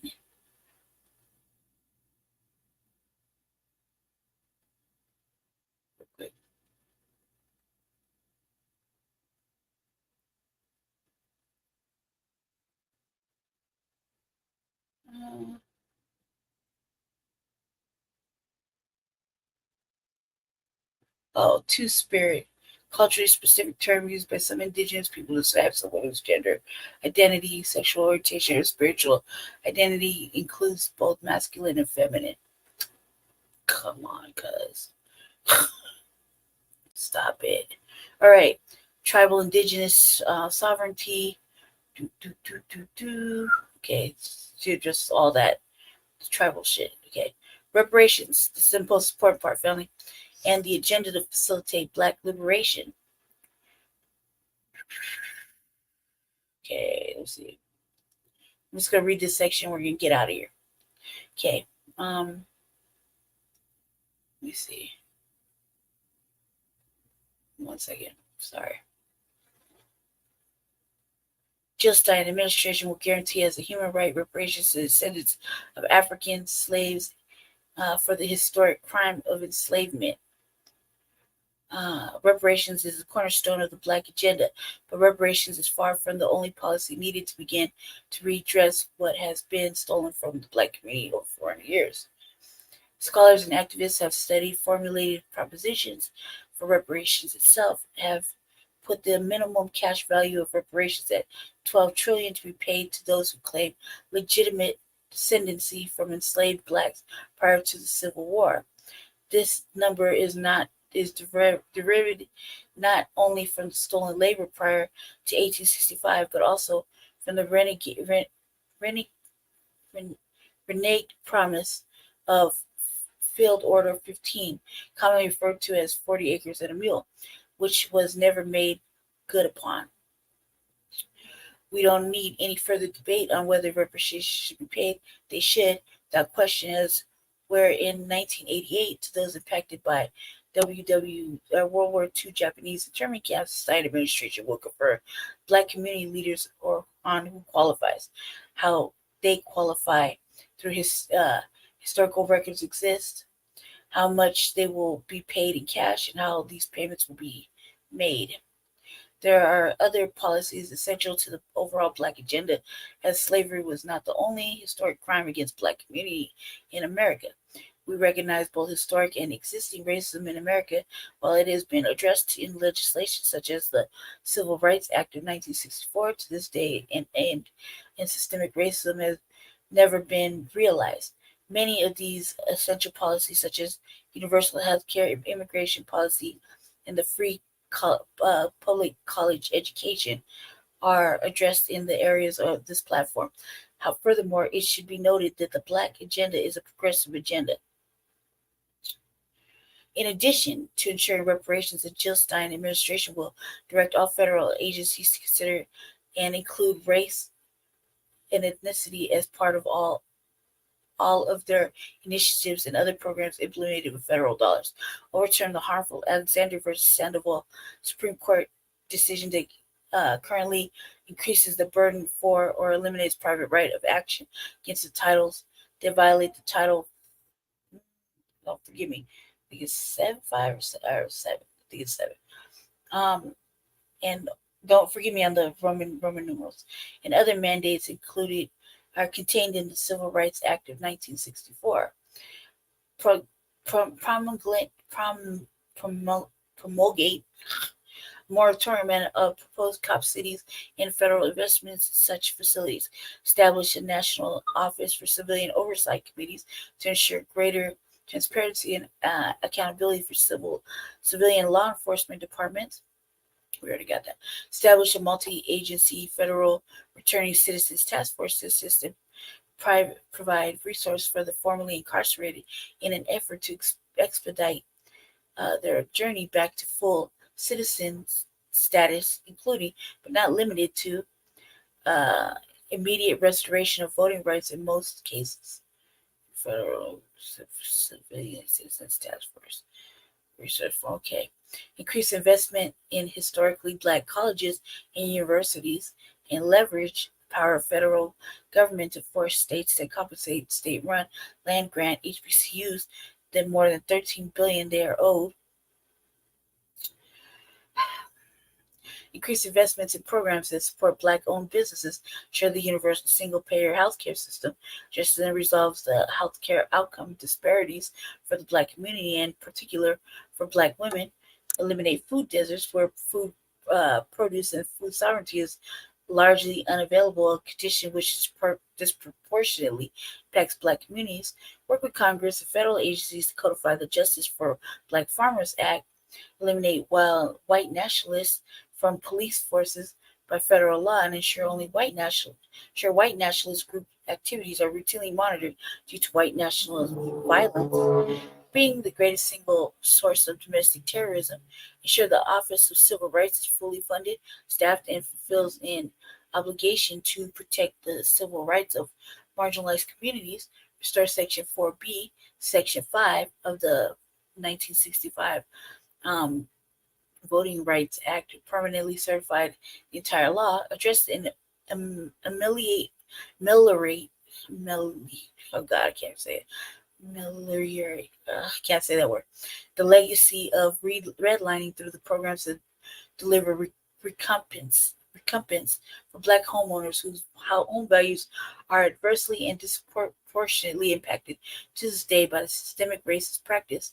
Federal moratorium on new construction of fossil fuel infrastructure and other polluting operations in or proximity to Black and other environmental justice communities. Massive reinvestment from policing and prisons into social, economic, and other programs to lead to direct community benefit. Establish a federal commission to eradicate lead pipes and tainted water crisis, impacting cities like Flint within 1 year after taking office. Work with Congress and impacting community members to draft and pass the Justice for Cancer Alley that will include compensation for free healthcare in oh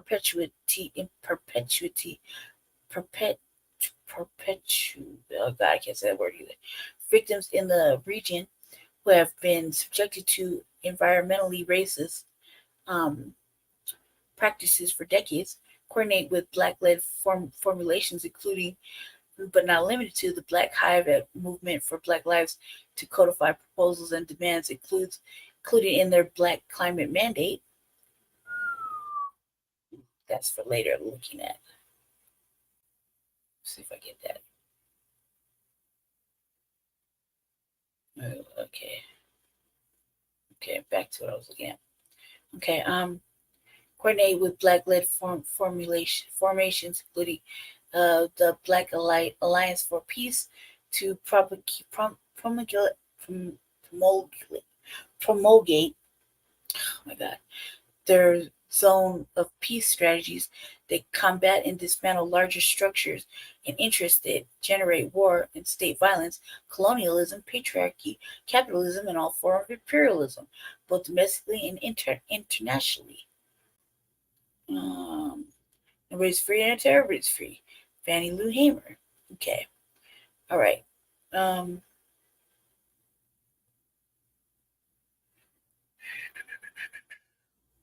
Lots of stuff to talk about. Okay. All right.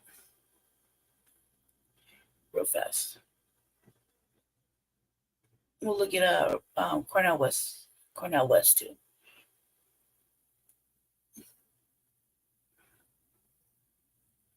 That was pretty heavy. I would say that's very in depth. So far, probably got the most in depth. Sadly. I prayed for more, but I didn't pray for more in depth. I'm shocked she had that much going on. So let's look at Cornell West real quick. Racial justice. All right. Reparations address the unpaid debt to Black U.S. residents. Directive to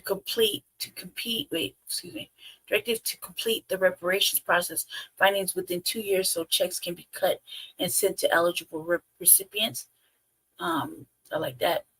Push Congress to this is the part everybody's kind of hung up on.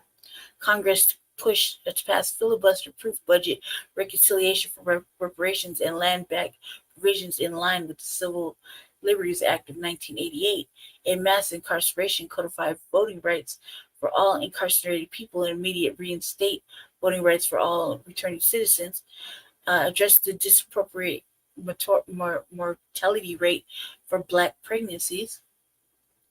I just like how he kept it plain. Require public review commissions for every police force in the nation, reinstate Section 4B and Section 5 of the 1965 Voting Rights Act, establish the Land Back Commission to explore and address brutal land theft from an attempted genocide of and broken treaties with indigenous people. I think you should have made that separate. Full use of forces to investigate and end the epidemic of missing and murdered indigenous women. I think they could have moved that to a separate thing.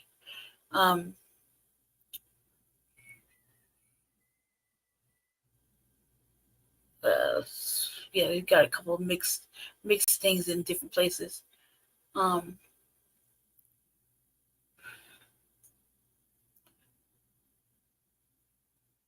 He's got a little bit for everything, a little bit about everything. Let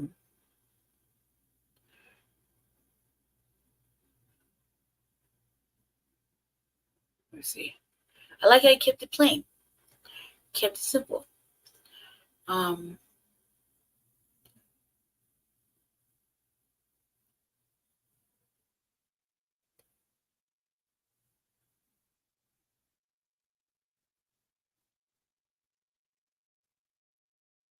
You got a little bit of everything for a little bit of Black stuff in each stuff, although hers was a little bit more in depth, and I'm not gonna lie, man, people are gonna read that part and be like, well, damn, she's trying at least, she made an attempt. And I think that I have two thoughts about it. Is she have to make more of an attempt because who she is and the privileges she carries? That's the question, and B, does he need to work harder on making more of an attempt on the website? Sure, definitely.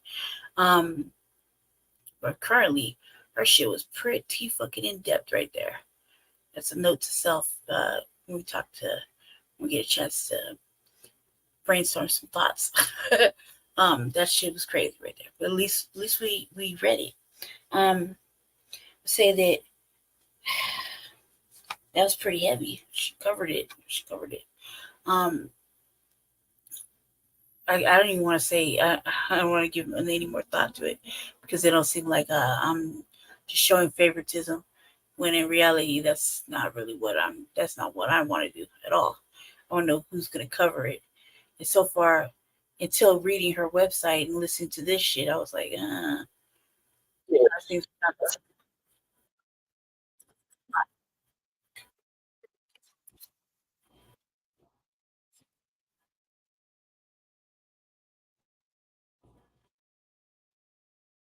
it's kind of true.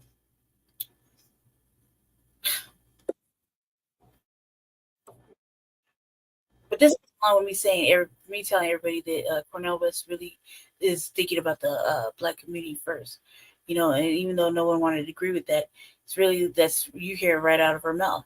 You know what I mean? That he's saying, look, there's not hardly any Black folk here.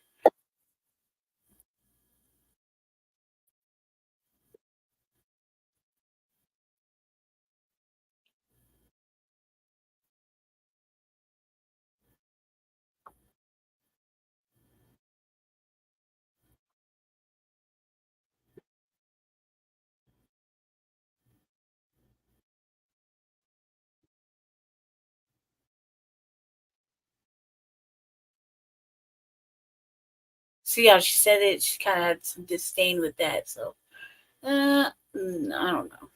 You know what I mean? She had a little bit of disdain with that. Just a little bit. Like, he has a good point. They're not.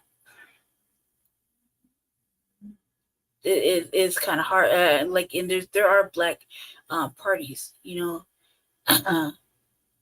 There are. We've seen them, so we know they exist. It just, especially, you know, with Jesse, you know, doing things in politics, I've seen it, so know that they exist. But what else could you expect from Jill Stein and Lemoyce?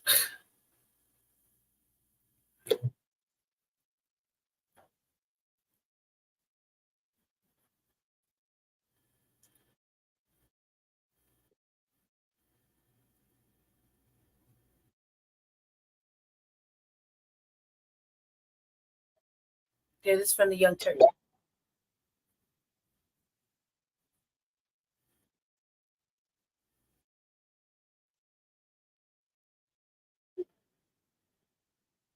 Freedom fighters, every generation, which means that we stand in solidarity with anybody who's occupied, anybody who's subjugated, anybody who's exploited. And that's why we focus on Gaza at this moment, because a genocidal attack is taking place. Dr. Cornel West, of course, former professor of the practice of public philosophy at Harvard University, professor emeritus at Princeton University, one of the great orators of my lifetime, now running for president. So, Dr. West, you're talking about Gaza there, but what's interesting is that at this point, the three leading candidates, Biden, Trump, and RFK Jr., are taking a very unpopular position on Gaza. And it is a curious thing for people running for president to take such an unpopular position. Why do you think they're doing that? But you're talking about Biden, Trump, and Kennedy Jr. That's right. Those three, yeah, they're supporting the genocide. They're denying the genocide. They're enabling the genocide. They're supporting the genocide. I think one of the reasons why they're able to do that is because so many of our fellow citizens, my dear brother, you laid this out so beautifully in your critique of corporate America, corporate media, that they're not getting the truth about what's going on. There's a whitewashing, there's a sanitizing, there's a sterilizing that's taking place that hides and conceals the suffering of precious Palestinians. And so the thickness of the lies, and you know from Fox News and other places, if you tell a lie over and over and over and over and over and over again, people begin to think that maybe even just a half truth is the only alternative. And so the CNN or MSNBC might mention something every once in a long while. I mean, take, for example, the 274 precious folk who were killed in this recent vicious attack on the refugee camp, right? Now, those were Palestinian lives, Israeli and American. 64 precious Palestinian babies, 57 precious Palestinian women. Most of the others are innocent. And what did the Americans do? They watched. What did the Americans do? Allow the terroristic IDF to use US equipment. What did the Americans do? Watched it from the drones, watched it from the piers. What was the response of the US government? To praise the operation and not say a mumbling word about the dead. The Palestinian dead, vast majority, or the American life taken, or the Israeli life taken. So that what you actually get is a full revelation of the unbelievable of racism in a certain sense, because what we're really talking about is they're saying to the world, precious Palestinians don't mean anything to us. That's what Biden is saying. That's what Harris is saying. That's what Austin is saying. That's what Blinken is saying. We can go right down on that's what Sullivan is saying. And that's why I call them war criminals, my brother. Yeah. There's got to be some moral compass in the public dialogue when you reach the point where you just normalize genocide. You normalize genocide denying, you normalize genocide enabling as if that's somehow business as usual. Not as long as I'm alive. Not as long as the legacy of Martin Luther King Jr., Fannie Lou Hamer, and John Coltrane are alive. No. And you, of course, lay that case out against Brother Piers Morgan. He's yet to bounce back since you suffocated him with the truth because he couldn't take it. He had no response. Yeah, I appreciate that. And I appreciate your moral courage in taking this on because it's obviously not easy. Most corporate media will either yell at you or ignore you for doing that. I want to talk about how hard the race has been in a second, but let's stay on this topic because whether it's Gaza or the control of corporate media, the overall corporate rule that we're in, the donors, how they control politicians, etc. In your lifetime, did you think that things were going to get better than this? And have things gotten a little bit better while still not being fixed on some fronts? Certainly, obviously, or have things gotten backwards in some ways? Well, I mean, the thing is, I've always believed that we are very much a wretched species, though, brother. Most of the history of our species, the history of organized greed and weaponized hatred and institutionalized indifference toward the vulnerable. What's wonderful about our species are those who muster the courage to have a resilience and a resistance against the greed and the hatred and the indifference. And so I'm never surprised by evil, no matter how thick it is. I'm never paralyzed by despair, that I have a view of the world. You can imagine, comes out of biblical texts. You can see it in Shakespeare, you see it in Chekhov, you can see it in the blues, you see it in Toni Morrison, you can see it in Coltrane, where you recognize that we are who we are as human beings, and we're wretched. We're too scared, we're too intimidated, we're too fearful, we're too cowardly, we're too conformist, and we're also beautifully courageous, beautifully loving. I got a mom and daddy that testify to that. Beautifully communal. We've had acts of solidarity that put smiles on our faces in the face of domination, in the face of occupation, in the face of organized greed and hatred. So you never lose sight of those two poles of who we are, so that on the one hand, my brother, fascism is on the march, not just across the nation, but around the world. There's no doubt about that. Did I think that fascism would escalate? Well, I remember reading Herbert Marcuse saying American fascism would in fact take place, and it would more likely take place by means of an electorate that was characterized by unruly passion and massive ignorance and fear, frustration, owing to the fact they're being exploited and there's no alternative to the weak liberalism. That's Herbert Marcuse, the thesis advisor of the great Angela Davis way back in the 1960s. I remember reading that. Yeah. And in some ways, he's very prophetic. Yeah, so one more thing about this, because as I just happened to be watching a movie about the life of Bayard Rustin, and and he was viciously attacked and lost some teeth, and when he had the temerity to sit in the front of a bus earlier in his life, and he's one of the great civil rights leaders of our in this country, and help organize some of the great marches and protests. And so, and I remember, of course, the posters that those folks were holding up. I am a man, right? And as you see people saying that the 1,200 Israeli brothers and sisters that were lost on October 7th, monumental, worst attack against Jews since the Holocaust, awful. Agreed. But the 37,000 dead Palestinians, 30 times as much, not important, and that Israel should keep going and that we should finance it. I just keep thinking of those posters, I am a man.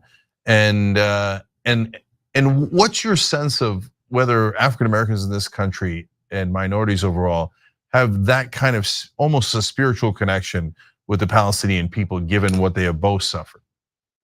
Well, I mean, it cuts very deep, though, brother. When you were enslaved for 244 years, and the average slave dies at the age of 27 in a land that views itself as an exemplar of liberty and equality and democracy, you say, hey, America, you got to get off that crack pipe. The level of hypocrisy, the level of mendacity, the level of self-delusion is over overwhelming. And I should note this, don't you, brother? We just lost the great James Morris Lawson Jr., who was a very close friend of Martin Luther King Jr., invited Martin to Memphis in '68 and was the teacher of John Lewis and Diane Nash and James Bevel and so many others, that he, along with Baird Rustin, began as pacifists. Now, Lawson remained a pacifist. As you know, Baird Rustin was one of the great freedom fighters of the middle part of the 20th century. By the time the 60s came along, he's supporting U.S. imperialism in Vietnam. You see that he begins to adjust to the lack of to unjust status quo in order to deal with politics. Now, you and I know politics is basically legalized bribery and normalized corruption. So you have to be in politics, but not of politics. But he, at the very end of his life, began to slowly accommodate himself and ends up pro-imperialist. And so most of his life was what? Anti-imperialist and pacifist. James Lawson, 95 years old, just died in Los Angeles 2 days ago. He was faithful unto death, morally consistent. And it's up to you and I and all of us who are concerned about this, from Anahita to Sister Marissa. We all have to be morally consistent. Each life has the same value. It has a dignity. And we deeply appreciate that. Well, BC might mention something every once in a long while. I mean, take for about how when they denied the last two remaining survivors of the Tulsa, Oklahoma, the end of Black Wall Street, et cetera, the massacre, how they denied them even reparations all the way around. So we were talking about how then people don't got no moral compass. There's no appealing to them. And we're brainstorming on Chewbacca's Black Experience Enhanced, with what could we do, what can be done, things like that. The discussion of morality came up, and a lot of people don't have anything anymore. It's greed. For example, the 274 precious folk who were killed in this recent vicious attack on the refugee camp, right? Now, get further ahead. That puts the struggle against the vicious legacy of white supremacy at its center, and then makes the connection with the vicious effects of predatory capitalist processes, which is a short-term profit. We see it in the fossil fuel company, we see it in coal, we see it in oil, and we see it in gas, we can see it across the board. The capitalist system is a global system, and then also male supremacy. Those three sit at the very center of my campaign, and I had to be free enough as the jazz man that I aspire to be, to speak the depths of what's inside of me and what has been poured inside of me. And for leaving the Green Party, I mean, he wasn't gonna get it. Like, you see it there, like you're a shoo-in, but so what? Like, it doesn't sit right morally, and I know that's like a big thing people don't want to agree with, but there are people that do have their own moral code of conduct and their own principles, and if it doesn't sit right, then it's going to go against something later on down the future. Maybe you had some discernment, and I don't think I would have did it either. I think I would have tried to go the independent route as well. Although, too, I question that. I question a whole bunch of things as of late that I've been learning. So, I definitely don't think that either party would behoove the FBA at all, especially right now in this day and age. And even with all the shit Jill Stein's talking, you gotta beat the white, the great white third party hope, which is RFK Jr. Could not do that within any of the parties that I was a part of. So, Dr. West, politics is a rough and oftentimes an ugly business. I've suffered that. You've suffered that. So many good people that we know have suffered that. And you're a person who is admirably idealistic, and you just talked about staying true throughout your whole life, and that's a admirable goal to have. So that's a tough combination. So why get into politics, given that you're perfectly aware of how tough and ugly it is. Right. Well, brother, I would ask you the same question. And your calling is that of a journalist, a truth teller, and a justice seeker. And you want to be able to change the world. And if that calling is one which embraces going into politics, then you make the move. And you made the move in your own courageous way. And my calling has always been one of running for justice. My major qualification for running for president is that I've been running for justice for over 51 years. And for me, that's crucial. That's fundamental. And I'm thoroughly convinced that there had to be a voice. And I come from a people whose anthem is lift every voice, not lift every echo. I'm not an echo of a silo. A voice is something like a Billie Holiday or like an Aretha Franklin or Curtis Mayfield. It's your distinctive voice. Amazing. You're at least double that, et cetera. And your voice matters. But that leads to, of course, the question about media.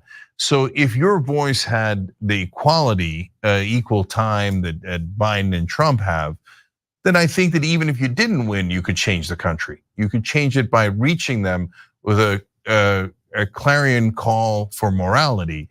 But it appears to me that the biggest challenge you have is exactly that, reaching them, that amplifier that you need. So tell me about how the media has reacted to your campaign and what kind of a difference that's made. Well, it's just so hard to get through. Sad part is it's really about the money. Nobody gives a fuck. Like, it seems like, in my opinion, nobody gives a fuck about change. They're only concerned about the money. And they're not even concerned about controversy. They're just concerned about the money. When everybody's been like, oh, we want change, we want change. In reality, they don't. They just, whoever, like you said, buys a seat. Who's ever at the top, whoever they want to promote, spending billions and thousands of millions of dollars to, go one way or the other. So it's about money. It's not about the people. At the end of the day, it doesn't matter who gets in there. People are still getting fucked. And when you talk about things like people standing on morality, principle, they don't care. They're just like, oh, that's admirable, but what about the money and who's spending what and where? And ultimately, it doesn't matter how much fucking money you make. It goes to them. It goes somewhere, and not to the person that raised it. All of the lies that you get in corporate media. Now, corporate media has been kind to me as an individual because I've had a long history of being able to gain access to it. But in terms of any kind of sustained focus, you remember they gave Trump $1 billion of free advertisement when he first ran. And what did the CEOs say? They said, he's bad for the country, he's good for us. What does good for us mean? Short-term profit. They were willing to sell the country down the river for short-term profit. Why? He's entertaining. You remember we were with Brother Bernie. Brother Bernie makes an announcement. They send one reporter. If Bernie had received the kind of attention that Trump did, he would have been able to do even better. And I always love my brother Bernie, even given my disagreements with him at the present moment. So that on the one hand, I've been blessed to have assets as an individual, there's no doubt. But in terms of any sustained treatment, very, very little at all. Why? Because I know, my brother, that if people heed what I'm talking about, it is a substantive and serious threat to the plutocratic, oligarchic, capitalist regime with its imperial tentacles around the world and too much white supremacy and male supremacy still operating. And of course, I would add homophobia and transphobia too. But the important thing for me is to keep a moral compass. And I say that as a cracked vessel. Every human being's a cracked vessel. Every human being falls short. We try again, fail again, and fail better. But that doesn't mean we don't know what the standards are. See? Yeah. So, Dr. West, like, oh God, that's what I'm saying, man. And that's why I don't know. Panthers like him, so there's a whole bunch of different parties and stuff that we're looking at, we listen to, especially when it concerns like Black folk. That's all we're concerned about. And he makes a very valid point. His kids like, fuck, man, do the right thing, do the good thing, the moral standing thing, or just go along, get along, fucking raise all this money, give it to whomever, and fucking buy all this ads and shit, just shit on the other person, and not really fucking fix nothing. None of this shit's gonna get fixed on either side. Doesn't matter what they're doing right now to show out. Of course, I came up with an idea recently, and I want to bounce it off. That wound that you're really thinking that all of a sudden, Trumpy has your best interest at heart. You know what I mean? Like, or Biden has your best interest at heart, when clearly it's fucking pandering. You, to connect these two topics we're talking about, because when you mentioned Bernie Sanders, it reminded me of it. Wouldn't Bernie Sanders have more leverage to try to get the carnage in Gaza stopped, which he cares about and wants to have it stopped, if he withdrew his endorsement from Biden and said, I'm happy to give it back to him the minute he can get Israel to stop the bombing of Gaza? By not doing that, isn't he giving away leverage that could really help people? A wonderful point, though, brother. I haven't heard anybody make that point. No, I think that Brother Bernie's challenge is very much like you're in a jazz band and you got the right moment to play your solo so it has the most impact on a hungry audience whose souls you want to touch. And you're not there to play that solo because his timing was off. If he had come out with a ceasefire immediately, it would have been different. People would have seen the courage and the integrity. But when you're on the Democratic Party plantation, none of them can say ceasefire until the boss says ceasefire. When the boss says ceasefire, then all the rest of them say ceasefire. And it's clear it's not a matter of moral integrity. It's just a matter of team spirit. So there's no spiritual and ethical content there. We know Bernie has strong ethical content, but his timing was off. So that recently, he's been very strong on this issue. But if he had come out early and then, as you say, said to the Democratic Party, I cannot accept someone who is enabling massacres. Then if it continue on, I cannot accept someone who is enabling genocide. He would have had a similar kind of moral integrity that he had when you and I were supporting him in regard to his critique of Wall Street greed. But he lost that moment because his timing was off.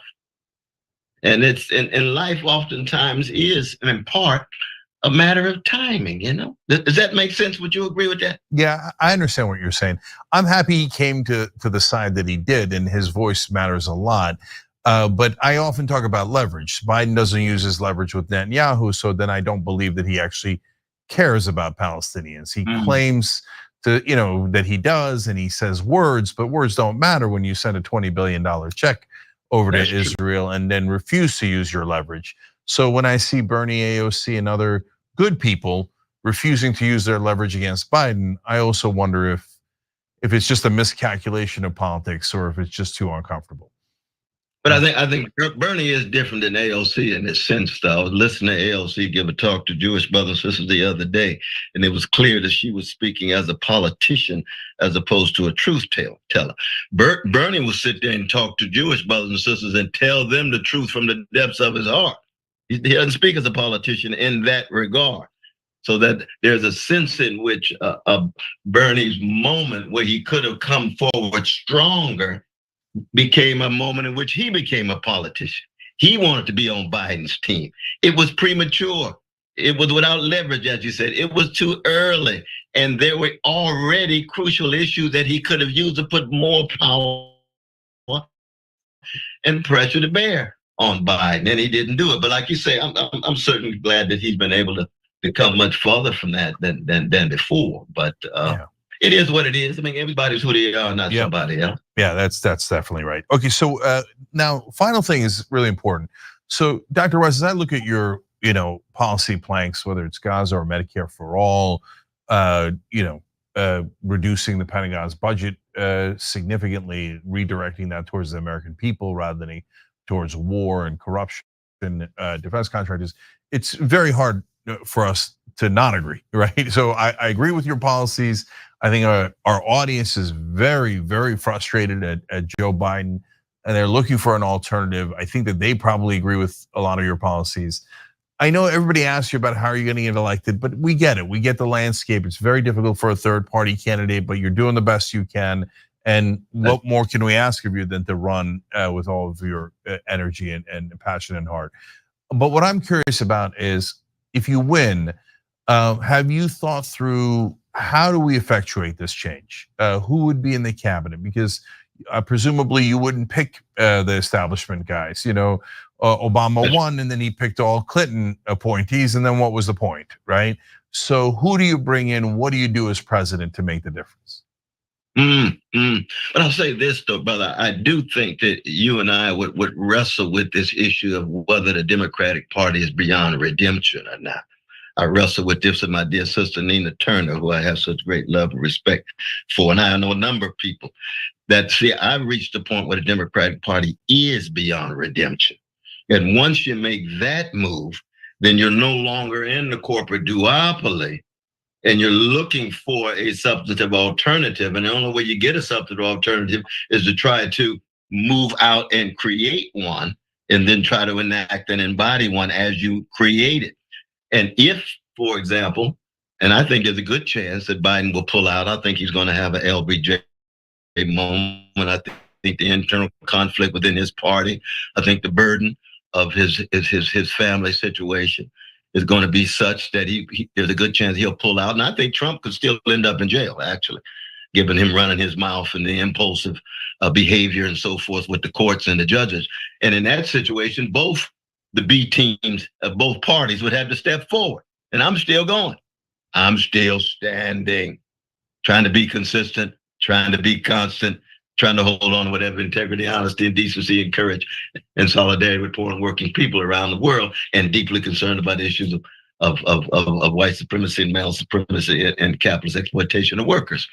So that, as you know, we're in real time. We don't really know what's going to happen. And if I do win, I want to head the empire, to dismantle the empire. I want a fundamental transformation of American society that puts poor and working people at the very center. Those Sly Stone called everyday people would be in the driver's seat, as opposed to the corporate elite, as opposed to the plutocrats and the oligarchs who are running things. The politicians, in so many ways, just window dressing. And so that truth, that justice, and in the end, you're trying to create a culture that gets beyond just hatred and revenge.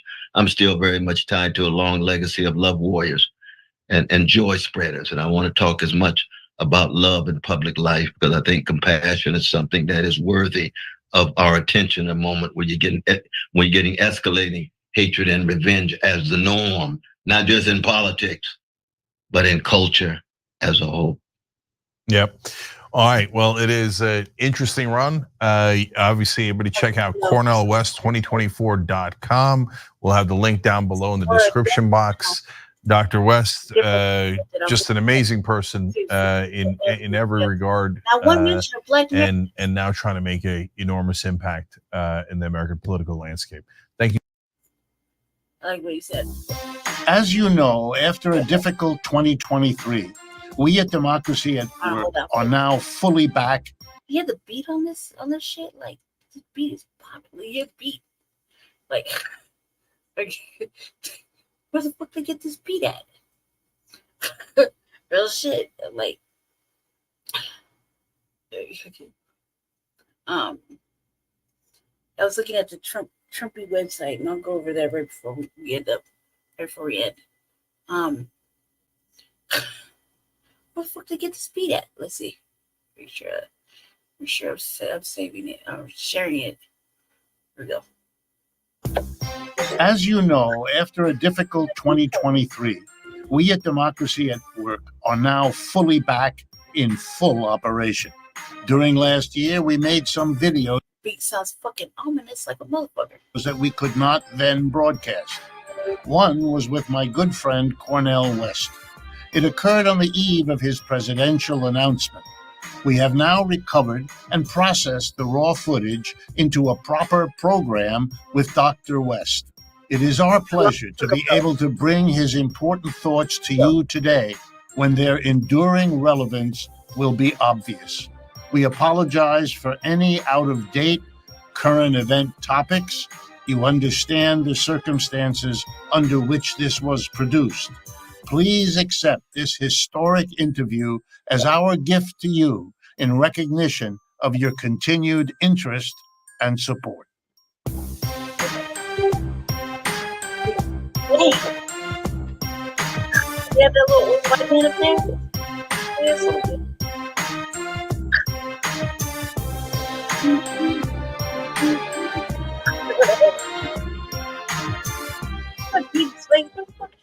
Welcome, friends, to another edition of Economic Update, a weekly program devoted to the economic dimensions of our lives and those of our children. I'm your host, Richard Wolff. Today's program is going to be extraordinary in a number of ways and extraordinarily important in a number of ways. The entire program will be devoted to an interview with my guest today, Cornel West. He really needs no introduction. You all know who he is and what he's been doing because he's been a fighter for the issues he believes in for a long, long time. I am fortunate, lucky, and honored to have gotten to know him over the years in a variety of capacities. I know how hard he works. I know how faithful he is to the principles that guide him and that have led him now to announce that he is running for the job of President of the United States. We will get to that in a moment, and we will devote the entirety of today's program to this important conversation. Before jumping in, I want to remind you, we now have a way for those of you interested in this program who believe that you know about or are interested in or have information about a topic we should be covering here on Economic Update. We have a way for you to communicate with a volunteer, Charlie Fabian, who has let us know he will handle inquiries from you, communicate with you, and get the materials you have to us so we can use them for these broadcasts. And I'm going to announce one more time how to reach Charlie. Here we go. charlie.info438@gmail.com. I'll do it again. charlie.info438@gmail.com. Thank you, and let me begin by welcoming Cornel West to our microphones and to our camera. My dear brother, it is always an unadulterated joy to be in conversation with you. 40 years of brotherhood, comradeship, and friendship, and Sister Harriet, too. But and I should say this, too. I want the world to know that Richard Wolff will be one of my crucial economic advisors. I not only read and see, but I'll be in contact with him because we share very similar visions and critiques of the status quo. All right, Cornel, thank you. I appreciate it, and I offer as much services as you can present for me to perform. All right, let me begin with the question that, of course, someone in your position has to answer. You have decided to throw your hat in the proverbial ring. You are running for the presidency of the United States. I want to ask you the basic question. Why did you make this decision? Why are you doing this? And I want to set the context, if you allow me, that over the last two elections, Bernie Sanders did things that many, many people were surprised to discover resonated with the American people far more than had been anticipated. And I know that you worked with Bernie a good bit of that time. Almost 11 He months. has clearly decided not to run. You have stepped up. You're going to run. Tell us why, in the context that I just mentioned, how and why you came to make that decision. Be right back. Yeah, thank you so very much. No, for me, it's always a matter of my calling, and it's very simple, which is an attempt to engage in a quest for truth and attempt to fight for justice. Now, for me, the condition of truth is to allow suffering to speak. So I try to look at the world always through the lens of poor and working people, through the lens of those Franz Fanon called the wretched of the earth. And justice for me has everything to do was trying to understand how we create deep democracy. Deep democracy is what justice looks like in practice: workplace, political front, cultural front, and so forth. And so Brother Bernie, he'll always be my brother. And you're right, I worked very close for him, those two campaigns of his. And they were historic campaigns, but they were in the context of a corporate-dominated Democratic Party that has a progressive wing, but that progressive wing is really a window dressing, that the Democratic Party, like the Republican Party, are fundamentally wedded and rooted in Wall Street, Pentagon, corporate elites, big wealth, militarism. And Brother Bernie has tried to somehow walk a tightrope. And we just have a deep disagreement at the moment because he's now supporting Biden very, very quickly. I think he came out almost the same day or so. Whereas I think it's very important to engage in the fight against fascism by telling the truth about just how rotten the Democratic Party is. He was treated so unjustly, so unfairly, twice. So it showed, the lesson is, they're not interested in speaking to the needs of poor and working people. They're not interested in the critique of militarism abroad. They're not interested in the critique of monopoly capitalism and all of the ways in which capitalism creates the asymmetric relations of power at the workplace. They are tied to elites who have no interest whatsoever in empowering poor and working people. And so that's just a deep intellectual and ideological disagreement I have with my very dear brother. You know, it does put you, Cornell, in a clear position that politicians often are not in. In other words, you are not beholden to those elites. Unlike Biden, unlike whoever the Republicans put up, who the Republicans are eager to be with those folks, you're going to be clearly the difference. The clear difference. People have often said they don't have much of a choice. You are going to be giving people a real choice, and that's going to be a new phenomena in this election. Could you say in a few words, what are your goals? What do you hope will be accomplished by your participation in this race? You know, for me, it's a matter of trying to build on the legacy of Martin Luther King Jr., who's concerned about poverty, militarism, materialism, and various forms of racism.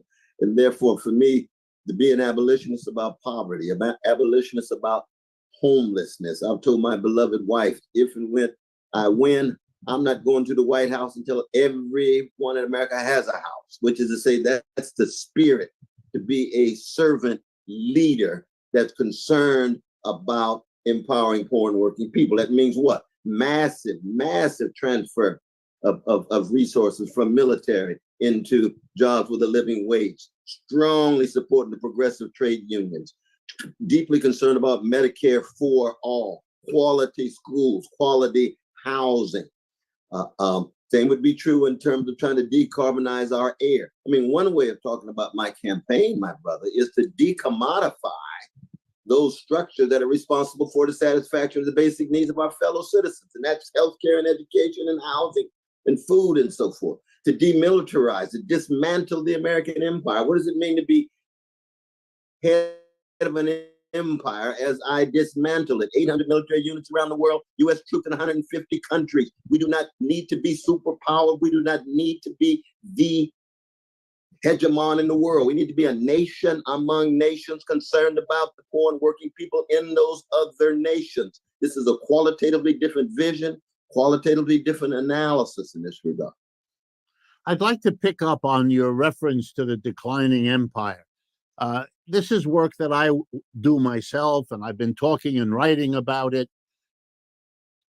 It seems to me, and I guess I'm asking for your reaction to it, it seems to me that the Republican and Democratic Party leaderships are mostly devoted to acting and speaking as though the United States was the hegemon, not only in the 60s, 70s, and 80s of the last century, but continues to be, even in the light of the obvious rise of the BRICS nations, of the People's Republic of China, of a world in which the G7, that's America and its allies, have less of an economic footprint than the BRICS, that's China and its ally.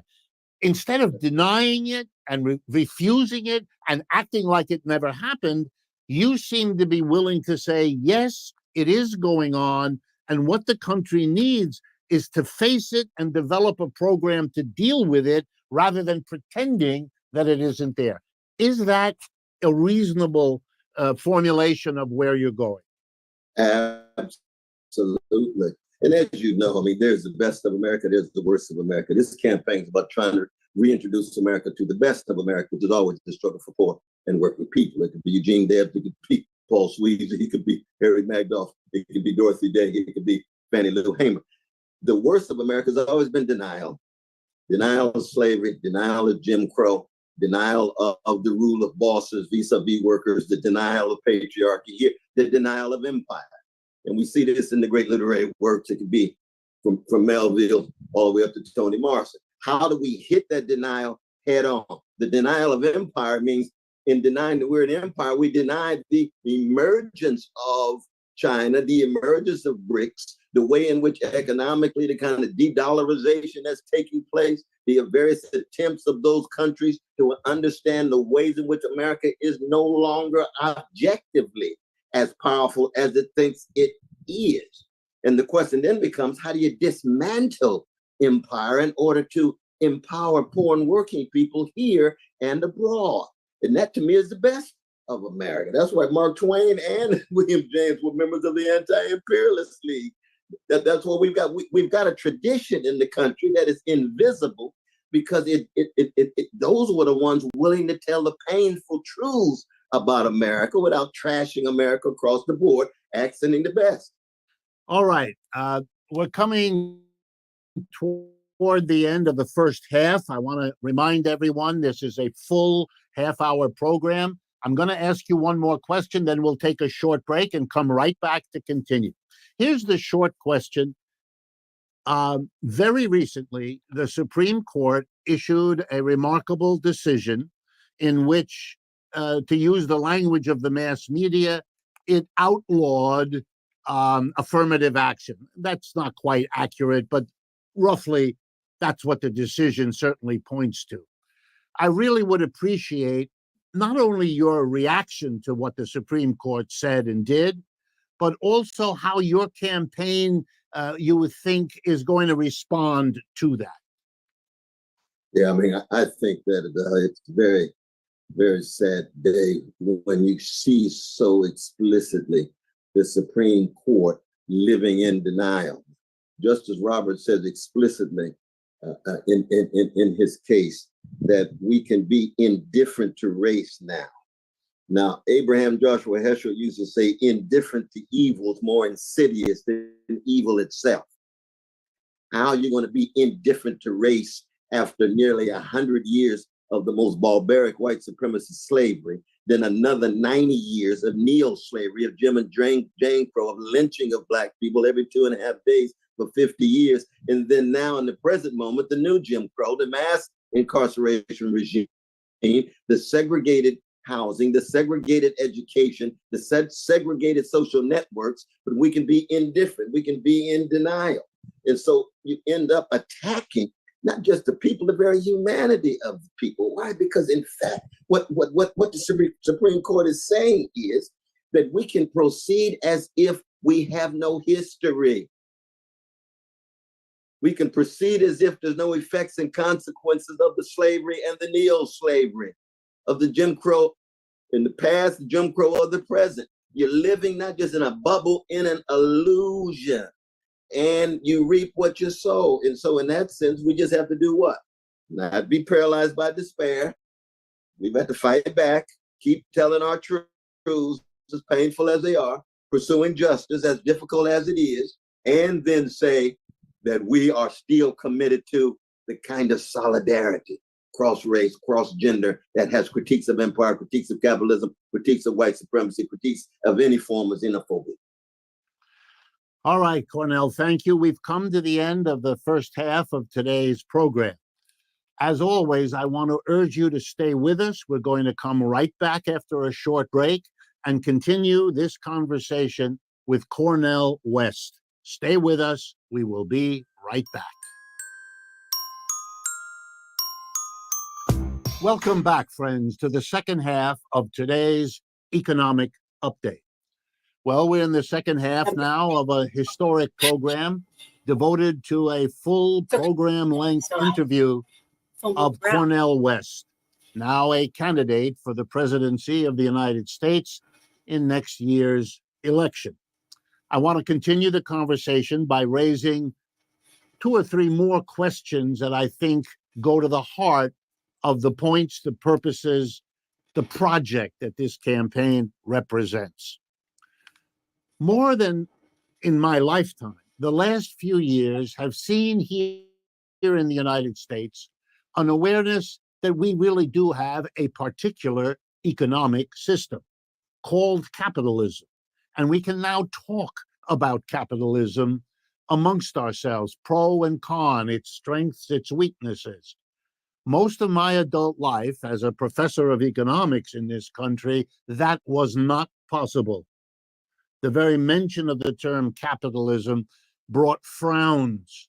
I remember when I was writing my dissertation at Yale University, I had the word capitalism in the title, and my professors informed me that that was not an objective term. It was a value-laden term, and they would not approve my dissertation unless I removed it, which I did, so that my dissertation had the word economic or economic policy, because that was acceptable. Capitalism was not. Capitalism is in trouble in the United States. It would be clear for most people if we weren't in such denial.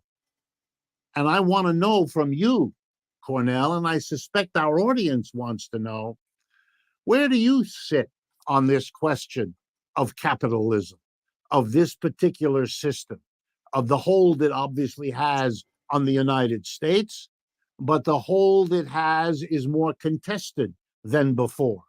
Even Bernie Sanders did not run away from the title socialist when it was applied to him. So that opens a space, as it did, and is one of certainly Bernie Sanders' great achievements, to open that space, along with Occupy Wall Street, along with many other social movements. So tell us a little bit about how you see or feel about this question of capitalism and its relationship to your campaign.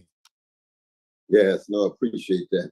I mean, for me, when I look at the history of the human species, I see the history in part of organized greed and institutionalized hatred and routinized indifference to the plight of the vulnerable, the poor, and working people. And there's moments of disruption. There's moments of interruption. Think about Hebrew scripture. How do we interrupt this greed and hatred and create a hesed, a deep commitment to the welfare of the orphan and the widow and the fatherless and the motherless and the subjugated?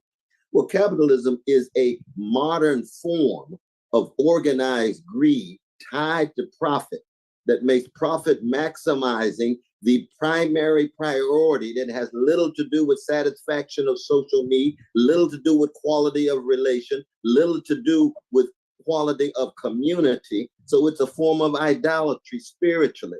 Economically, it results in domination at the workplace. Workers themselves have no voice in shaping their destiny in that workplace because the bosses have ultimate say and ultimate power. Now, in the modern world, it becomes so tied to white supremacy and male supremacy, it refashions those and uses those in a way that demonizes and marginalizes particular slices of workers and slices of those who are subjugated.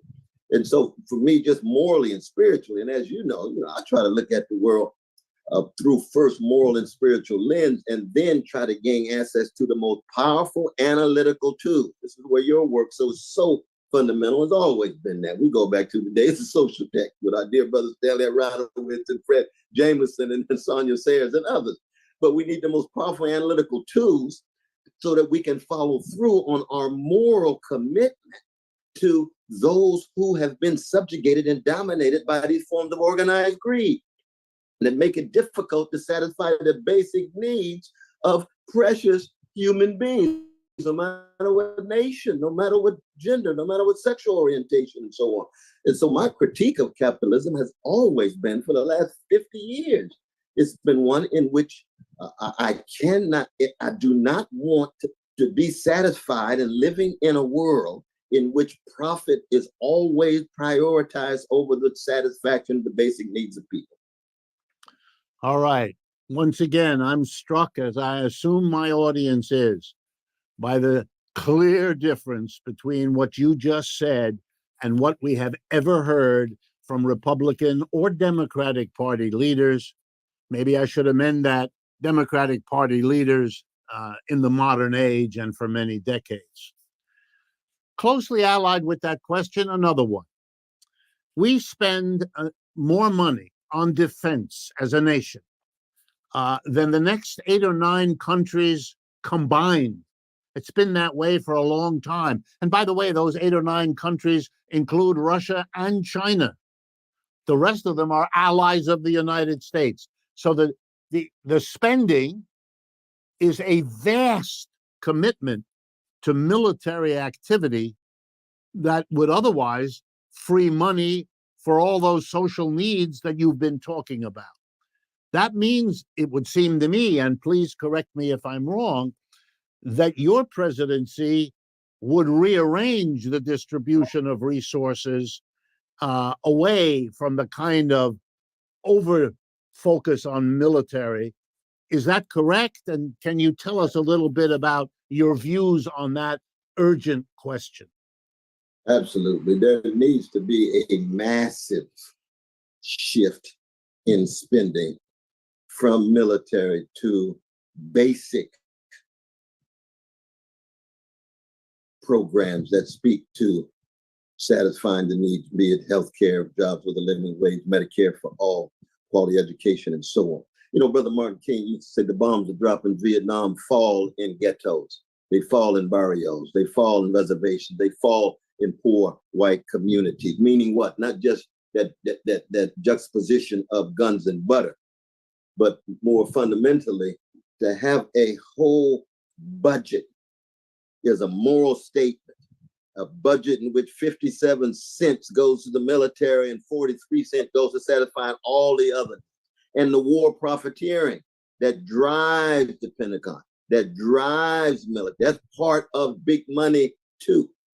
And we're living in a moment now where our crisis is so deep that fascism is a real force in the society. And fascism is the rule of big money, big military, convincing working people to scapegoat the most vulnerable rather than confront the most powerful, and therefore makes it nearly impossible for there to be solidarity among workers, multiracial, multicultural, multi-gendered solidarity among workers.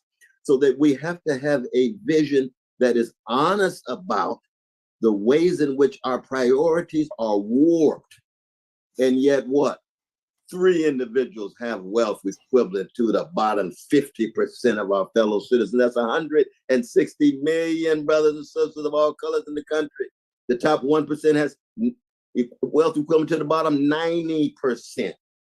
That's the makings of fascism. There's no way you can sustain a democratic project with that level of not just grotesque wealth, but the inability to come together, the inability to create public spaces, the inability to create social motion and movements that try to engage in egalitarian policies. And that requires the very opposite of what we had. The last 50 years have been what? Massive redistribution of wealth from poor and working people to the 1%.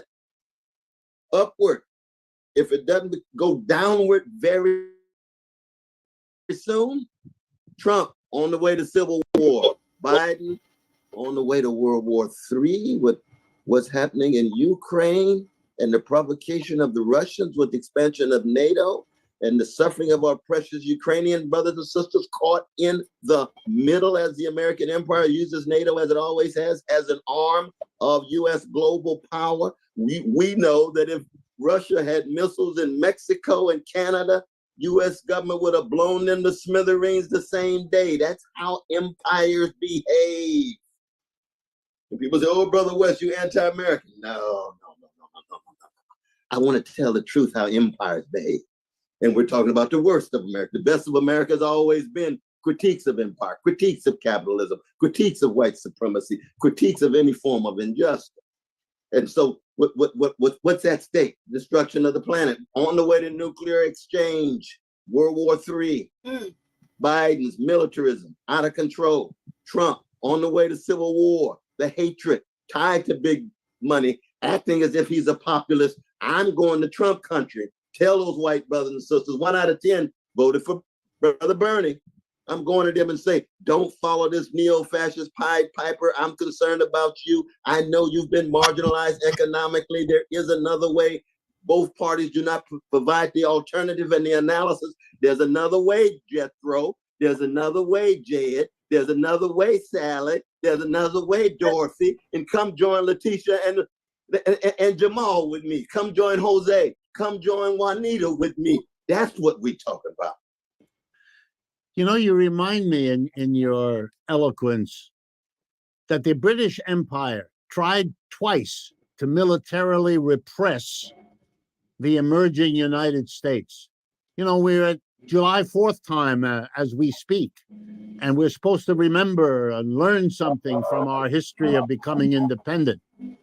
In 1776 and again in 1812, the British tried militarily to squelch the little colony that tried to become independent.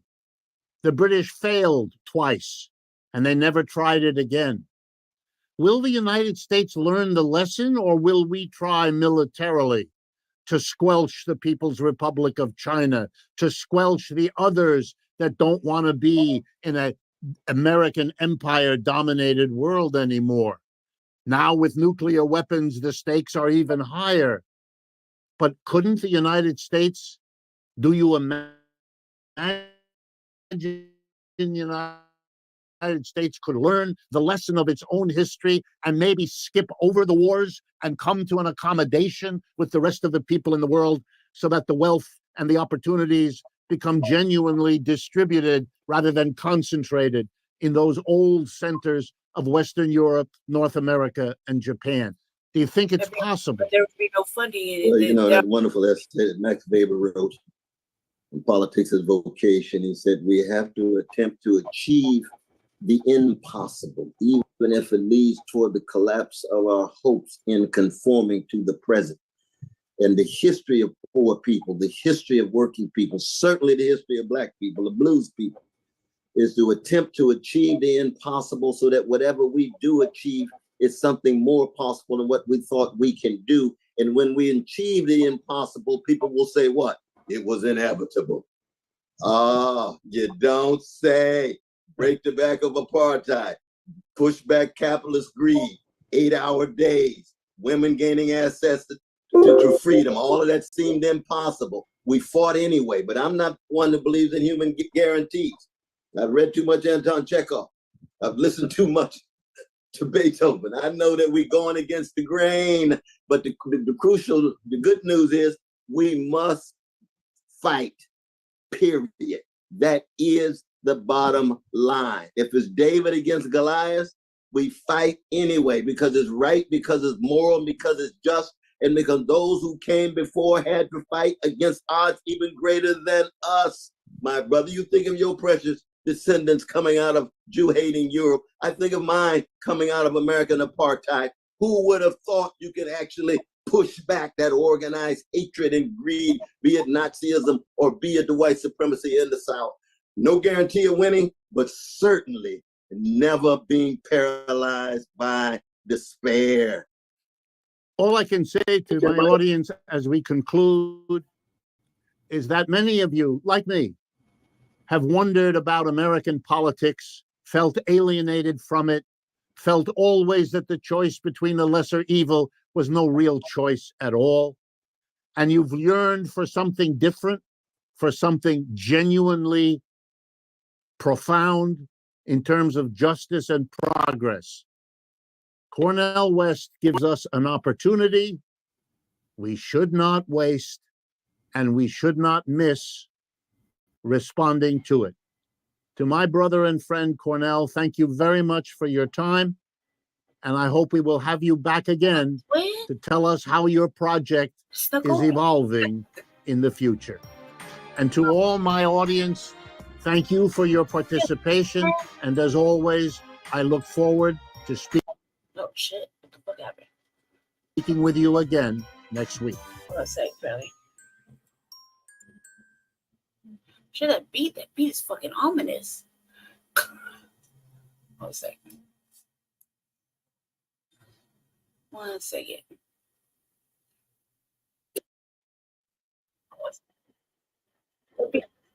Ominous. Hold on a sec.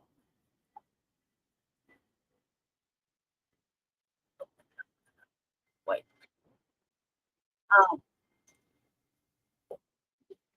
Beat. Like, listen real quick. Who did this beat? For this old man to be talking at a you catch up later. Do you have a beat on this shit? This shit is like banging. No, after a difficult 2023, we at Democracy at Work are now fully back in full operation.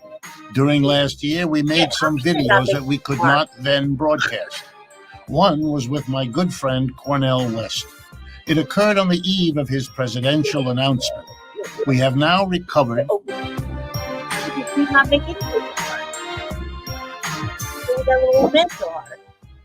Welcome, friends. I'm serious. Fuck, trash man. You better not. Yeah, I know. That beat was like, can you imagine? How could he not feel hard through that little beat? Beat was like, who did that beat? I was straight ominous. So I was like, I can get down with it. All right. A couple of News Nation ones too. Me and Jesse were doing a little bit more research later, and we found that it's completely.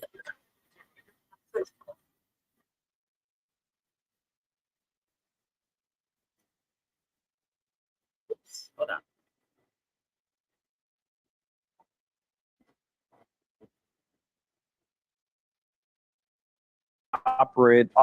These operatives connected to a GOP firm have helped Cordell West. So, the obvious idea there would be that they think you'd take away from Biden and you'd hurt Trump, and they're trying to help you out. Is that what's going on, or are you doing all this on your own? That is news to me. This campaign does not welcome gangster elements from whatever party. It could be Trump's party, it could be Biden's party, or any other party. There's no doubt about that. And we have been breaking our neck. So I in no way want to trivialize the tremendous effort we have been making. I've been going from state to state for the last number of months trying to get on balance. So I don't want to trivialize the tremendous effort by breaking our necks in order to gain access to these ballots. There's no doubt about that. Now, it's also true, of course, that we have no control. That is to say, you got a number of spies, infiltrators, you got secret donors and so forth. We are moving forward to do all that we can to get on every ballot in the state. Do you have the resources, though, Dr. West, to do it yourself? I mean, the other thing this article said is that you're running out of money or don't have a lot of money, and that you need the help from people like this. So that's the only way you're going to get on these ballots, because we've talked about you being a quote-unquote spoiler. I know you reject that label, but do you have the resources to get on the ballots? Well, yourself? We've had enough resources to get They never asked somebody else that. Get on every ballot that I know of that we have been able to procure. Absolutely. Do we have the $11 million at Trump and the $105 million at Biden? Absolutely not. But we are on the move, though, brother.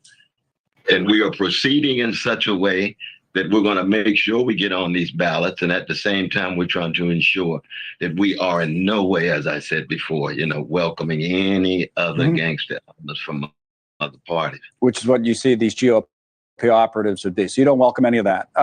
If you get on, though, however you get on in a state, they're talking about North Carolina. I think I've highlighted Michigan as the state you could have the most impact. I mean, the poll numbers are slow, but in Michigan, it doesn't take much. I mean, again, and I go back to this a lot with you, but I mean, not being a spoiler, because you're not going to win Michigan or not going to become president, according to any of the polls. There's no indication of that, but that is spoiling, right? Yeah. No, that's not spoiling at all. That's allowing the people to have a choice and people critically thinking and making their choice. That's not a spoiler at all. You know, that Biden makes his case, Trump makes his case.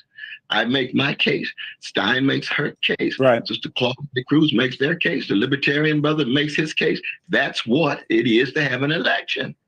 Anything Biden could do that would get a guy like you out of the race, or that we're long past that? Well, when I listen to Blinken and he talks about how important it is to reach this deal, and Biden is denying genocide, enabling genocide, he's a war criminal himself. Trump is a convicted criminal, but a criminal of particular kinds of crimes that would facilitate similar kind of war crimes that Biden is. We have to have an alternative, brother. So and you and I, if there's a ceasefire in Gaza, would you? That's a small first step, but we need to cease. We need to bring it into the occupation of, brother. You got to treat Palestinians with equality the same way you treat Jewish brothers and sisters with equality. We know anti-Jewish hatred has always cut deep. In America, anti-Black hatred, anti-Arab hatred, anti-Muslim hatred cuts deeper than anti-Jewish hatred. And so I just find it ironic in a certain sense that people are so preoccupied with anti-Semitism, and we all must be fundamentally against anti-Jewish hatred, but on the ground, anti-Black, anti-Arab, anti-Muslim hatred cuts much deeper, and anti-Palestinian hatred cuts even deeper. Sorry, I was just like, man, someone's looking out. Sorry. They're like, they're like GOP members helping you get on the ballot in South Carolina, North Carolina. He is on there. I checked it out. We checked out the map. But I've been all over this all over these like 7 tabs that I got open. So I can't possibly remember where the fuck I put that damn map at. But I just looked at it, right? So he is on there. I'm like, God damn. Thank you. Somebody was looking out. Good looking out. And apparently can't act like that. Can't say that. Yeah. And my brother had to give me a little speech, prior to the show starting. Because I was like, damn, man. Good looking out, Republicans. Trying to help a motherfucker out. Apparently can't say that. Apparently that's wrong. I was like, damn, help a motherfucker out. Shit, you see us struggling.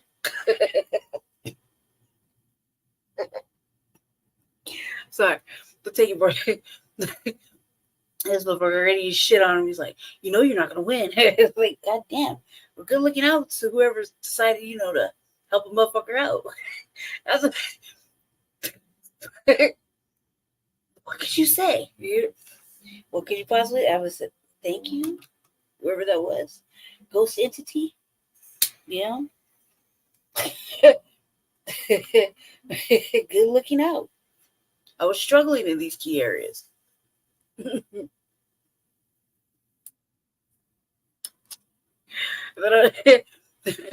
Sorry. Not really. Like, damn. He's like, no. He's like, I don't know who pushed them. He's like, news to me. It's exactly how I'd be like, too. News to me. But good looking out. Shit. Thank you. Somebody was thinking about, that I'm just as black grassroots. I need help, man. Good looking out. Deeper. We've got to be morally consistent. So we're anti any kind of hatred of a people and keep track of occupation and domination. And so when I hear of Blinken and the others and Biden, I look and see war criminals trying to wrestle with the on guilt. that point about anti-Semitism, just as the last point, then we are actually out of time. Did you see AOC, the Congresswoman's comments on that? We can put them up, but she says that the progressive movement is undermined by anti-Semitism. I think that she's speaking to a Jewish group. She's speaking as a politician, that progressives have always been deeply against anti-Jewish hatred. What's undermining the movement has always been much deeper, anti-Black, anti-Arab, anti-Palestinian, but we stand against anti-Jewish hatred. But she's speaking as a politician. She's not speaking as a truth teller. And it's so hard to find truth, justice, and love in a context in which there's so much hatred, so much revenge, and so much. Damn, man. Don't accept no help. With HoneyBook, you can make sure your marketing business is as polished and professional as you really are. Here's how. I'm Millie, a content creator coach and business owner. Turning now to more new reporting from our NBC Politics team, this time on the third-party presidential bid from left-wing activist Cornel West. My NBC News colleague, Alex Seitz-Wald, reports that West's campaign is essentially broke and is struggling to get on the ballot across the country. The way they put it is like, damn. What do you expect? Like he's on the Black grassroots situation right here. Yeah, like what do you expect? Like, of course, you know. However, man, you look really bad. This is what happens when you go independent. But Jesus, he's like fucking broke. It's this is that type of shit that we're always talking about. Bad press. Alex Seitz-Wald reports that West's campaign is essentially broke and is struggling to get on the ballot across the country. His campaign spent more on graphic design than ballot access efforts last month. And at the same time, Seitz-Wald reports I looked into it. I showed you the website. It didn't look like you got any more intense with the graphic design of the website. With Republican ties are trying to get West on the ballot in a little bit more time typing. Key states like North Carolina. Some Democrats are worried that it's part of a Republican effort to elevate West and pull votes away from President Biden.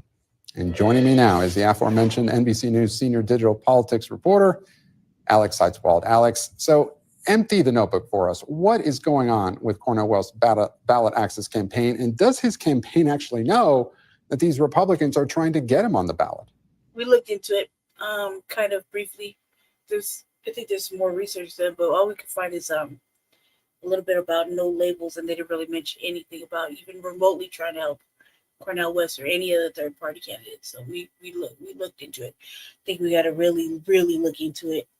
But I think that's I don't want to say it's made up or anything. We just looked into it because we should look into it, considering that the Unity Party endorsed him and put him on the ballot. He's on the ballot. He's going to be on the ballot in Colorado, so he is on the ballot in Colorado. So we looked into it just for the sake of looking into it, and so far we came up with I think it's no labels, and we haven't found anything else since, and has nothing to do with the Unity Party at all. And it didn't say anything anywhere, any fucking where about Cornel West at all. Not even a mention. Not at all. Not even a little bit. So kind of interested to know where they're getting this information. And also too, I don't think I would take anything serious when it doesn't lead to where they got that information at. You know what I mean? There's no like so and so said it. I mean, it's fucking media. Of course they don't mind putting people on blast, so now they're not going to. Yeah, Gabe, this is something that there have been rumors about for a long time, and I've been chasing this story for about a month, but wasn't able to really nail down any hard evidence until I got an email earlier this week obtained through a FOIA request from a North Carolina elections official that showed the new party being formed by Cornel West's allies to get him on the ballot in North Carolina authorized 3 people to pick up and drop off signatures on his behalf as part of the ballot access efforts. All 3 of those people work for a Republican consulting firm out of Colorado. Why are they in North Carolina helping Cornel West get on the ballot? They wouldn't tell me. They didn't respond to requests for comment. So that leaves the only plausible supposition, which is that they are trying to help Donald Trump and hurt Joe Biden by, quote unquote, taking votes away from Joe Biden. That's what another Republican operative said when he was spotted in April outside a Trump rally, also in North Carolina, registering people for Cornel West. But does Cornel West campaign know this is happening? No, or at least they say they don't. They did not respond to comment for on the ballot across the country. His campaign, NBC News colleague Alex Seitzwald saying reports that West's campaign is essentially broke and is struggling to get on the ballot across the country. His campaign spent more on graphic design than ballot access efforts last month. And at the same time, Seitzwald reports operatives with Republican ties are trying to get West on the ballot in key states like North Carolina. Some Democrats are worried that it's part of a Republican effort to elevate. First of all, just the word operative is like, ooh, yeah, right. Secondly, why would they go to that? Why would they do that? Like, what's the agenda, right? And of course, who would know that shit's going on? Some places like, on his website, you only need like 200 signatures. You know, I was looking at that earlier. But he's on the ballot for both those South Carolina and North Carolina. So, but it's like operative. That's so Republican operatives from Colorado all the way to fucking South Carolina. Like, come on, man, that's a long motherfucker way. And I have questions. So my next question is: are they still in alignment? What group were they allegedly with? There's no real information. It's just like more rumor. You know, what group were they? What Republican group were they so called with? Why would they do that? And if one could answer one question, why can't he answer other simple questions? Again, I guess good looking out. I mean, like, doesn't really matter, especially in Colorado right now, where the let's say the independent, the independent has just as much chance as anybody else right now. Currently, it's like split right down in threes. And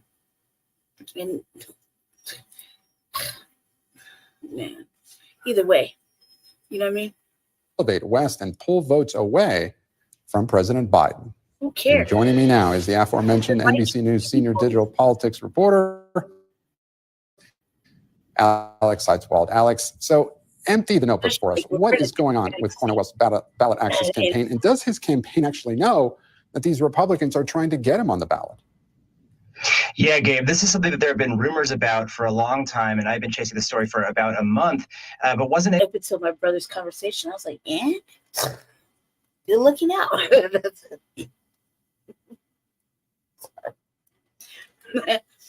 able to really nail down any hard evidence until I got an email earlier this week obtained through a FOIA request from a North Carolina elections official that showed the new party being formed by Cornel West allies to get him on the ballot in North Carolina, authorized 3 people to pick up and drop off signatures on his behalf as part of the ballot access efforts. All 3 of those people work for a Republican consulting firm out of Colorado. Why are they in North Carolina helping Cornel West get on the ballot? They wouldn't tell me. They didn't respond to requests for comment. So that leaves the only plausible supposition, Colorado. 3 people to pick up and drop off signatures on his behalf as part of the ballot access efforts. All 3 of those people work for a Republican consulting firm out of Colorado. Why are they in North Carolina helping Cornel West get on the ballot? They wouldn't tell me. They didn't respond to requests for comment. So that leaves the only plausible supposition, elections official that showed the new party being formed by Cornel West allies to get him on the ballot in North Carolina, authorized 3 people to pick up and drop off signatures on his behalf as part of the ballot access efforts. All 3 of those people work for a Republican consulting firm out of Colorado. Why are they in North Carolina helping Cornel West get on the ballot? They wouldn't tell me. They didn't respond to requests for comment. So that leaves the only plausible supposition, which is that they are trying to help Donald Trump and hurt Joe Biden. What kind of fucking journalism is this where you just go on with like a fucking piece of a bit of a rumored thing? Like, did you see with your own eyes? You spotted fucking Republican activists authorized to do whatever, but they won't give you any information. You would think that'd be the right thing to do. Like, oh, goddamn right. Yeah, I did that. Yeah. We're over here. We decided that we didn't believe in what the party's talking about, and we decided to switch allegiance or alliances or whatever the fuck they call it. You know what I mean? why shy away from that? But why come on Meet the Press with like no information? Biden by quote unquote taking votes away from Joe Biden. That's what another Republican operative said when he was spotted in April outside a Trump rally, also in North Carolina, registering people for Cornel West. But does Cornel West campaign know this is happening? No, or at least they say they don't. Wouldn't that be like big news if you found a Republican out there getting signatures on the backside at a Trump rally? Didn't you think that'd be on the news and we would know about it? That's kind of like, ooh, what are you doing out there? You know, and then obviously blame Cornel West and his fucking team or whatever, right? Come on now.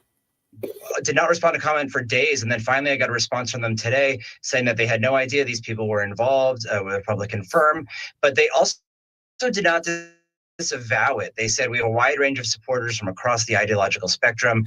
The chairman of that new party in North Carolina that is trying to get him on the ballot said he knew these people only as volunteers, and he said that their names had been given to him by the National Cornel West campaign on a list of volunteers and marked with people who had experience with petition gathering. So, you know, do they know? Chairman to who? Like, you're chairman to what group? You won't even give names, so you won't even give a name like it's a fucking secret. Since when, right? You would think you'd want to put that all on blast. You know what I mean? Oh, so and so, this, you know, whatever was doing this.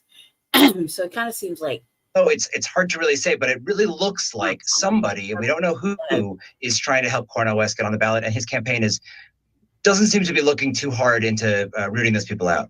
Alex Seitzwald, thank you so much for that reporting. We appreciate it. Thanks for watching. Stay updated about looking out. Shit, man, what the fuck? But apparently, like that. But I'm like, if you talk to the chairman of such a alleged thing, why can't you say their name? Like, all of a sudden you can't say where you found that information, not even a tidbit of that information. Like, you're obviously a shit journalist. Like, let another motherfucker look into it. You know what I mean? We did kind of look into it. Also, like I said, we've only found so far no labels. And I don't know. We'll continue to look into it. However, if they can't find anything, this is MSNBC. Or yeah, what is this, MSNBC? No, NBC. This is NBC. Meet the Press. You would think they have better journalists. What would I know? You know what I mean? So yeah. All right, family, let's get out of this right now. I got like two more small little topics to go over, and then we're done. Yeah. Then we're done. Go with this one. 50 Cent, damn it. Folks, I hate asking for money. It's my least favorite part of running for office. I know how hard you work. Shit. I was at the Juneteenth event last night, and President Biden has touted the Inflation Reduction Act and lowering drug prices. But listen to how the event's host, comedian Roy Wood Jr., talked about that achievement. We have legislation now for cheaper prescription drugs because of this administration. Insulin is down to $35 if you're a senior. And I don't know if anybody here has paid for insulin before, but that is like the bottle service of prescription drugs. Oh man, my cousin passed away a long time ago, but she was a type 1 diabetic. And her insulin, she had to take two types, light or a cloudy and a clear, right? That's what I call them. They're like Humulin and Humalog in insulin, actual insulin. 50 fucking strips, a pack of strips, like, you know, thing like this is like $50 back then. It's been gone for a while. So you know what I mean? Insulin alone for type 1, not type 2, not the big person type of diabetes, but that's what I call it. I call it the big person diabetes. Type 1 is the kind you get when you're a child. You're like a small child. So I knew I could tell you a lot of shit about diabetes from the type 1 standpoint. Type 2 is just like, man, just go out and exercise, eat right, stop playing. You ain't got to take that medicine. So yeah, I know it's expensive as shit. I like Redwood though. like him. So we appreciate that $35 right there. Congressman Clyburn, I love the relatability Roy Wood Jr. used to Clyburn makes my stomach hurt. break it down. It's funny, but it's telling a policy success story. Does the campaign need to do more of that? Well, thank you very much for having me, John. Absolutely. We've got to get this out there. This administration has a record that is unequaled, cannot even be imagined by a lot of people who thought about these kinds of things as we went into the last election. This administration, with its rescue plan, has brought young children out of poverty. With its infrastructure bill, is put in $65 billion for internet when we had no money for infrastructure in the previous administration. It's Chip and Science Act, it's PAC Act, it is Inflation Reduction Act. All of these things people said could not be done. Joe Biden did them. And I get a little irritated when I hear people telling me, well, he isn't talking loud enough. He isn't showing the kind of energy we want. We are about substance, not saying anything like that. This are like, first of all, you're pandering right now, and you've been pandering. He doesn't give a fuck about black people. Till had a whole fucking invasion going on since he's been in office. I mean, this is what people are talking about. Now whatever the fuck what the fuck is stupid ass Clyburn talking about? Another one who doesn't fucking believe in Reduction Act. All of these things people said could not be done. Joe Biden did them. And I get a little Marcel Dixon, and I wonder if he's running against him still. To look into that. I would really like to see him knock him out of his position. Just on general principle. Irritated when I hear people telling me, well, he isn't talking loud enough. He isn't showing the kind of energy we want. We are about substance, not style. That is what will move this country forward. That is what will leave for our children and grandchildren a country to be proud of. Real substance. You can talk loud, you can misrepresent, you can prance around, but or Clyburn been, man, but there hasn't been a substantive thing yet. Where the fuck has he been? What the fuck is he talking about? Substance. Definitely not talking about style or class. I mean, bullshit. Like substance. What substance? What's the best economical year? And they tell me to stop smoking crack. There are people like that. I know some family members that are like Biden all the way. 4 more years later, they're black. And they're like, I'm having the best economic year ever. And I'm like, huh? I'm like, what? They're like, yeah, I'm making the most money. And then they'll say the same thing. There's other people on the other side of the spectrum, black family members, that are like black mega types, you know what I mean? And I'm like I'm not fucked up with it. I'm like, what? I'm like, man, what are you talking about? Like, and you can't have conversations with either because they're like, well, what do you mean? I'm like, shit, I was homeless in during both sections. None of that shit's getting better. Secondly, I'm like, what the fuck are you talking about? This is just shameless pandering right now with whatever the fuck Clyburn's talking. Clyburn of all places. He didn't even think about fucking reparations. He care less. You know what I mean? This is another fucking another person that's been profiting off of like what, they Geechee? Separating them from their shit. Come on now. I would just like to see this just like he just needs to not be in that seat. But they set it up for him to be in that seat forever and ever and ever until he dies. Which I don't think that's possible. And I'm really curious to know if Marcel Dixon is still running against him. have to look into it. I'm like, God, why would you trust anything from him? He's like a chocolate wax figure right now. Did he look all waxy? Question is, what are you doing? You know, I grew up in a parsonage, and I used to listen to my dad's sermons. And one of the things I learned early, it is their deeds that make them, not their words. And if you get caught up on the words and don't pay any attention to the deeds, you might believe in Donald Trump. But if you're all about deeds, you will be supporting this president, Look, no. this administration, Biden and Harris. Well, let's talk about some more deeds, Congressman Clyburn, because today the Biden administration announced that medical debt can no longer be considered in credit scores. And President Biden has made debt elimination one of his main pitches on the campaign, but new polling shows Americans are split on student loan forgiveness. 3 in 10 adults approve, while 4 in 10 disapprove. How concerned are you about those polling numbers we see on the screen right there? I think it is because people have misrepresented this whole thing about student loan debt elimination. Joe Biden, if you look at the program, he made it very clear.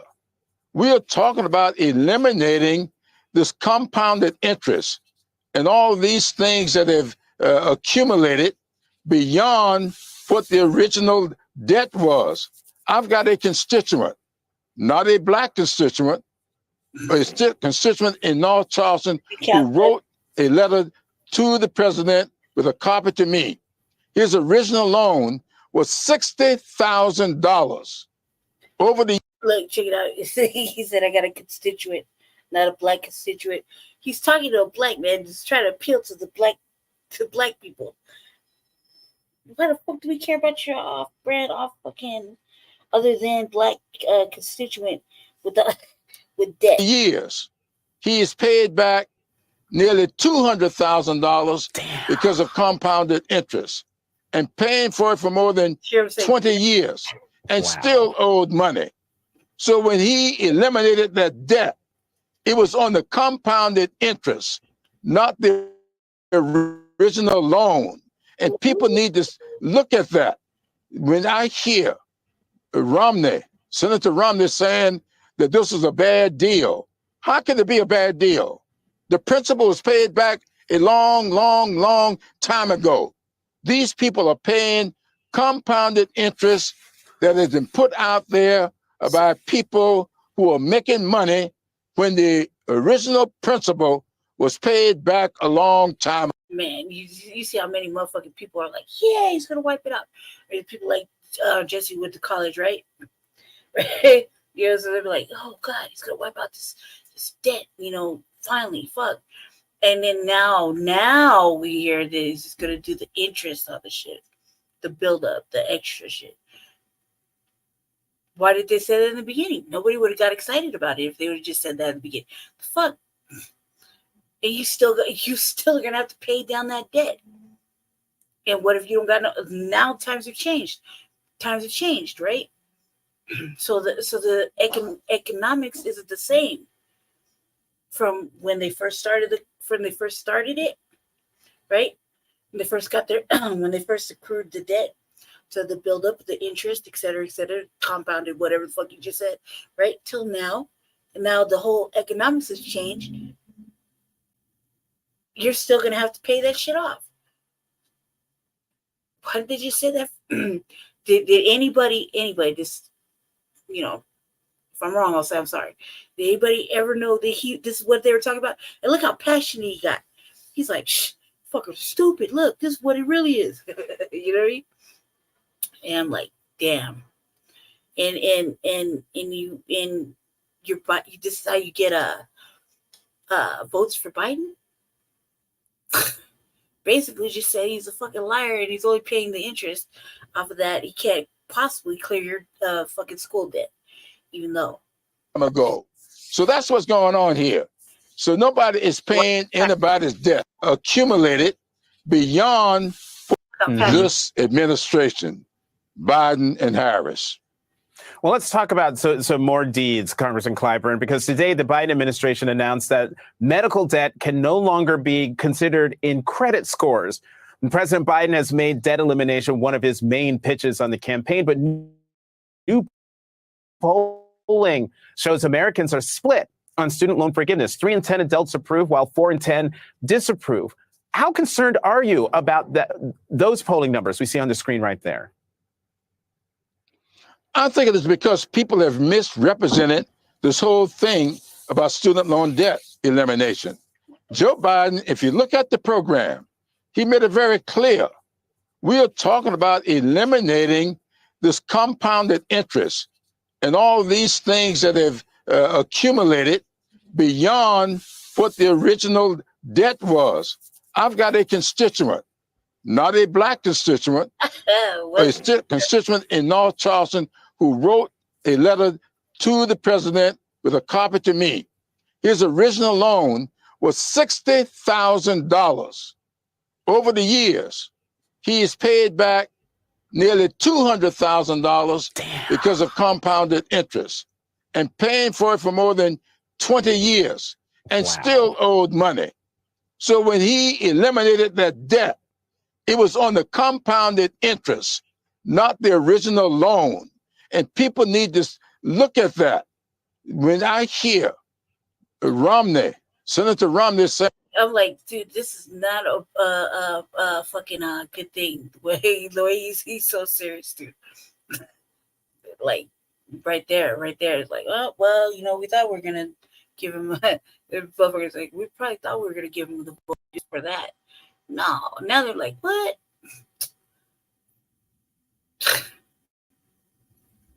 saying that this is a bad deal. How can it be a bad deal? Really the principal was paid back a long time ago. These people are paying compounded interest that has been put out there by people who are making money when the original principal was paid back a long time ago. So that's what's going on here. So nobody is paying anybody's debt. They paid off the debt. It's the compounded interest that people are collecting, and that's putting people in the poorhouse, as we say down south. Congressman, let me get you on one more thing before we have to go in a couple minutes. Let's talk about comments that Entertainment 50 Cent made while on Capitol Hill last week. Must be Jesse has student, stuff. So we kind of like, if it was like how he's saying it, that would have been a subject of contention to talk about. You know what I mean? But this is like he's just saying that now, and the way he's so passionate, like he was paying off that interest. Man, it was so easy to pay off these student loans. People would have done it. It's like nobody read the fine print. That's just true. Nobody read the fine print. Also, too, how many media fucking press conferences, releases, newspaper articles, fucking shit where they're like, to alleviate student debt. Even Biden's speeches are like about alleviating student debt. But nothing in you didn't hear him saying, "Oh yeah, we're going to relieve students of their college debt, et cetera, et cetera, et cetera." But let me hit you with the fine print. We're only going to pay off the interest and the fees and whatnot that you've incurred for the last 10 years because you've been struggling to pay the shit in the first place. The remaining part, that's all you, baby. No, come on now. Listen to this. What do you see as the significance of African American men in this election for both of you? I see them identifying with Trump. Why do you say that? Because they got. How can they take anything he says serious right there? Like, if anybody knows that he's just trolling, he's playing around. Like, how can anybody take anything 50 Cent says serious? RICO charges. Congressman Clyburn, your reaction, black man. Look, you ever watch 50 Cent? Both of you. I see them identifying with Trump. Why do you say that? Because they got RICO charges. First of all, that's the stupidest answer in the fucking free world. And he's trolling. He's playing around. like that. He can't obviously, right? He can't obviously be serious. Like there's nothing like if you see him, if you start smiling like that. Trust me, watch a lot of 50 Cent shit. So I see him smiling or trolling, fucking whatever. He's making these little sarcastic little comments. Usually a smile associated with it, but that's the stupidest motherfucking comment. That's the only reason black men are resonating with Trump. Even when you hear it, like when I was doing that earlier shit about the trolling, about the culture vulture and his merry band of tokens. That's what I like to call it. Yeah, merry band of tokens. I said it. They're talking about, well, yeah, you know, he has mugshot. Come on, man, they can't be the fucking reason. They cannot be the reason.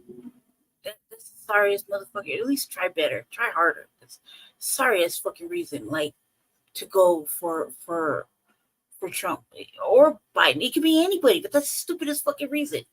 It's not because you got felonies. You should just know it. Like it's obviously they're politicians, so they don't see this motherfucker on his normal shit when he's doing fucking anything for entertainment purposes. Or it's just saying things just for shock value. Couple minutes.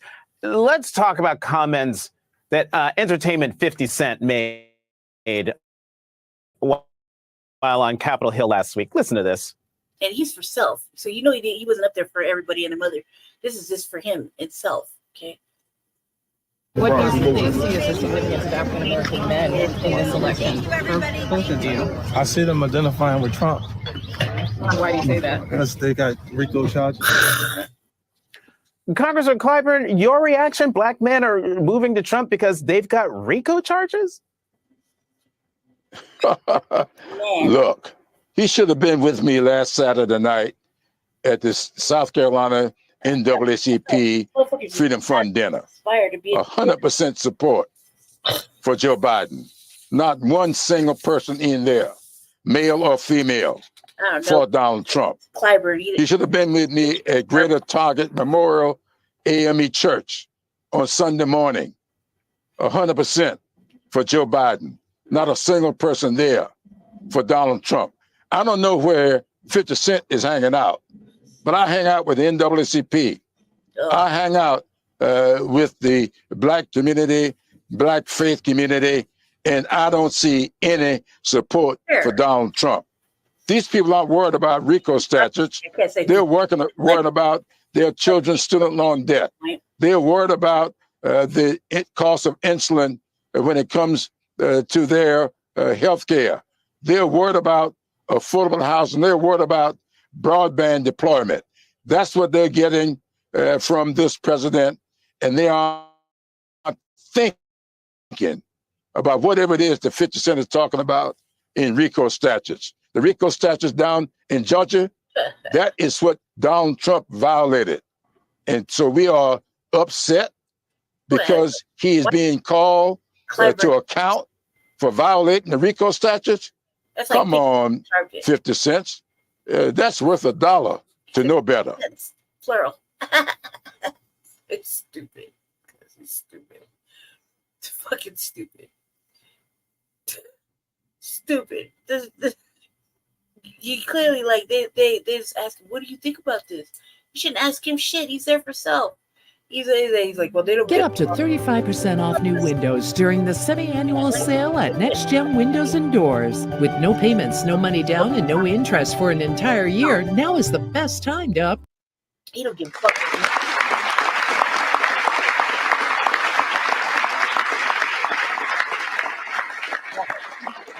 My name's Joe Biden. I'm Joe Biden's husband.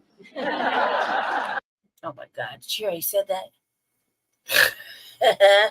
Thanks to all the members of Congress and Homeland Security Secretary. What's going on, everybody? Thank you for joining me today. If you haven't already, please make sure you hit the like button because that is the most important thing you can do with me on this channel. What it does is that it helps make sure that those who are subscribed to the channel will indeed get the notifications, and it also helps to push this video through the YouTube algorithm as well. Secondly, if you're new to the channel, or maybe you've been ghost watching this channel for quite some time now, please do me a favor and yourself a favor by hitting the subscribe button as well as the bell notification next to the subscribe button so you can be notified whenever I release a new video. And lastly, please make sure you share this video out on your social media platforms to your family and friends to inform them on this news and information. And yes, that does also help to give me a slight boost in the YouTube algorithm also. And with the introduction out of the way, let's get into today's news. And today we are headed to Washington, D.C. because Joe Biden has announced that he will sign a mass amnesty bill for illegal immigrants who are married to U.S. citizens. As you can see here, this article reads, Biden will announce deportation protection and work permits for spouses of U.S. citizens. What this tells me is that the Biden administration, along with Democrats, are definitely expecting and planning for Donald Trump to win. And with that victory comes the threat of mass deportations, as Donald Trump stated on numerous occasions. If he wins the presidency, we are going to see mass deportation on a scale that we've never seen in this country before. And we all know what that means for DNC blue cities like Los Angeles, Chicago, New York, so on and so forth. We know and understand now at this point in time that they are utilizing illegal immigrants to offset the decline in their population, because many people don't know, but we have come to learn and understand the fact that illegal immigrants are counted on the U.S. Census, and the size of your population in said state will determine the number of delegates that will represent your state in the House of Representatives. When you have a declining population in said city or said state, like Chicago, New York City, and Los Angeles, then obviously that impacts the number of delegates that you have representing you in the House of Representatives. So these illegal immigrants are used to offset the decline in population. If you have Donald Trump coming into office now doing the mass deportation that he said he's going to do, then obviously this is going to have a very negative impact on DNC cities, as well as cities like Washington, D.C., where they've already put in place non-citizen voting in local election. Yes, in case you didn't know, in Washington, D.C., non-citizens, air quotes, are allowed to vote in local elections. So once again, Biden is doing everything that he can to kind of offset what will most likely be a Trump victory, which should lead to mass deportations. They are trying to offset it by securing as many illegal immigrants a spot, you can say, for lack of better words, within the United States as quickly as possible. So let's get into this article here. I want to read a couple paragraphs off just so we understand what this is all about and just get a little bit more detail of what's in this executive order. President Joe Biden is planning to announce a sweeping new policy Tuesday that would lift the threat of deportation for hundreds of thousands of people married to U.S. citizens, an aggressive election year action on immigration that had been sought by many Democrats. Biden will announce the program at a White House event to celebrate the Obama-era Dreamers directive that offered deportation protection for young undocumented immigrants, according to 3 people briefed on the White House plans. The policy will allow roughly 490,000 spouses of U.S. citizens an opportunity to apply for a parole in place program, which would shield them from deportation and offer them work permits if they have lived in the country for at least 10 years, according to 2 people briefed. They all spoke on the condition of anonymity because they were not authorized to discuss this announcement publicly. The authority Biden is invoking not only gives deportation protection and work permits, but removes a legal barrier to allow qualifying immigrants to apply for permanent residency and eventually U.S. citizenship. It's a power that's already been used for other categories of immigrants, such as members of the U.S. military and their family members who lack legal status. Biden was also expected to announce a policy making recipients of the Deferred Action for Child Arrivals programs eligible for visas rather than the temporary work authorization they currently receive, according to the 2 people briefed. Immigration advocates praised the policy, expected to benefit the spouses of U.S. citizens, saying on a conference call Monday that it is often impossible for the spouses to gain legal status, even though they have deep ties in the country. This is a defining moment in history. I repeat, because I have this highlighted blue for a reason. I'm going to be a little facetious if you're Black. I'm just warning you now. This is a defining moment in history. And we need to meet this moment, said Ashley De Azevedo, the president of American Families United, which advocates for U.S. citizens married to foreign nationals. I want to repeat once again, lastly, in closing, this is a defining moment in U.S. history. For the somewhere around 92% of Black Americans who voted blue, no matter who, for Joe Biden to get into office, can you tell me any piece of legislation that he signed for Black Americans that are transformative, concrete, and as revolutionary as this is, that you can say is a defining moment in history? I think we all know the answer to that question is no, you cannot. But we continue to vote blue no matter who, to no avail, just to get nothing in return for our votes. Isn't it somewhat sadistically comical that he would sign a mass amnesty bill for illegal immigrants the day before Juneteenth? I find that hilarious, as well as a slap in the face, or at least it would be a slap in the face for those of you who voted blue in 2020. I mean, if I were you, I'd find it egregiously insulting, because once again, your 92% didn't get you anything from Joe Biden and Kamala Harris, but it did get a whole lot for illegal immigrants. It allowed up to 10 million illegal immigrants to pour into the country unvetted without any fear of deportation. We've watched billions of dollars get poured down onto the illegal immigrant community across the country in various cities, from New York to Chicago to Atlanta and Denver and Los Angeles. And now we have an amnesty bill for illegal immigrants who are married to U.S. citizens. So this is amazing if you're an illegal immigrant to have this bill be signed a day before Juneteenth. That is amazing. But if you're a Black American getting ready to celebrate Juneteenth tomorrow, well, this is kind of a slap in the face. At least that's how I would feel if I voted for Biden in 2020. But what do I know? Vote blue no matter who. Orange man bad. Donald Trump is racist. Biden 2024. And with all that being said, that does it for today's news. So please make sure you hit the like button on your way out. Subscribe to the channel if you're new to the channel. Share this video out on your social media platforms to your family and friends. And also don't forget to follow me on Telegram at TD Media Group. The link to my Telegram is in the description box below and will be pinned in the comment section as well. Thank you all for your time. And until the next video, peace and have a great afternoon. Earlier. Yeah, family. We'll have to go over this website. Sorry about that. We'll have to go over this website later. Wait, one more. That he's talking about I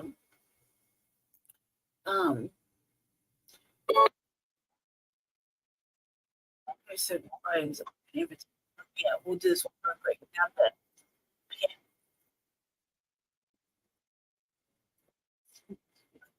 No.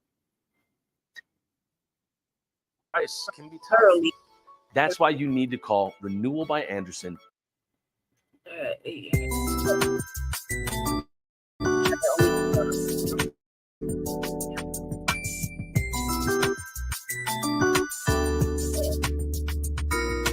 Have entered America. You know why? Because they are taking it for the links in the comments section.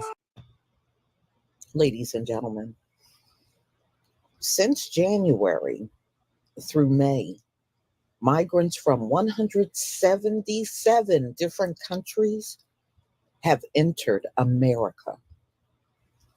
You know why? Because they are taking advantage of Joe Biden's open border policy. So it just goes to show you how widespread this thing is. And this is according to Mexican officials. Nearly 1.4 million undocumented illegals from a staggering 177 countries have traveled through Mexico to the United States between January and May, according to Mexico's National Institute of Migration. The surges of illegal immigration over brief periods of time have happened in the past, but this time around it is huge, considering there are 193 member states in the United Nations. Nearly the entire world is taking advantage of Joe Biden's open invite. So, wow. Ladies and gentlemen, this is the doing of Joe Biden. All of this because they got a low birth rate. So, you know, he called himself about 2-3 weeks ago of temporarily closing the border. And many are saying that is a huge joke because people are still coming across the border in droves during a time period where Joe Biden claims the border would temporarily be closed. So that's turning out to be a big joke. So an influx of undocumented We already know this. Okay. migrants. I thought it was something else different, but apparently I was wrong. We already know this. This isn't like it's nothing new. Nothing new, nothing at all. We already know thoroughly. Okay, family. Twin catch the replay. I know it's long and lengthy, but it's something you can listen to while you're at work. I want to thank Jay Militant for showing up and keeping me company for a little while. I also want to thank Keezy for showing up during his lunch break. That was cool. Tell everybody you said hi. I'll tell everybody, especially you too, Jay. And Twin, I'll tell Jesse you said hi, even if you didn't say so. Should be getting up here shortly. I will be back here in a couple hours, maybe, perhaps. I pretty much damn near covered everything I wanted to talk about for the most part. Currently, and we will go over the Trump website later again. I think this is a different website that I looked at previously. Yeah, this one looks different from the one I looked at. But again, I didn't see anything that said black anything. So, and I'm pretty fucking fast reader. Let's see real quick. It's a little commercial.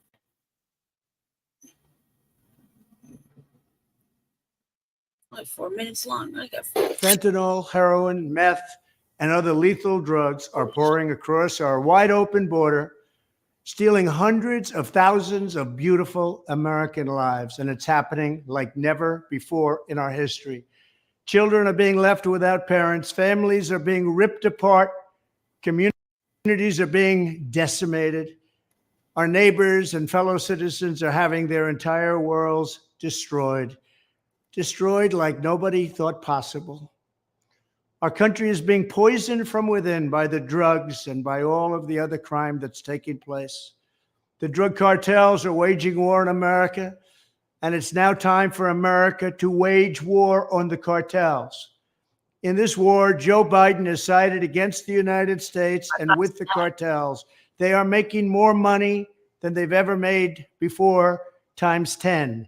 There's never been anything like it. They're major, major companies. They're bigger than even some of our biggest companies. Little fear-mongering campaign thing went on. Yeah, that was too early for that. It's too early for that. Can't get down with it. But we'll look at it. I highlighted it so that I actually set it as bookmark so we can look at it thoroughly, because this one has a lot of information on it. Let's see. I already clicked out of it. You're lucky. But it has a lot of information on it. A lot more than the one I looked at previous. Although I did, like I said, I skimmed it.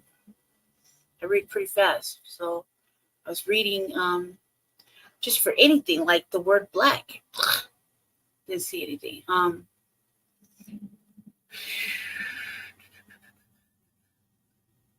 There's a lot going on this website. It's just like heavy issues, heavy stuff.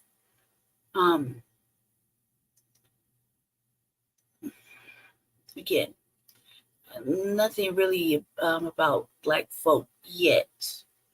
So he doesn't really talk about Black folk, period, unless it's to say what he says, you know. Which again, I don't understand how everybody could be so excited about that.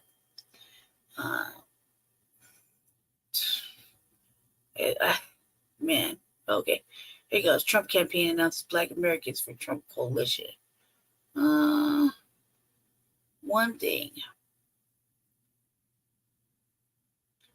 Let me see. So far, one thing.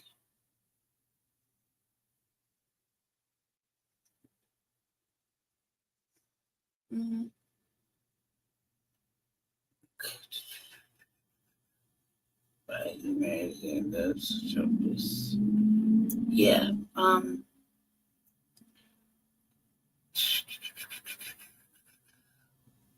Okay, it's like a whole page. I guess I kind of could go through real quick. Maybe not. Fuck it. We're going to go through real quick. It's only one page, family. One page, and I read fast. So let's get to it real quick. This is on the Trump Makes America Great Again 2024 website, donaldtrump.com. I found it via Google. Okay. Yeah. Let me make sure I got everything up. Copyright and shit. Okay. Make sure I got that up. Okay, family, pay attention. Because we are only going to do this one time. Yeah, pay attention. Okay, stay with me, family. I'm going to read quick. Okay. Today, let's see. It's on the website. It's under news. And the topic, if you go to this website, which is donaldjtrump.com. Okay. I'll lead you back to it. It says,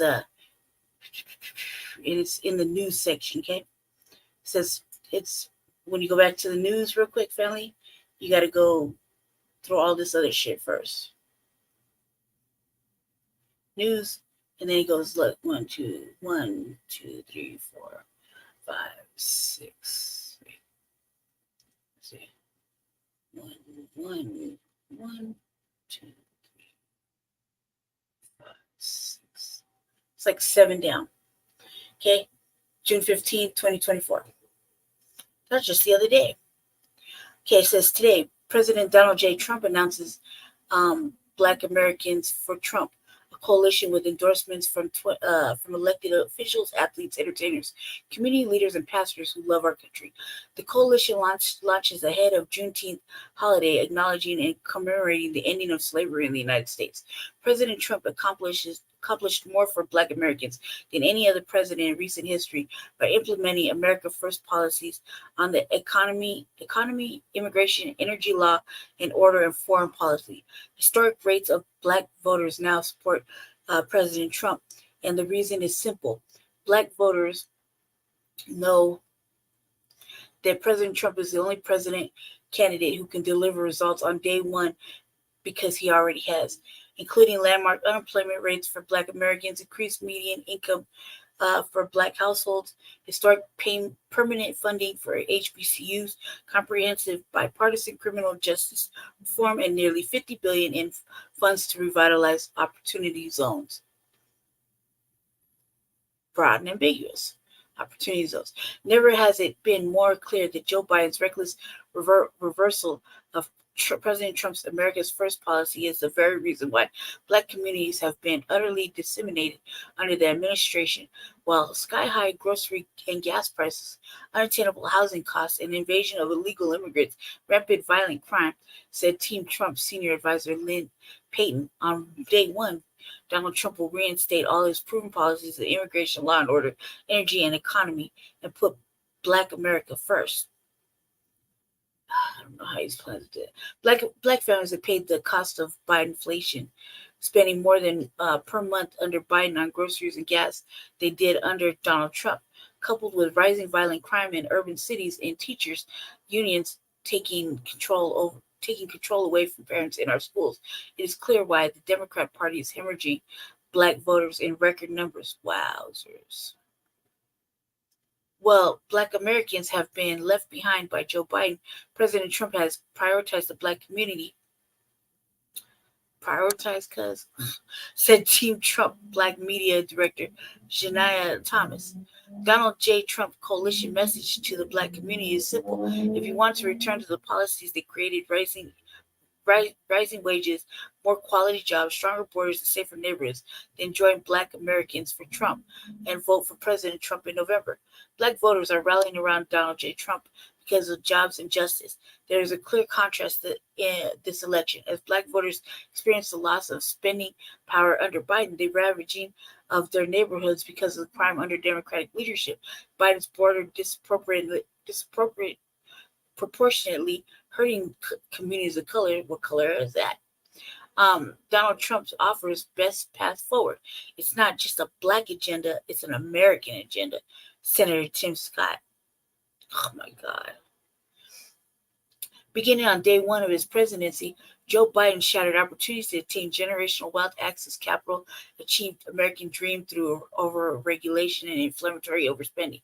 Black Americans are ready for change in November. Byron Donalds. Far too long, the Democratic Party and Joe Biden have taken Black voters for granted. Biden's policies have been devastating to minorities. The economy, hyperinflation, crime, and Biden's alarming migrant crisis have disproportionately harmed voters of color. This is why I am confident that Black voters will deliver their verdict on Biden's presidency this November. Representative Wesley Hunt. I know Trump's heart, and I know that he is the man to return America to we the people. As the famous saying goes, a republic, if we can keep it, has never been more important than it is now. It is our duty to keep this republic, and President Trump is the leader we need to ensure it is secured for generations to come. Ben S. Carson, former 17th Secretary of HUD and founder of and chairman of the American Cornerstone Institution. Ever praying for my friend and forever President Donald J. Trump. His support for our community's life, liberty, and a pursuit of happiness and beyond is unmatched. Dr. Avita King, Chair, Center for the American Dream, America's first policy institution. One second. Kind of went too fast right there. Okay, one quick second. The President Trump's leadership, I witnessed transformation, the Republican Party that advocates the Americans' underserved and working class legislation like the First Step Act, Opportunity Zones, USMCA, the Futures Act, which gave permanent funding for HBCUs, and just a few examples of how Trump policies put America first and created a system that works for everyone. Sharon Smith, partner at CGCN, former Deputy Assistant Domestic Policy for President Trump. Donald Trump has done more for the Black community than any other president since Abraham Lincoln. His America First agenda led to record low inflation, closed borders, and tripled the Black support for the Republican Party. Deontay Johnson, founder and president of the Black Conservative Federation. I feel like that should have been a girl's name. President Trump has proven that he has dedicated the advancement of the Black community, not through lip service, through action. He's made inroads into the heart of the Black community in ways unprecedented by a Republican presidential candidate, Dr. Darrell Scott. And it goes on and on and on. Then he has endorsements. Malik Abdul, Fox News. Otis Anderson, former NFL running back, New York Giants. John Anthony, Black and Right Radio, host of Illinois State Representative. Robin Barnes, Project 21, Opportunity Zones Initiatives. Gina Barr, former and current director of Black Coalition. RNC. Angela Beckles, former Policy Advisor, U.S. Housing and Urban Development, Pastor Leon Benjamin, founder of New Hope or New Life Harvest Church. And it goes on and on and on and on and on and on and on.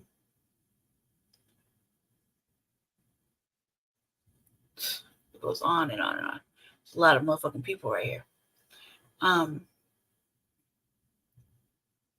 Amber Rose, American model. There's a lot of motherfucking people right here. Herschel Walker, Scott Turner, Jesus, Lisa Watson, Ron Smith, Leo Terrell. Anywho, so that's pretty much what he has to say. Nothing about reparations, and that's nothing about that. They yeah. Well, anyway, family, that's what we're talking about. He doesn't make no mentions about it, none whatsoever. You got a lot. It's like an endorsement page. It feels like, Jesus, I feel dirty reading it. Really. Hey, how you doing, Deacon? How you doing? Gotcha. Is this a paid promotion or is it an article? No, I was just reading the website. Reading a Trumpy website. I've been kind of all over like last little bit. I've reviewed a little bit of Cornel West's website. I went over Jill Scott's Jill Stein. Forgive me, Jill Stein website. Because we were showing a video, her talking about Cornel West, and I decided to go over her website. I also pulled something very interesting, fascinating read that I will read off of this. And then pretty much as the video's been by, I was kind of going over everybody's website. And I didn't go over Biden's because I don't really give a fuck. And then I came across another Trumpy website, and I went over that just right now. I didn't see any fucking mention of anything black until I came across that. And that was in the news section where he announces a campaign which has already been out there. Black Americans for Trump Coalition. And that's in the news section. So I decided to share that with everybody. It's pretty much the only thing that's on this page, on this web page. There's a lot, so it's a lot to read. But it's just so that people have something to talk about. But mostly, I was running over Cornel West and stuff. Okay, I figured it was a Trump-based article. No, it's just something he put on his website. Came from the actual website. Okay, show you. Just came from the actual website that he has. I don't know if this is the one he's currently running with, but it seems like it would be.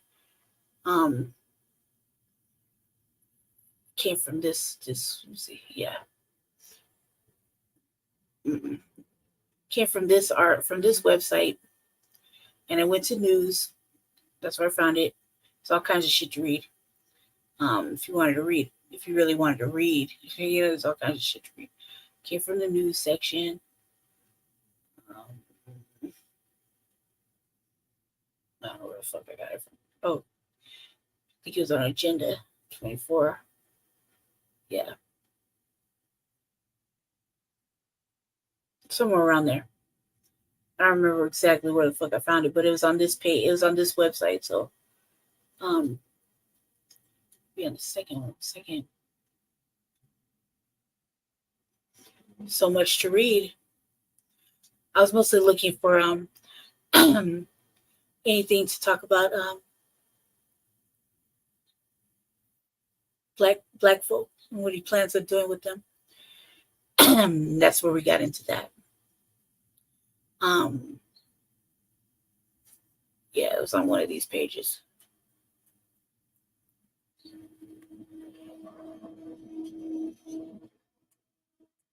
There's a lot to read. But this is a different website that I went over previous.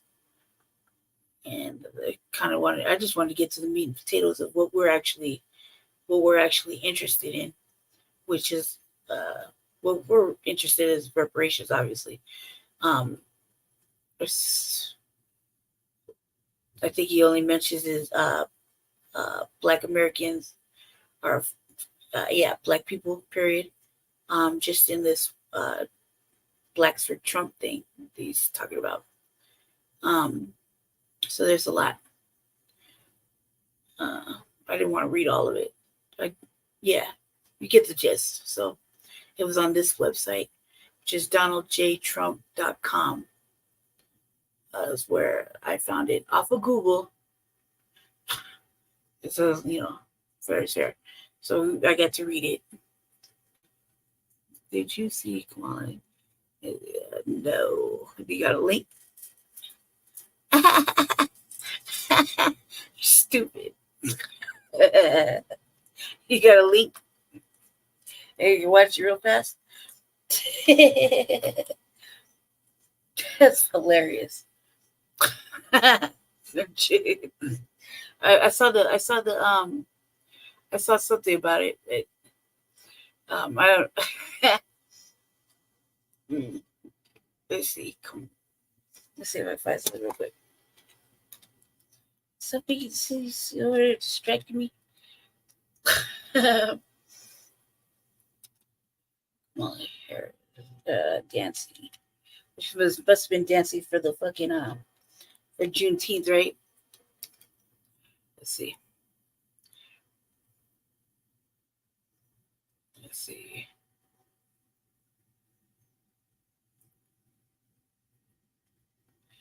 If I said they like oh my god. See if I find anything like that. She's weird, man. She's just fucking weird. Anytime they catch her dancing, it's hilarious.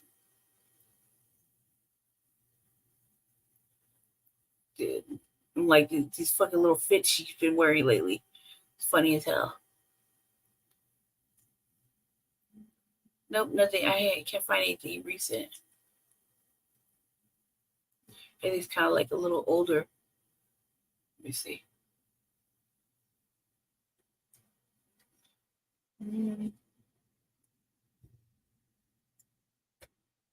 Nope, can't find it. Can't find anything remotely close to a recent. Oh look, I think somebody woke up. Yeah. Oh, right here. Hold on a second. Hold on. This one. Okay, so go ahead and set it. Let me see if this one. Wait a second.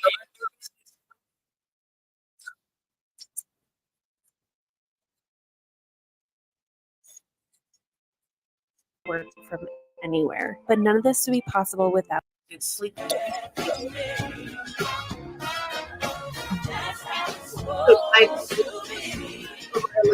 luck.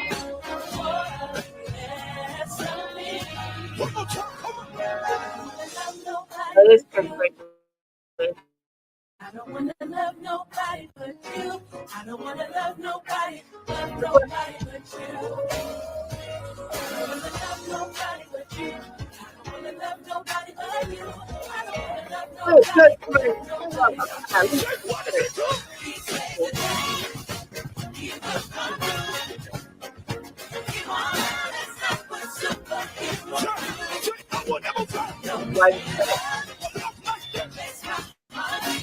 Braylon, why'd you do this, man?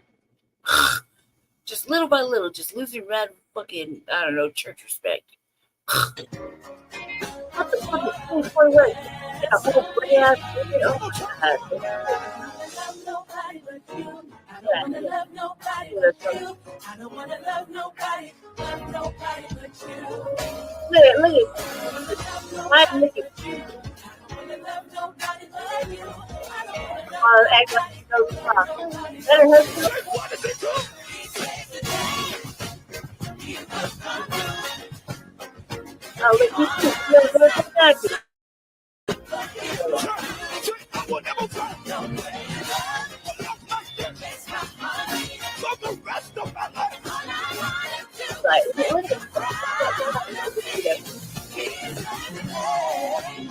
Somebody power up the Android. God, that's horrible. That's horrible looking. Like he looked like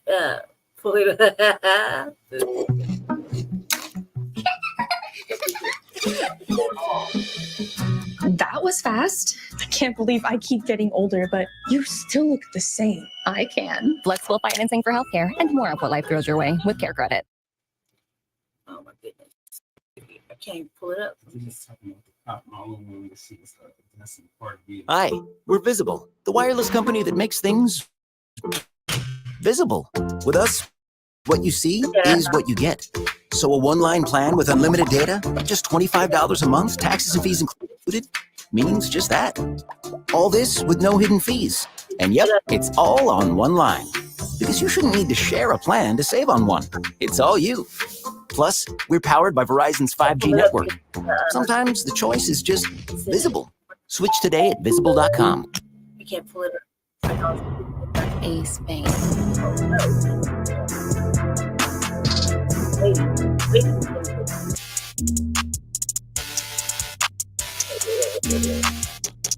William. Okay, yeah. All right. Hold on a second.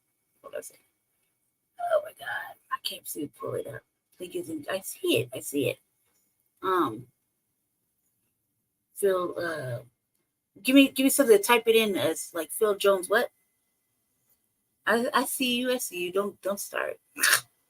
What's it say? Phil Jones NFL's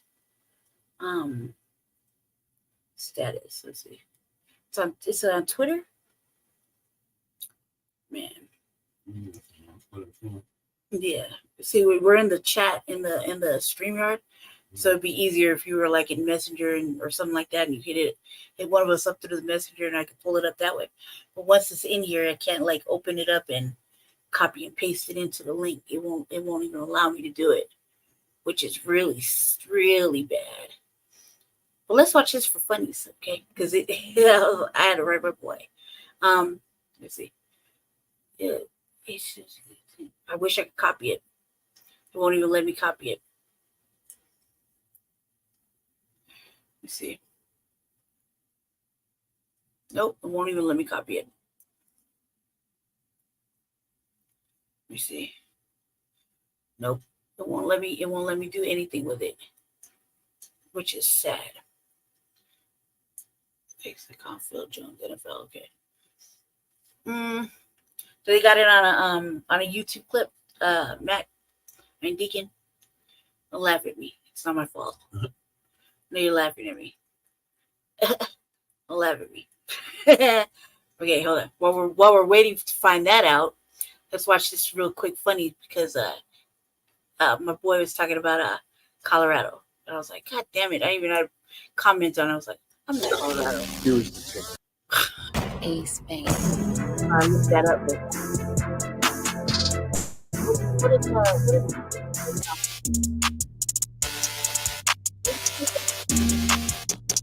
William. Here's the thing. I've asked you to make it smaller. So that's what we're trying to do. But honestly, it's impossible. Tony Stark was able to build this in a cave with a box of scraps. With a box of scraps. With a box of scraps. Tony Stark was able to build this in a cave with a box of scraps. With a box of scraps.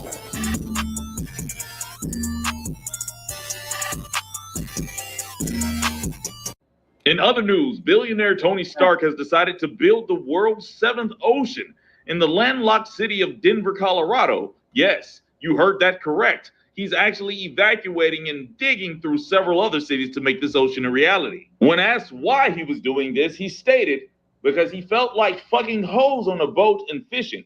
We reached out to Colorado residents to see how they felt, but they were too high to care. I mean, seriously, how can you not hate on this kind of rich nigga shit? I pull in 6 figures a year, and I go home to a fat bitch, TV dinners, stepkids, and an air mattress. Fuck my life. Fuck my life deep in his ass. More on my dangerous thoughts to harm myself as they develop. Now over to Eric for sports. Yeah, so the Celtics are you all right, man? Bullshit. This motherfucker Tony Stark building oceans in the middle of fucking Denver like it's no big deal. Hold on, you from Denver, man? No, bitch. Why the hell would I be from Denver? I don't know. I think you got like a little Denver vibe going on. You got the little cape and the mullet, green skin with Shut the fuck up before I smack you out there. The day I'm from Denver is the day you don't dookie directly out of your head. Hey, hold on. Who said I do that? This is not about fucking Denver. This is about hate and hating and having pure hate for someone. One can't be great unless he has hate. And I harbor hate. I am here to hate the greatness out of Tony Stark. For his achievements means I am fed. So I'm here to hate until one day I'm the only person left to hate on. And then I will hate on myself.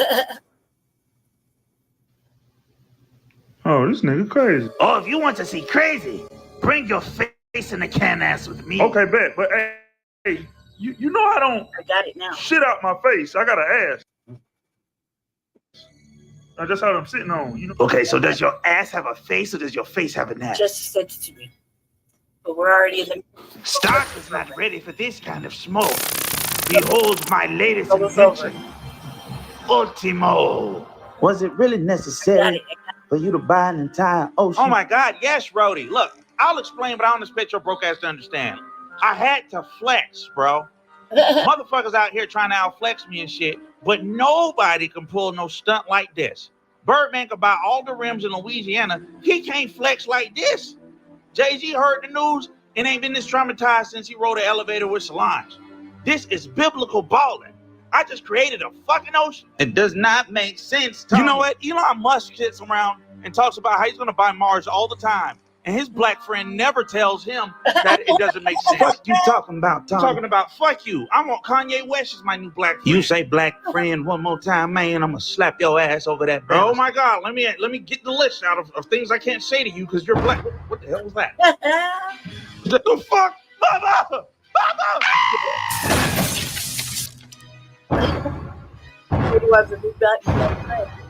Oh, hell no, man. It look like a big ass robot's on the loose. Nah, that seems about normal. I'm about to go back upstairs. You must be out of your damn mind. We gotta stop that thing. What's all this we shit, Rhodey? Great power come great responsibility, man. Do I look like a teenager with a dead uncle, bitch? People are gonna die, man. What do people have to do with me? Coming straight towards the yacht, man. Oh, hell no. You know we're lying, bro.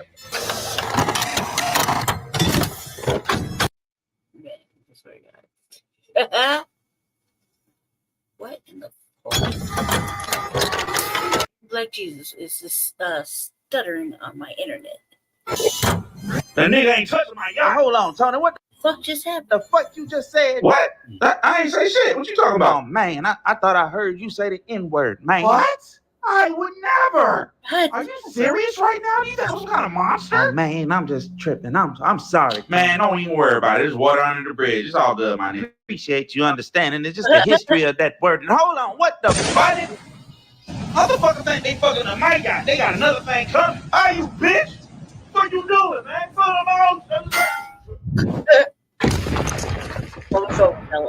Oh, shit. You done fucked up now. God damn. Don't worry, Iron Man. I got your... Ugh. No! That was my only black friend. Ooh. Now I gotta replace him with Don Cheadle. If Don Cheadle's not a bad trade. That's true. He said, I want Kanye West as my new black friend. Oh my God. I had to write him. I had to write my boy. I was like, I'm in Colorado, cuz. Come on now. All right, real quick. Why in the fuck did that happen right there? Okay, sorry about that. Now, yep. Okay, I share this one. I found it. Well, Jesse found it. Somebody found it. there was a lot of help right there. Hold on a sec. We gotta get some music going. Holy shit.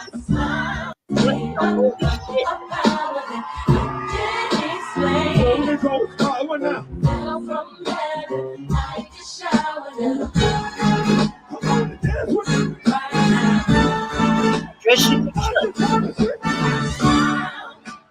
even though I hurt you, I smile. That's what I'm even though I'm in it for a while, I smile. It's so hard to look up when you've been down. You know, she studied that. You know, she studied for that dance, right? Like you gotta study for that dance. You know? Like, okay, we're gonna be playing some Kirk Franklin one more game, just for fun, just for funsies. Really.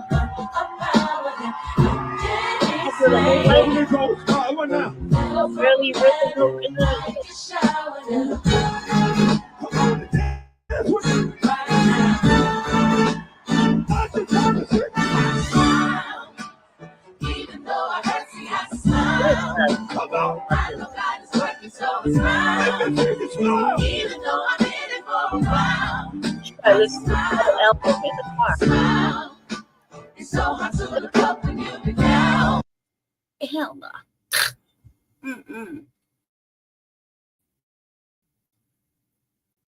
Well, man, you know. So people later. Sorry about that, family. Okay, all right, I'm done. Yeah, I'll be back in a little while, like a couple hours, maybe. Yeah, a couple hours. Everybody say hi to Jesse. He's waking up. So, yeah, I'll be back. I successfully went over my time again, but I think we covered mostly everything except for one thing I wanted to cover. However, probably covered on the next one. Stay black, stay dangerous. Thank you, Mac. Deacon. Thank you, Twin. Jay Militant, Keezy, for stopping by. Be back in a little bit. Like a couple hours or so. I got a couple of little things I got to do around the spot and make some phone calls and whatnot because it's 7 o'clock. It's early. Yeah. So stay tuned. I'll probably be doing a whole bunch of little shows while I have a chance while no one's here. So if I do a couple more, we'll see. Yeah, stay black, stay dangerous, and we'll talk to you here shortly. Anything else? I'm forgetting. What's the next one? Next one is Grand Rising with the Shades, right? Yeah, the next one for us is Shabaka's Black Experience Enhanced, Grand Rising with Shabaka in the Shades, yeah, Friday. And then another juicy trilogy of Frontline Black News. So try to get as much of the revolutionary agenda out of my system as I can. So we'll be seeing you here in a little bit, a couple hours or so. Stay black, stay dangerous, and thanks for hanging out. Appreciate you. Happy Juneteenth. Yeah. It's Juneteenth. Yeah, everybody should be off work. Well, black people should definitely be off work today. Talk to you guys soon. Peace. Are you say bye? Do you say bye? I guess you're saying bye to everybody. Peace, y'all. Peace. Okay. Let's see.